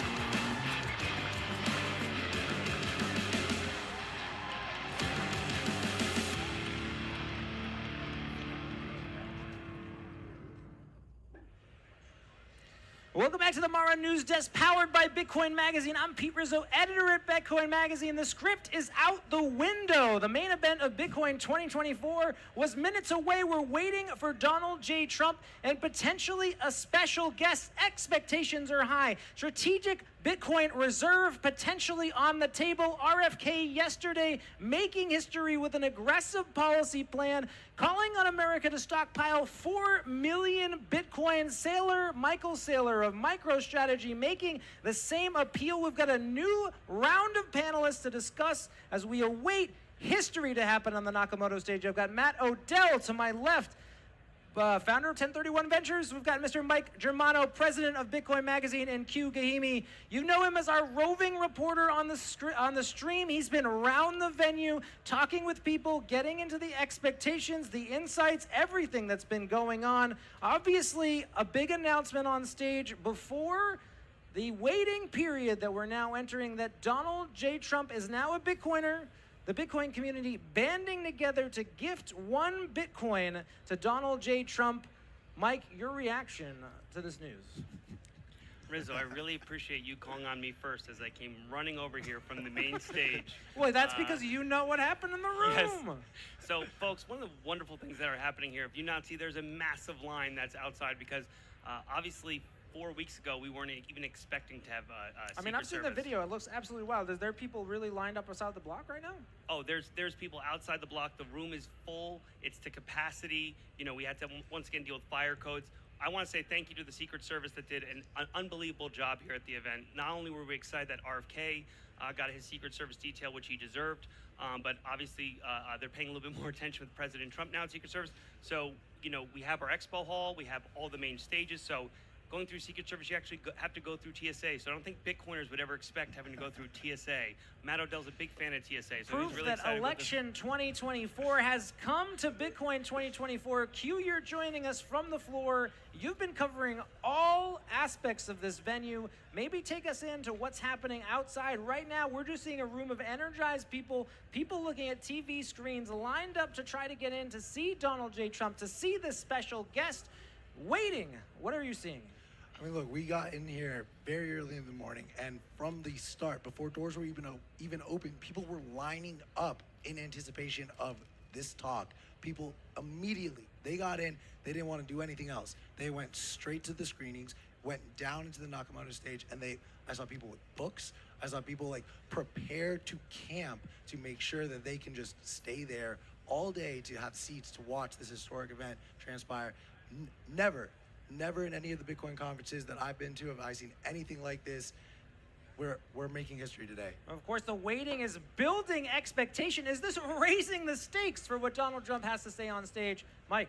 He's a showman. Donald Trump's a showman, right? I mean, I'm expecting it to come out with like, money, money, money, money. Like this is, you know, this guy, you know, he's an apprentice. He's teaching us a lot. He's a showman. I think he's building up the hype. And right now, you know, I want to point out Ron Paul, who's a just doctor, on stage. You know, the good doctor. he kind of ran as fast as he could over there, and he's in the hall with everybody. He got a wondrous applause when he came in. And right now, we're actually finally the live stream is being broadcasted to everybody in that room. So we want to thank everybody, for waiting. We are working on it. There's obviously a lot of security, which is exciting, and we are definitely not buying time up here. We're taking this very seriously. Well, We we're have this really all working planned. through the issues. We're talking about the policy proposal that Trump might put forth. Of course, already a slew of public statements from Donald Trump since his reversal earlier this year on Bitcoin and cryptocurrency. Of course, his big issues, energy independence, coming out against CBDCs, recognizing that we're a growing industry and constituency, and really maybe the biggest one, he doesn't want to lose a foreign advantage that we might have in the international stage. Matt, why don't you take us in? I want to see the president lead us forward on the next generation of American success. I want to see America become the best country in the world to run a Bitcoin business. I want to see America become the best place in the world to be an open source developer. And I want to see America start stacking the hardest asset that the world has ever seen in a big way. Well, a lot of talk that this might really be a 1990s moment for Bitcoin, really the internet becoming mainstream during that decade, breaking through and with legislation in America, really powering economic productivity for the next decade. Q, your thoughts on how what Donald J. Trump might say on stage might compare to this time period where we know America embraced innovation and could do so again? I mean, we are bearing witness to the game theory playing out in real time. When Jack Mallers announced El Salvador adopting Bitcoin in 22, it was an incredible moment. The euphoria in that room sends chills down my spine just talking about it. I could not imagine that just 2 years later we would even be remotely having this conversation around America potentially having some sort of adoption, looking towards it. Germano's getting jumpy. Go ahead. You know, the only thing I think we're talking about what Trump's going to do. There's one thing that Trump needs to do. The one thing he promised is he needs to free Ross on day one. Right. That is the one thing that he needs to do. And my hope is when he gets in, he free Rosses on day one. And then when we look at Bitcoin 2025 in Las Vegas, there's only one person that everyone's going to want to see speak, Right. and that would be Ross. So Well, let's I talk hope about Ross Ulbricht, founder of Silk Road. Of course, the reason that many people became Bitcoiners. Maybe, Matt, you can speak to Ross and his importance to this community and why so many people champion his cause. I mean, I think at the core of the issue here is Ross has been in jail, often in solitary confinement for 15 years now. It was a nonviolent crime. He was running a Bitcoin-powered drug marketplace. And I think it crosses party lines, the fact that he has done more than enough time served. President Trump has promised to commute his sentence day one. And that's a key point there. Not pardon his sentence, not say he was not guilty, but commute it for time served.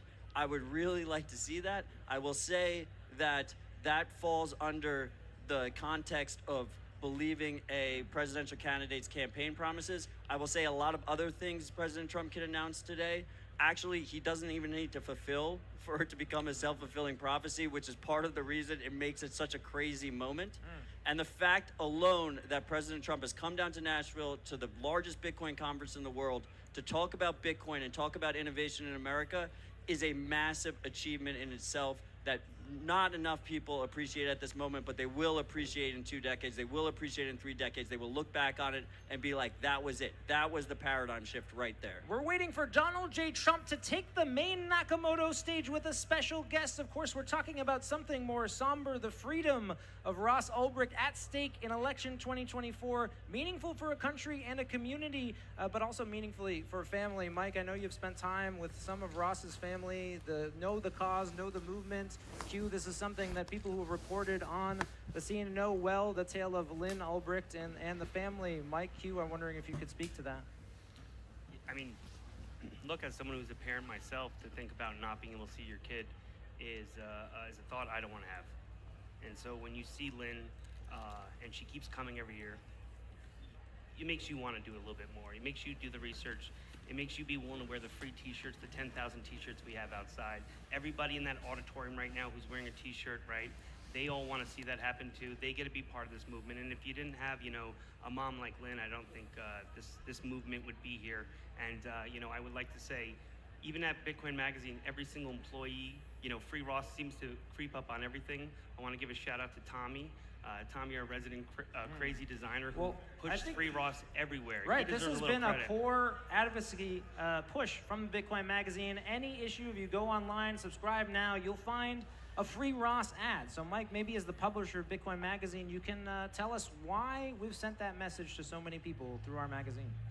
Well, number one, it's because the magazine team always swaps out an ad and puts a Free Ross ad in anyway and doesn't tell me. So I don't have a choice.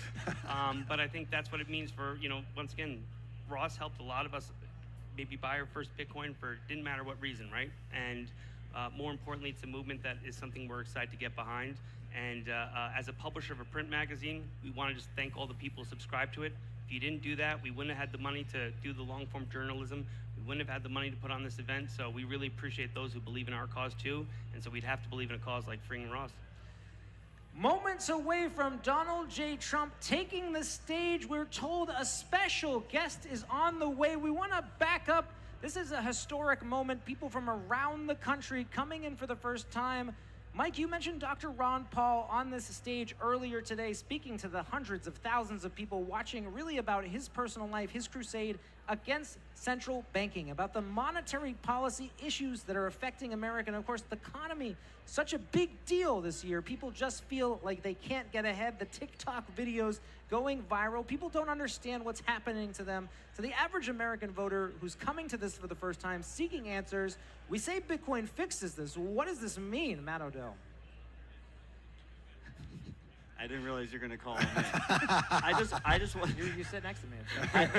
I just want to say that after we free Ross, I would really like to see in the American government and across the American political spectrum, the priority be placed that America becomes a place where code is protected speech.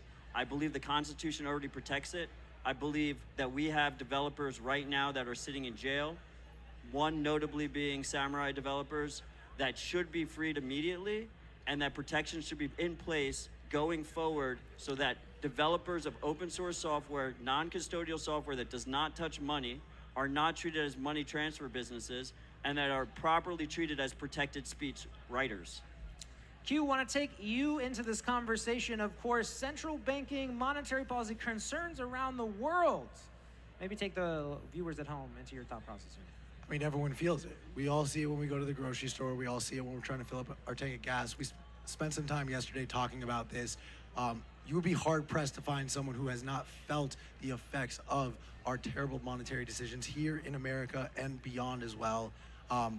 It's important to also recognize the fact that while the world relies on the dollar and we have felt inflation, the rest of the world has consistently seen higher and higher inflation than what we have stateside. So if you think it's bad here, it only gets worse and worse the further out you go. I'm going to continue to hammer this point home, but the fact of the matter is we have such a financial privilege to be in America, in the country that has the global reserve currency. Most of the world, the majority of the world is unbanked, and Bitcoin is an opportunity for them to have access to money and store their wealth in a way that they just don't have. We're going to go to a quick break now before we're bringing up another special guest, and we are still awaiting history. It's coming, folks. Donald J. Trump in the building at the Bitcoin Conference at Music City Center here in Nashville, Tennessee. Stay with us. We'll be right back on X, YouTube, and Rumble. Stay tuned. The Bitcoin Conference. We started with a dream to build a community focused on Bitcoin. It all started in 2019 in the heart of San Francisco, the first major Bitcoin conference in years that kickstarted a revolution. And then Miami, a place where enthusiasts, developers, dreamers, and innovators could come together to make Bitcoin better. It has been an amazing 5 years and 8 conferences, thanks to all of you. Bitcoin Conference has become the largest premier global Bitcoin gathering in the world, leading hyper-Bitcoinization. While Miami was incredible, it was time to set the stage for Bitcoin in a new city. So we took the conference on the road. Nashville, Tennessee was the obvious choice, a city known for music and freedom. Next year, the conference is hitting the road again in search of the next global stage. We are headed to a new city next year. With hyper-Bitcoinization right around the corner, we have no plans to take the foot off the gas. Find out where we are headed next. Scan the QR code and be at the main stage stage for the big announcement.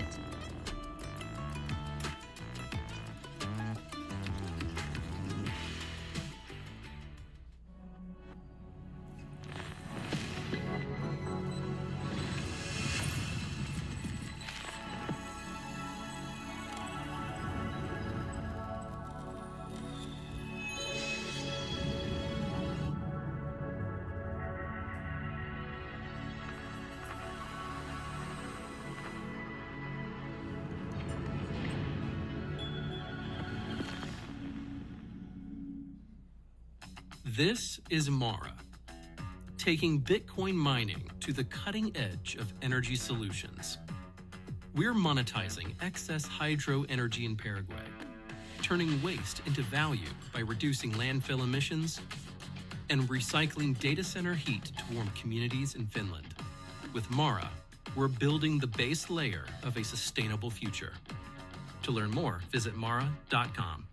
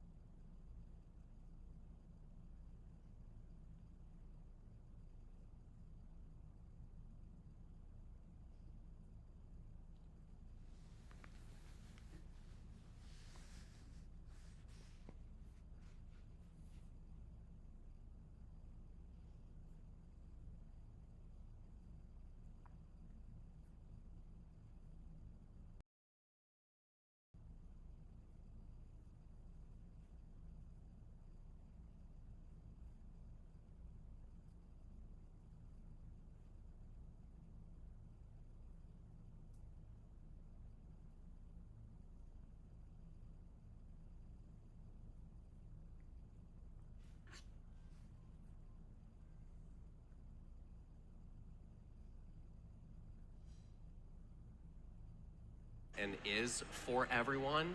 And I think ultimately, while people might have a fiduciary responsibility while they're here for finance, I think ultimately people are involved in Bitcoin and crypto because of its pursuit of freedom, of non-government regulation, of the ability to buy and trade and sell without the government being in our business. And so therefore, I would argue that at its heart, at its core, Bitcoin is inherently conservative because it's pro-freedom.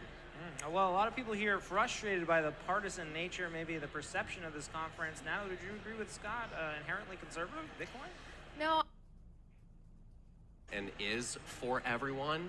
And I think ultimately, while people might have a fiduciary responsibility while they're here for finance, I think ultimately people are involved in Bitcoin and crypto because of its pursuit of freedom, of non-government regulation, of the ability to buy and trade and sell without the government being in our business. And so therefore, I would argue that at its heart, at its core, Bitcoin is inherently conservative because it's pro-freedom. Well, a lot of people here are frustrated by the partisan nature, maybe the perception of this conference. Now, would you agree with Scott, inherently conservative, Bitcoin? No, I think that Bitcoin is neutral and apolitical. It's one of the things I really like about this technology, that it's maybe the one thing that can bring us together at a time when we've never been more divided and polarized. I honestly miss the days when I was younger and I didn't know a person's political preference and I didn't prejudge them. And we got to a point of such extremes that in the last couple of years, I feel like it's broken friendships, it's broken family bonds if you voted for one person over another. And when you strip away some of the, I don't know, ideological things that everyone's focusing on, people at their core are very similar, right? You probably want to be free. You want to acquire the wealth or the ability to take care of your family and take care of your future generations. So many people sacrifice so much, not for themselves, but to make their children's lives or their grandchildren's lives better or the people around them. I know that was my family story with the American Dream, and I want us to come together on something that really empowers us to have opportunity and exchange value with one another in a system that's fair, not so corrupted and manipulated at its core that ultimately it concentrates so much wealth at the top at the expense of everyone else, because that does lead to that type of populism and division that we see. Well, let me, and I'm sorry to interrupt, but let me make a message then. If at its core, if this is about unity and that we want freedom and finance for everybody, then my message to those people that are not here at this conference is, how about we welcome maybe people across the aisle. I know that we have 2 presidential candidates that are speaking or have spoken here at the conference, and one candidate did not. And I hope in the future, maybe some of those other people will come and join Bitcoin and say loudly and proudly, they will not wage a war against Bitcoin. That's what we want to hear. That's what the voter wants to hear in general. Well, and so I welcome that unity. Of course, on the stage just minutes ago on the live desk before both of our guests now, John Deaton running for Senate. His appeal to voters, how do we fix these problems that the Bitcoin and crypto industry are facing if we don't vote Republican, Natalie? I think that point is not voting Republican or Democrat. It's voting for freedom. It's voting for property rights. It's voting for opportunity and a fair set of rules, no rulers. And it will actually make government more accountable. I think so many people have lost trust in all of the institutions, both government as well as media, which is my background. And in order to fix that, I think you have to return a sense of accountability. And you won't do that when you have power, especially economic power, that has become so concentrated that, again, a few people benefit from it. They're able to capitalize and create these monopolies, and then the special interest machine that finances the donations that elect people, that gets going. It's just sort of the momentum flows, and all of a sudden you can't break it because it's concentrated that much power. So I hope that Bitcoin brings more accountability. It shrinks government from this welfare state that's intervening in everybody's lives, and returns also more personal accountability on us, because if we're gonna remove politics from money, it's like that. What do they say on airplanes, right? You got to put the oxygen mask on yourself before you help someone else.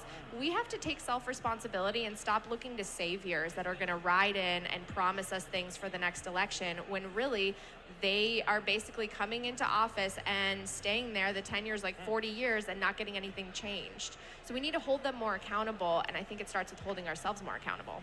Scott, your response to Natalie's thoughts? I agree. It is about accountability, and ultimately it's power to the people, power of the purse.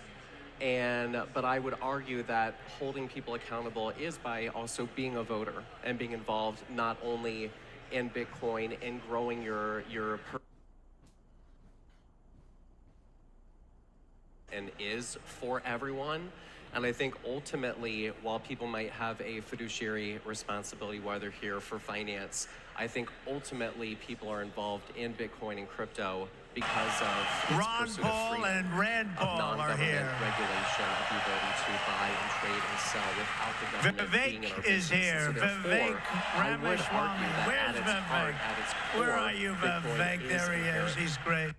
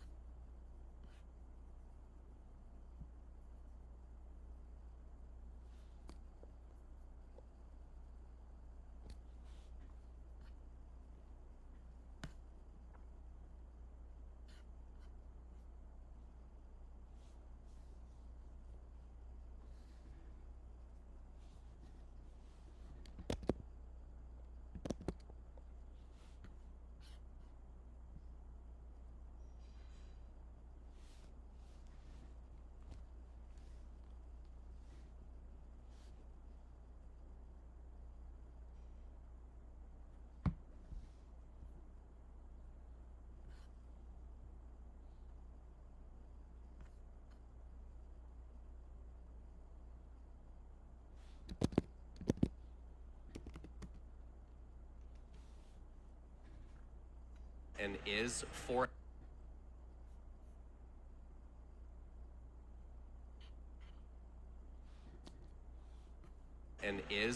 everyone. You know Tommy Tuberville, senator from Alabama.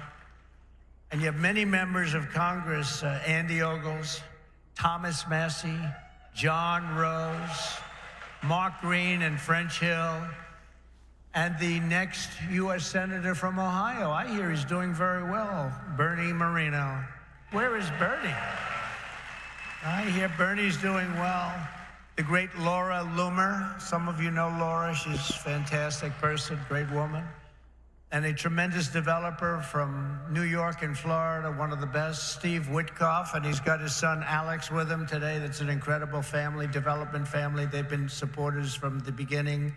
Howard Lutnick, Cantor Fitzgerald, incredible, one of the truly brilliant men of Wall Street, and a whole group of his distinguished guests and a lot of our distinguished guests. We have a lot of other people here, and I won't bother anymore. That's enough, because we have to talk about crypto. We have to talk about Bitcoin. We have to talk about all these great companies. But our country is blessed to have the extraordinary talent, energy, and genius represented in this room. It really is great genius. Not all of you, but most of you. Many of you. But this is the kind of spirit that built America, and this is the spirit that's going to help us make America great again. That's what we're doing. I stand before you today filled with respect and admiration for what the Bitcoin community has achieved. It's incredible, actually. I sort of say to my sons, it's like incredible because they know so much about it. They're so aware of it, much more so than people that are a little bit older. But I say this is the steel industry of 100 years ago. It really is. I think you're just in your infancy. I can see it happening. In just 15 years, Bitcoin has gone from merely an idea posted anonymously on an internet message board to being the 9th most valuable asset anywhere in the world. Can you believe that? Is that right? That's a big deal. Think of that. It's already bigger than ExxonMobil. Soon it will be surpassing the entire market cap of silver. It's not bad. How about gold? How about gold? Let's go gold. And one day it probably will overtake gold, but based on the way it's going now, it could very well be a possibility. There's never been anything like it, and I don't think you've ever seen anything like it. And most people have no idea what the hell it is. You know that, right? So what happens when they figure it out? That's going to really be something. Bitcoin is not just a marvel of technology. As you know, it's a miracle of cooperation and human achievement and a lot of relationships that are formed. I just did a meeting, a roundtable with a lot of the leaders, and it's amazing. There's a great camaraderie. It's really interesting. There's competition, but there's a relationship, there's a friendship that's developed with a lot of these people. I noticed it. I don't usually see that too often. I see the opposite, actually. They want to get each other. They want to kill each other. These guys have a great feeling. Very smart people, too. Congratulations on all that you've accomplished. This room is amazing. The people in this room, high IQ individuals. I'm running against a low IQ individual, her. I'm not even talking about him, her. I got a low IQ individual. The reason I've come to address the Bitcoin community today can be summed up in two very simple words: America first. Because if we don't do it, China's going to be doing, others are going to be doing it. Let's do it and do it right. My vision is for an America that dominates the future. We have the best economy, the highest standard of living, the safest, the most beautiful cities. And by the way, when I say safest, our cities are going to hell right now. Our cities are going to hell. We're going to fix our cities. We're going to work with Democrats that have destroyed our cities, but we'll work with them, and we're going to get our cities back. We're going to bring our country back.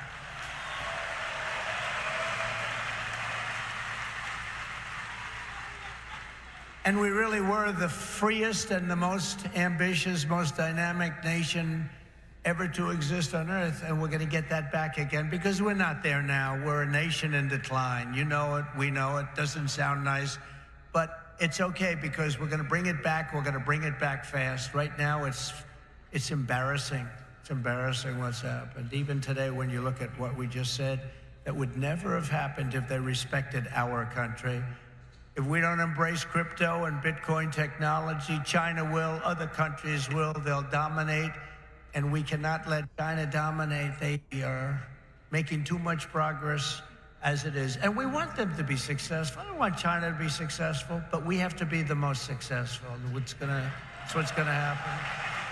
I want the United States to be first in technology, first in science, first in manufacturing, first in artificial intelligence, and first in space. You know, at MIT, my uncle was a professor there, Dr. John Trump.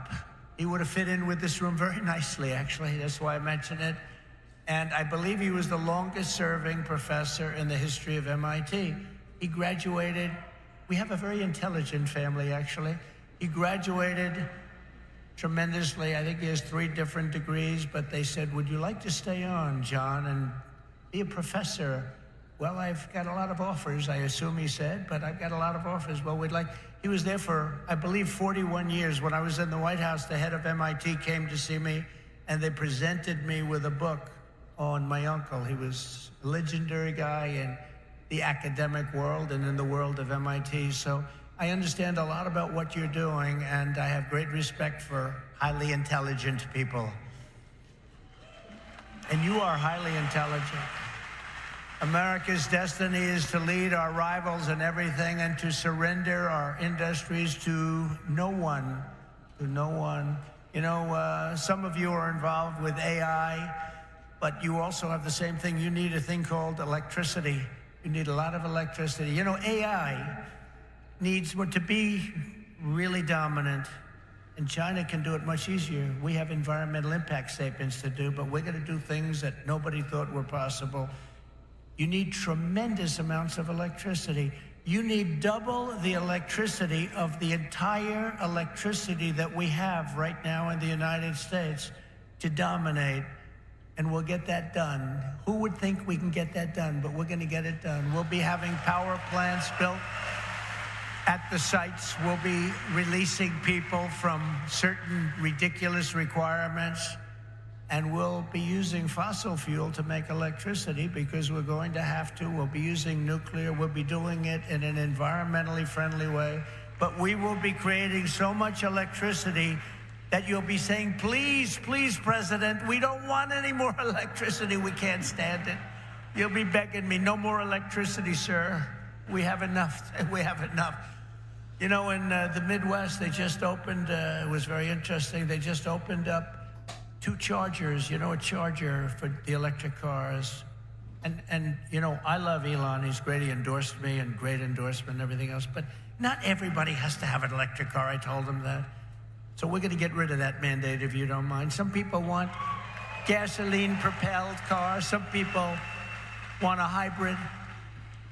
And some people like an electric car. They're great. I think they're great. I think what he's done is great. And I think he understands it. I guess he probably wouldn't have endorsed me. He knows where I am in this.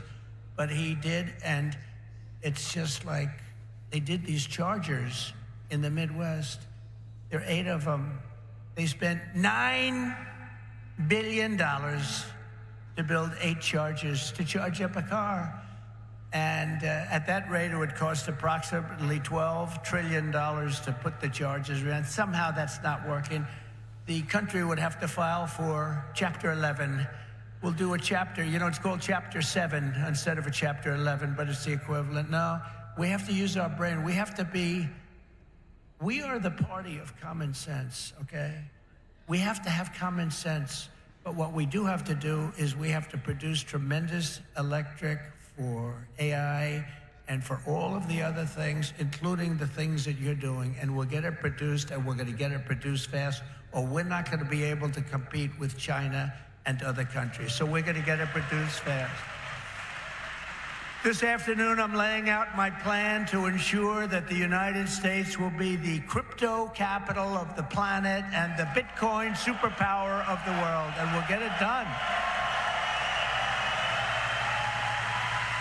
If crypto is going to define the future, I want to be mined, minted, and made in the USA. It's going to be. It's not going to be made anywhere else. And if Bitcoin is going to the moon, as we say, it's going to the moon, I want America to be the nation that leads the way. And that's what's going to happen. No, you're going to be very happy with me. You're going to be so happy. You're going to say he's the greatest guy. That's why I'm proud to be the first major party nominee in American history to accept donations in Bitcoin and crypto. And they've made a lot of them, I might tell you, and I appreciate it. Since we made that announcement on May 21st, we have already raised $25 million, much of it in Bitcoin, crypto, and others that are very, very good also. But as you know, our excitement about the future of Bitcoin and crypto could not be more difficult from the approach of our opponents. Can't be, look, our opponents have gone a difficult route. They're going old-fashioned stuff. We're going to take it right down the middle. We are so different from anybody else in terms of a campaign. First of all, we understand it. They don't understand it. They are blocking your path. They're blocking your way. But I've made it a lot easier for you because the SEC has been very, very tough on you. And now they see that you've embraced me. All of a sudden, people that were under investigation, they're being let go. They're saying, oh, no, we don't want to do that. We love crypto. Let me tell you, if they win this election, every one of you will be gone. They will be vicious. They will be ruthless. They will do things that you wouldn't believe. But right now, because of me, they're leaving you alone. So please say thank you, President Trump. Thank you very much.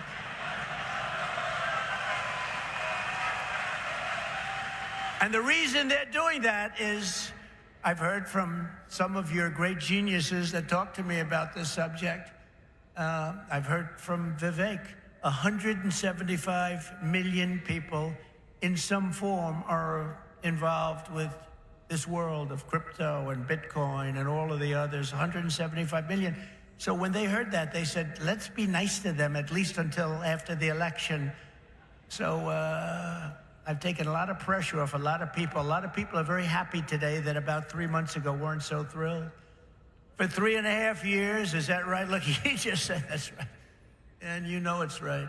For 3.5 years, the current administration has waged a war on crypto and Bitcoin like nobody's ever seen before. For those who work in this industry, they target your banks, they choke off your financial services. Have people seen that? Yes? Yeah, they have. Plenty of hands up. They block ordinary Americans from transferring money to your exchanges. They slander you as criminals. But that happened to me too, because I said the election was rigged. He said the election was rigged. He should spend the rest of his life in jail for making that statement. Of course, they say it about us, and it's okay, right? No. And by the way, we're doing very well in the election. You know, we lost a candidate recently, crooked Joe Biden. And I thought, we lost this wonderful person. You know, he's actually a terrible human being, if you want to know the truth, so don't feel sorry. And we have another he's a worse human being, and I sort of made an analogy last night. Last night, think of this, I was speaking in front of a very powerful and very strong, very religious group, Christians, evangelicals, Christians. And then today I come in front of Bitcoin, and now I'm going to Minnesota to do a rally. You think my life is so great, don't you, huh? But I cover a lot of territory. I go from religion to Bitcoin to a rally. And I don't get it mixed up like other people do.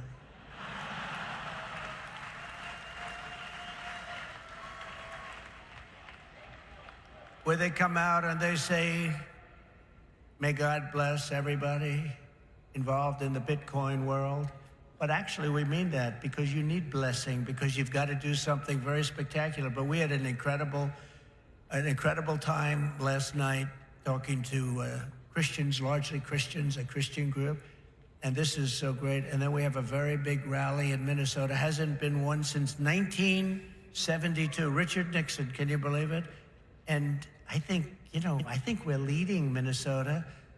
But there's some hanky-panky that goes on in Minnesota. But I think we're doing good. So we're going to leave here. We're going to go there for a big rally. But this is such an honor to be with you. Sadly, when we see the attacks on crypto, it's a part of a much larger pattern that's being carried out by the same left-wing fascists who weaponize government against any threat to their power. They've done it to me. Did you see I just won the big case in Florida? Thank you very much. The big case. Thank you very much. Good. Now it's a big case. That was the document case. I have Presidential Records Act on my side. Biden didn't. By the way, Biden, they said, here's what they said. They said, he's guilty as hell, but we're not going to charge him because he's incompetent. I won the case the old-fashioned way. It's called you win. I wouldn't have wanted to win the way he won. Trump won the case because they called him incompetent. Think of this. So they called him incompetent. So he's incompetent to run for trial, to stand trial, but he's not incompetent to run the country. How does that work? But he's not doing it anymore because he didn't do particularly well in the debate. Did anybody watch the debate? Not too many people. Somebody said to me, you did horribly in the debate. I said, why? He said, because there's no way he can continue forward. That's how bad he was. I said, I understand that, and that's exactly what happened, actually. We had a great debate. It was a tremendous debate, actually, and since then, hey, look, you have to open the eyes. You have to see what's going on. We have a country to run. The problem is that Kamala is worse than Joe. She's worse. She's a radical left lunatic, defund the police, all of the different things. And so far she's got a little honeymoon going on right now, but when people hear about her, and she's against crypto, by the way, and she's against it very big. So I just want to let you know, you got to get out. You got to get out and vote. It should be no surprise that these same totalitarians are hell-bent on crushing crypto and obliterating, and that's what they want to do, and that's what they are stated. They're there right now. You have the SEC, you know what they're doing, obliterating Bitcoin. The reason could not be more clear, because Bitcoin stands for freedom, sovereignty, and independence from government, coercion, and control. The Biden-Harris administration's repression of crypto and Bitcoin is wrong, and it's very bad for our country. It's really quite un-American. As you know, 6 days ago, we officially defeated the worst president in the history of the United States. I believe he was the worst president in the history of the United States. Think of it. Millions and millions of people have come into our country. They've come in from jails. They've come in from, think of it, insane asylums, mental institutions. They've come in as terrorists. We have the largest number of terrorists coming into our country right now. The same people that you just heard about from Israel, that did that in Israel, they're coming in and nobody checks them.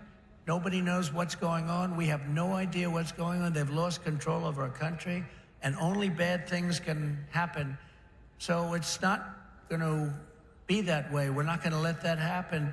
We're beating them, and we're beating them badly, and we have to make sure that we do. We need to do it for our country. And you can't just be a fighter and have your man lose the fight, or woman, but in this case, a man. He's losing the fight. He's down by 15, 16, 17 points. They say that you're not going to win, Joe. You got to get out. He didn't want to get out. He said, I'm not getting out. He said, you're getting out. He said, I'm not getting out. I got 14 million votes. I'm not getting out. They said, if you're not getting out, we're going to institute the 25th Amendment on your mental competence. He said, like I said before, I think I'm going to get out. Okay? And they got him out. But it's like, think of this. You fight, you're in a campaign. You spend a lot of money, a lot of time, a lot of effort, and he's losing. And then they say, let's take him out of the fight. We'll put a new fighter in there. The new fighter is her, probably my second choice. He will always be my first choice, but she'd be my second choice. And again, if we don't win this race, and I know you're not that political, but you have to be political because your whole thing, I mean, you have a lot of politics involved in what you do. If we don't win this race, this country could be finished as we know it. This country is going to be in bad shape, and we have to be in there. We have to fight, and we have to win. And I pledge to the Bitcoin community that the day I take the oath of office, Joe Biden and Kamala Harris's anti-crypto crusade will be over. It will end. It'll be done. It'll be done. The moment I'm sworn in, the persecution stops and the weaponization ends against your industry. And as long as I'm in the Oval Office, Elizabeth Warren, Pocahontas, do you remember? Yes, I'm an Indian. She said, I'm an Indian. Why are you an Indian? You don't look like an Indian. No, my mother told me I have high cheekbones. Oh, that's why she was an Indian. So I named her Pocahontas. Elizabeth Warren and her goons, and she's very nasty to you. She hates your people. She hates everything about you. Will keep their hands off Bitcoin. They're going to keep their hands off crypto. They're going to let it grow. We're going to let it grow. On day one, I will fire Gary Gensler and appoint a new SEC chairman.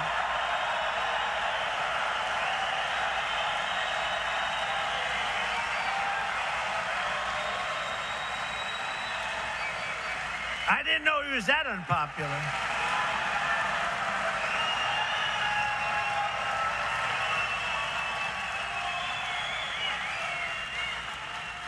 Well, I didn't know he was that unpopular.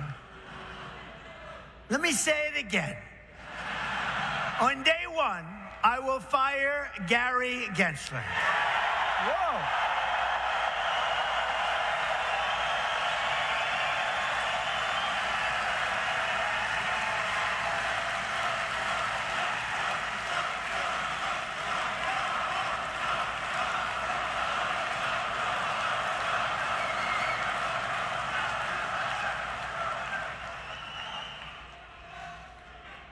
And we'll appoint a new SEC chairman who believes America should build the future, not block the future, which is what they're doing. And Kamala Harris wants to make him Treasury Secretary. That's not good. That's not good.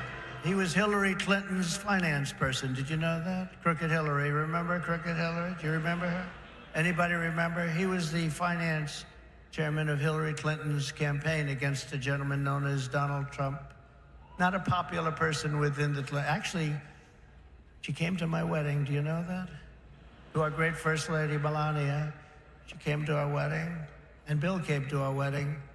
But it's amazing things when you run for office, a lot of things change in your life. A lot of things change. As president, I will immediately shut down Operation Choke Point 2.0. They want to choke you. They want to choke you out of business. We're not going to let that happen. And no longer will your government sit by and watch as Bitcoin jobs and businesses flee to other countries because America's laws are too unclear and too tough and too angry and too stiff. We will keep each and every Bitcoin job in the United States of America. That's what we're going to be doing. Upon taking office, I will immediately appoint a Bitcoin and Crypto Presidential Advisory Council. Would anybody like to be on that particular council? Please raise your hand.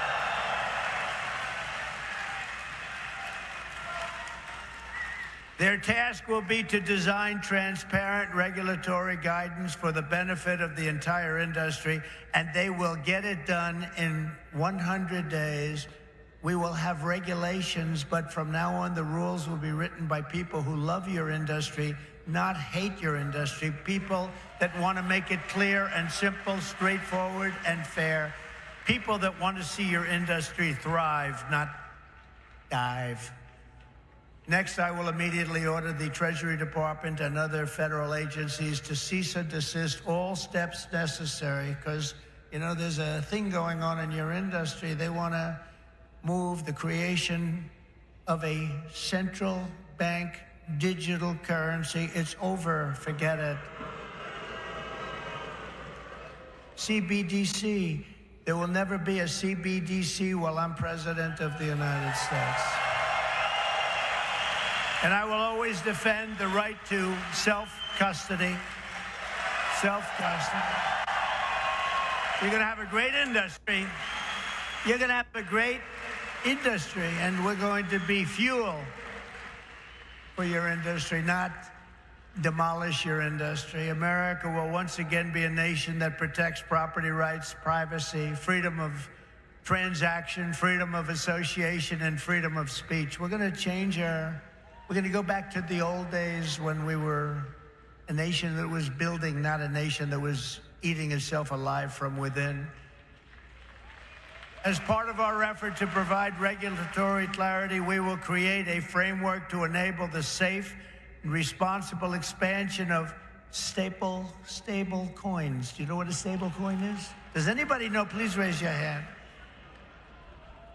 Allowing us to extend the dominance of the U.S. dollar to new frontiers all around the world. America will be richer, the world will be better, and there will be billions and billions of people brought into crypto economy and storing their savings in Bitcoin. So that's the way it is. That's pretty much the way it is. Those who say that Bitcoin is a threat to the dollar have the story exactly backwards. I believe it is exactly backwards. Bitcoin is not threatening the dollar. The behavior of the current U.S. government is really threatening the dollar. The danger to our financial future does not come from crypto. It comes from Washington, D.C. It comes from trillions of dollars in waste, rampant inflation, and open borders while giving welfare and free health care to all of the illegal aliens that are pouring into our country by the millions and millions and millions. It comes from printing hundreds of billions of dollars to fund endless wars overseas while our cities are like combat zones here at home. 2 weeks ago in Chicago, 117 people were shot and 17 died. Afghanistan doesn't have anything like that. You know, you think about tough places. Look at what's happening with our cities. What's happening in the last 3 years, last 3.5 years. Nobody's ever seen anything like it. Think of it, 117 over 4th of July weekend. 117 people were shot and 17 died. This is the United States of America? I don't think so. By the way, when I was president, we had no wars. We had no new wars. We didn't start any. Remember when Hillary said, he'll start wars. Look at his personality. No, I said, my personality will keep us out of wars. But we finished off some of the old ones like ISIS, which they said would take 5 years to do, maybe more. We did it in 4 weeks. We beat ISIS in 4, because we have a great military. And it's not a woke military, by the way. Maybe some of the people on top are woke, but this is not a woke. I got to see that first when I looked at what they did and what they did for me. They were unbelievable. They did things that nobody thought were possible. Our real generals and our soldiers, there's no woke. They're trying to get them to be woke, but these people are not going to go woke, I can guarantee you that. With your support this November, we will restore competence and we will restore common sense to our nation's capital. Because ultimately, it is about, it's not, are you conservative? Are you liberal? Are you progressive? They like progressive. It sounds so nice, right? It'll destroy our country. It's actually become a terrible word. It'll destroy our country. But it's not about that. It's about common sense. We want to bring common sense back in. This is all common sense that we're talking about today. And Bitcoin and crypto will skyrocket like never before, even beyond your expectations. And you are the people that are doing it. As we stop the war on crypto, we will immediately, and we'll do this very quickly, begin to build our economy, because when America is prospering, Bitcoin is soaring and it'll go up with it. We had the greatest economy ever, and we will soon have it again. Under the Trump administration, the typical middle-class family income rose by $6,000 a year. People don't like mentioning that. America had more money to save than at any time in many decades. As a result, during my 4 years in office, now you have to listen to these numbers. These numbers are like beautiful. And I don't want to repeat myself. Listen to these numbers. As a result, during my 4 years in office, Bitcoin surged by 3,900%, from $898 the day I took office to $35,900 the day I left. That was the biggest jump, I guess, in just about any industry. Think of that. Now compare that to just after 3.5 years of Biden and Harris, adjusted for inflation, Bitcoin is up 50%. Now 50% sounds good, but not when you're comparing it to almost 4,000%, right? 50%. You know, normally you say, oh, that sounds pretty good. Let's not put that into the speech. No, 50% is not good. When people can't afford groceries or rent, they have no savings to store in Bitcoin. This administration caused the biggest inflation in the history of our country, and that's what's happened. Our people are being wiped out. From the very first day we take back the White House, we will replace the Biden-Harris economic stagnation with a brand new Trump economic boom. You're going to have a tremendous boom. You know, you have a lot of great analysts out there. Scott, I'm talking about you, Scott, one of the greatest of all, and others that say the stock market's going up because they think Trump is going to be elected. And if Trump isn't elected, this country's going to go into a depression the likes of what you had in 1929. And I hope that's not true, but I can understand it, and I can understand what they're saying. The stock market gain, they think, is because looks like we're going to win the election. And I don't know what's going to happen with the election. You know, they cheat like hell, and I don't know what's going to happen. But if we win it, this country is going to be boomtown. It's going to be booming like it never boomed before. The current administration's economic plan includes trillions in new spending and $5 trillion tax hikes. They want to increase taxes by $5 trillion. They want the expiration of the Trump tax cuts to take place. They want a wealth confiscation tax so that when you make all of your money that you're going to make and all of the people you're going to employ, they want to take away your money in the form of a first-time ever tax and a gigantic capital gains tax that will exceed substantially in many states over 50%. My plan is the opposite. We will lift the workers and we will create savers out of so many people, and we will reward success. We will not punish success. They want to punish success. They want to punish genius. I'm not going to let that happen. I will make the Trump tax cuts permanent and deliver massive tax cuts for families and individuals and businesses that produce jobs. That includes no tax on tips. You know that, right? Going to get rid of the tax on tips.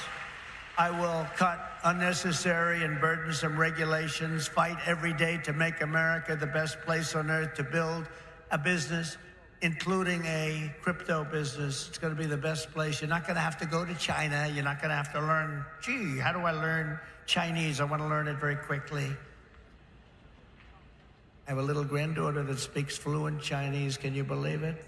And it's a wonderful thing, but it's not easy, but you're not going to have to do it.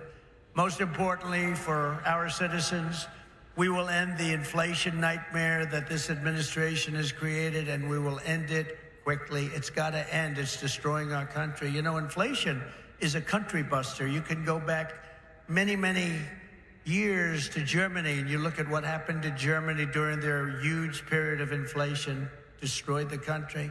It's a country buster. The Bitcoiners, and I say to you that you recognize the dangers of inflation long before most others did. You understood inflation, frankly, better than anybody else. You know that, don't you? If only they had listened. They didn't listen to you. They didn't listen to you. The trillions of dollars in ridiculous waste approved by our opponents resulted in the very inflation disaster that Bitcoiners had always predicted. 20, 30, and even 40% of the value of every dollar was wiped out, and wiped out quickly. You understood that, but a lot of other people didn't. The life savings of millions of Americans was rapidly destroyed. And very simply, uncontrolled inflation is a stealth taxation of the middle class. It really is. It's a stealth taxation. I call it the Biden tax. Now I call it the Harris tax or the Harris-Biden tax or whatever the hell we're going to call them. But it's a disaster. It's a tax of 50%. It's a 50% tax. Inflation, think of it, it's a 50% tax on people, 5-0. This is a human tragedy, and it's destroyed people. It's a national disgrace. It's destroyed everything in its way. It must never be allowed to happen again, and it won't. When I'm president, I guarantee you it won't happen, because we're going to do things that make sure it doesn't happen. They've allowed pricing to get totally out of control. We're going to do energy, bring it down to levels that people have not seen in many, many years. We had it at levels. We were at $1.87 for a gallon of gasoline. You don't see that right now. For 4 straight years, under my leadership, we had effectively no inflation, none. When I left office, it was 1.4%, and then it stayed there for almost 2 years. Remember when Biden said it was 9? I inherited 9%. That was just another lie. Misinformation, disinformation. We gave them a hot country. We went through the COVID. We did an incredible job. Never got credit for that. Always got credit for the economy, for the military. We rebuilt the military. We created Space Force. We did so many different things. Never got credit for that. You know what? We gave them a great country with essentially no inflation. And after 2 years, they drove this country and they drove inflation through the roof. 2 years, cost of living went up, in some cases, by over 50%. And they say 22%. They like to say 22, but it could be much higher, and it is much higher depending on what they include. They don't include things like interest rates that went from 2.5% to 10%, but you can't get the money. When I return to the White House, I will stop the wild and wasteful spending of this administration. I will end the endless wars. They never stop. Again, we had no wars. We had no new wars under your favorite president, President Trump. We had no new wars. They thought I was going to start a war. Let me tell you something. I'm going to stop World War III, because we're closer to World War III than we've ever been since the end of World War II. I will seal the border and stop the invasion of millions of people pouring into our country illegally. We will totally defeat, and we will do this quickly. We will defeat inflation, and together we will bring back the American dream for citizens of every race, religion, color, and creed. We will bring it back, the American dream. You don't even hear the statement American dream anymore. You don't hear those words anymore. We used to talk about the American dream. A lot of you people are in the American dream, but you're going to be crushed if you don't elect me. I hate to tell you. You don't elect me, you're going to be crushed. You're going to say, Alice, what a mistake it was. We went for a person who has no talent. She's been a failure at almost everything she's done instead of Trump. And look at us now. We're going to move into an extremely small house from our beautiful house. But we will end the war on American energy, and we will very simply drill, baby, drill. We're going to drill, baby, drill. We have to. It's what we have. We have more liquid gold under our feet than any nation in the world, more than Saudi Arabia, more than Russia. We don't use it.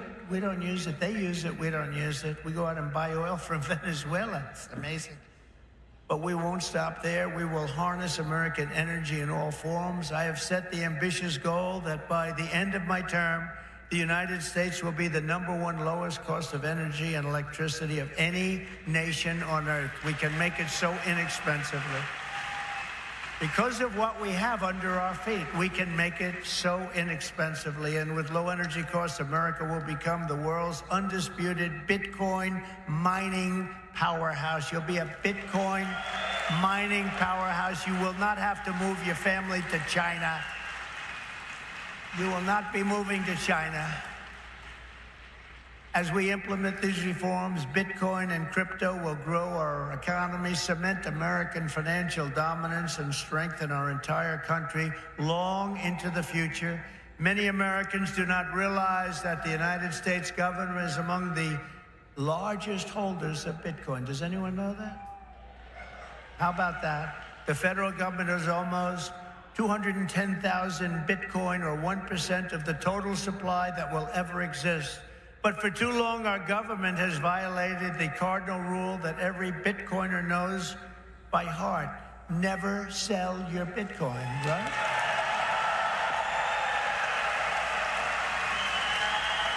That's right, isn't it, huh? That's right.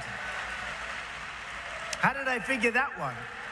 Never sell your Bitcoin. And so, as the final part of my plan today, I am announcing that if I am elected, it will be the policy of my administration, United States of America, to keep 100% of all the Bitcoin the U.S. government currently holds or acquires into the future. We'll keep 100%. I hope you do well, please.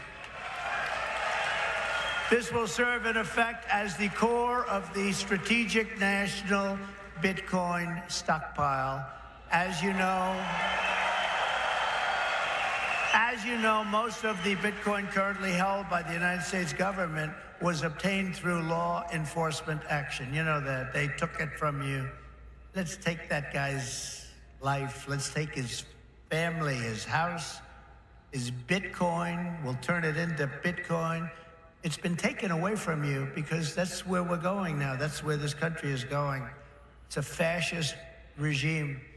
And so as I take steps to transform that vast wealth into a permanent national asset to benefit all Americans, today I repeat my pledge to commute the sentence of Ross Ulbricht to a sentence of time served. It's enough. It's enough.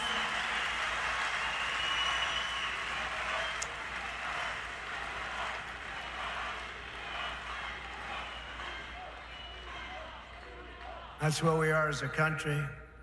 Ultimately, my promise to each and every one of you is this: I will be the pro-innovation and pro-Bitcoin president that America needs and our citizens deserve. This will be one industry, but this will be a thriving industry, a great industry, and I'm going to be doing the same thing for every other industry also. Our nation has never thrived by trying to censor new ideas and shut down the dreams of our people. America always plants our flag on the next frontier and pushes boldly ahead. We have to do that. We haven't been doing that for a long time, especially the last 3.5 years. It's gone the exact opposite.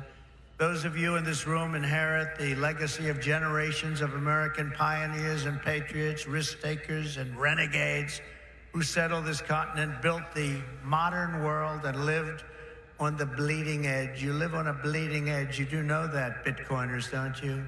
You are the modern-day Edisons and Wright brothers and Carnegies and Henry Fords, and what you do in your lifetime stands a chance to outlive us all and inspire humanity for generations to come. This will go down as a very important day in the history of your industry. Together, you are building America's future with your own smarts, your own grit, and your own skin in the game. You have a lot of skin in the game, and that's what you're doing. It takes courage to do it. Most people don't have that courage. My job will be to set you free and to let you do what Americans do best and what you're going to do better than anybody. Win, win, win. You're going to win, win, win. With energy, passion, and brilliance like we have rarely seen before, our country cannot fail. We're in a failing nation right now, but we're not going to be for long. Our country cannot fail. With your help, we will save our nation, we will restore our republic, and we will make America and Bitcoin bigger, better, stronger, richer, freer, and greater than ever before. Thank you all. Have a good time with your Bitcoin and your crypto and everything else that you're playing with. And we're going to make that one of the greatest industries on earth.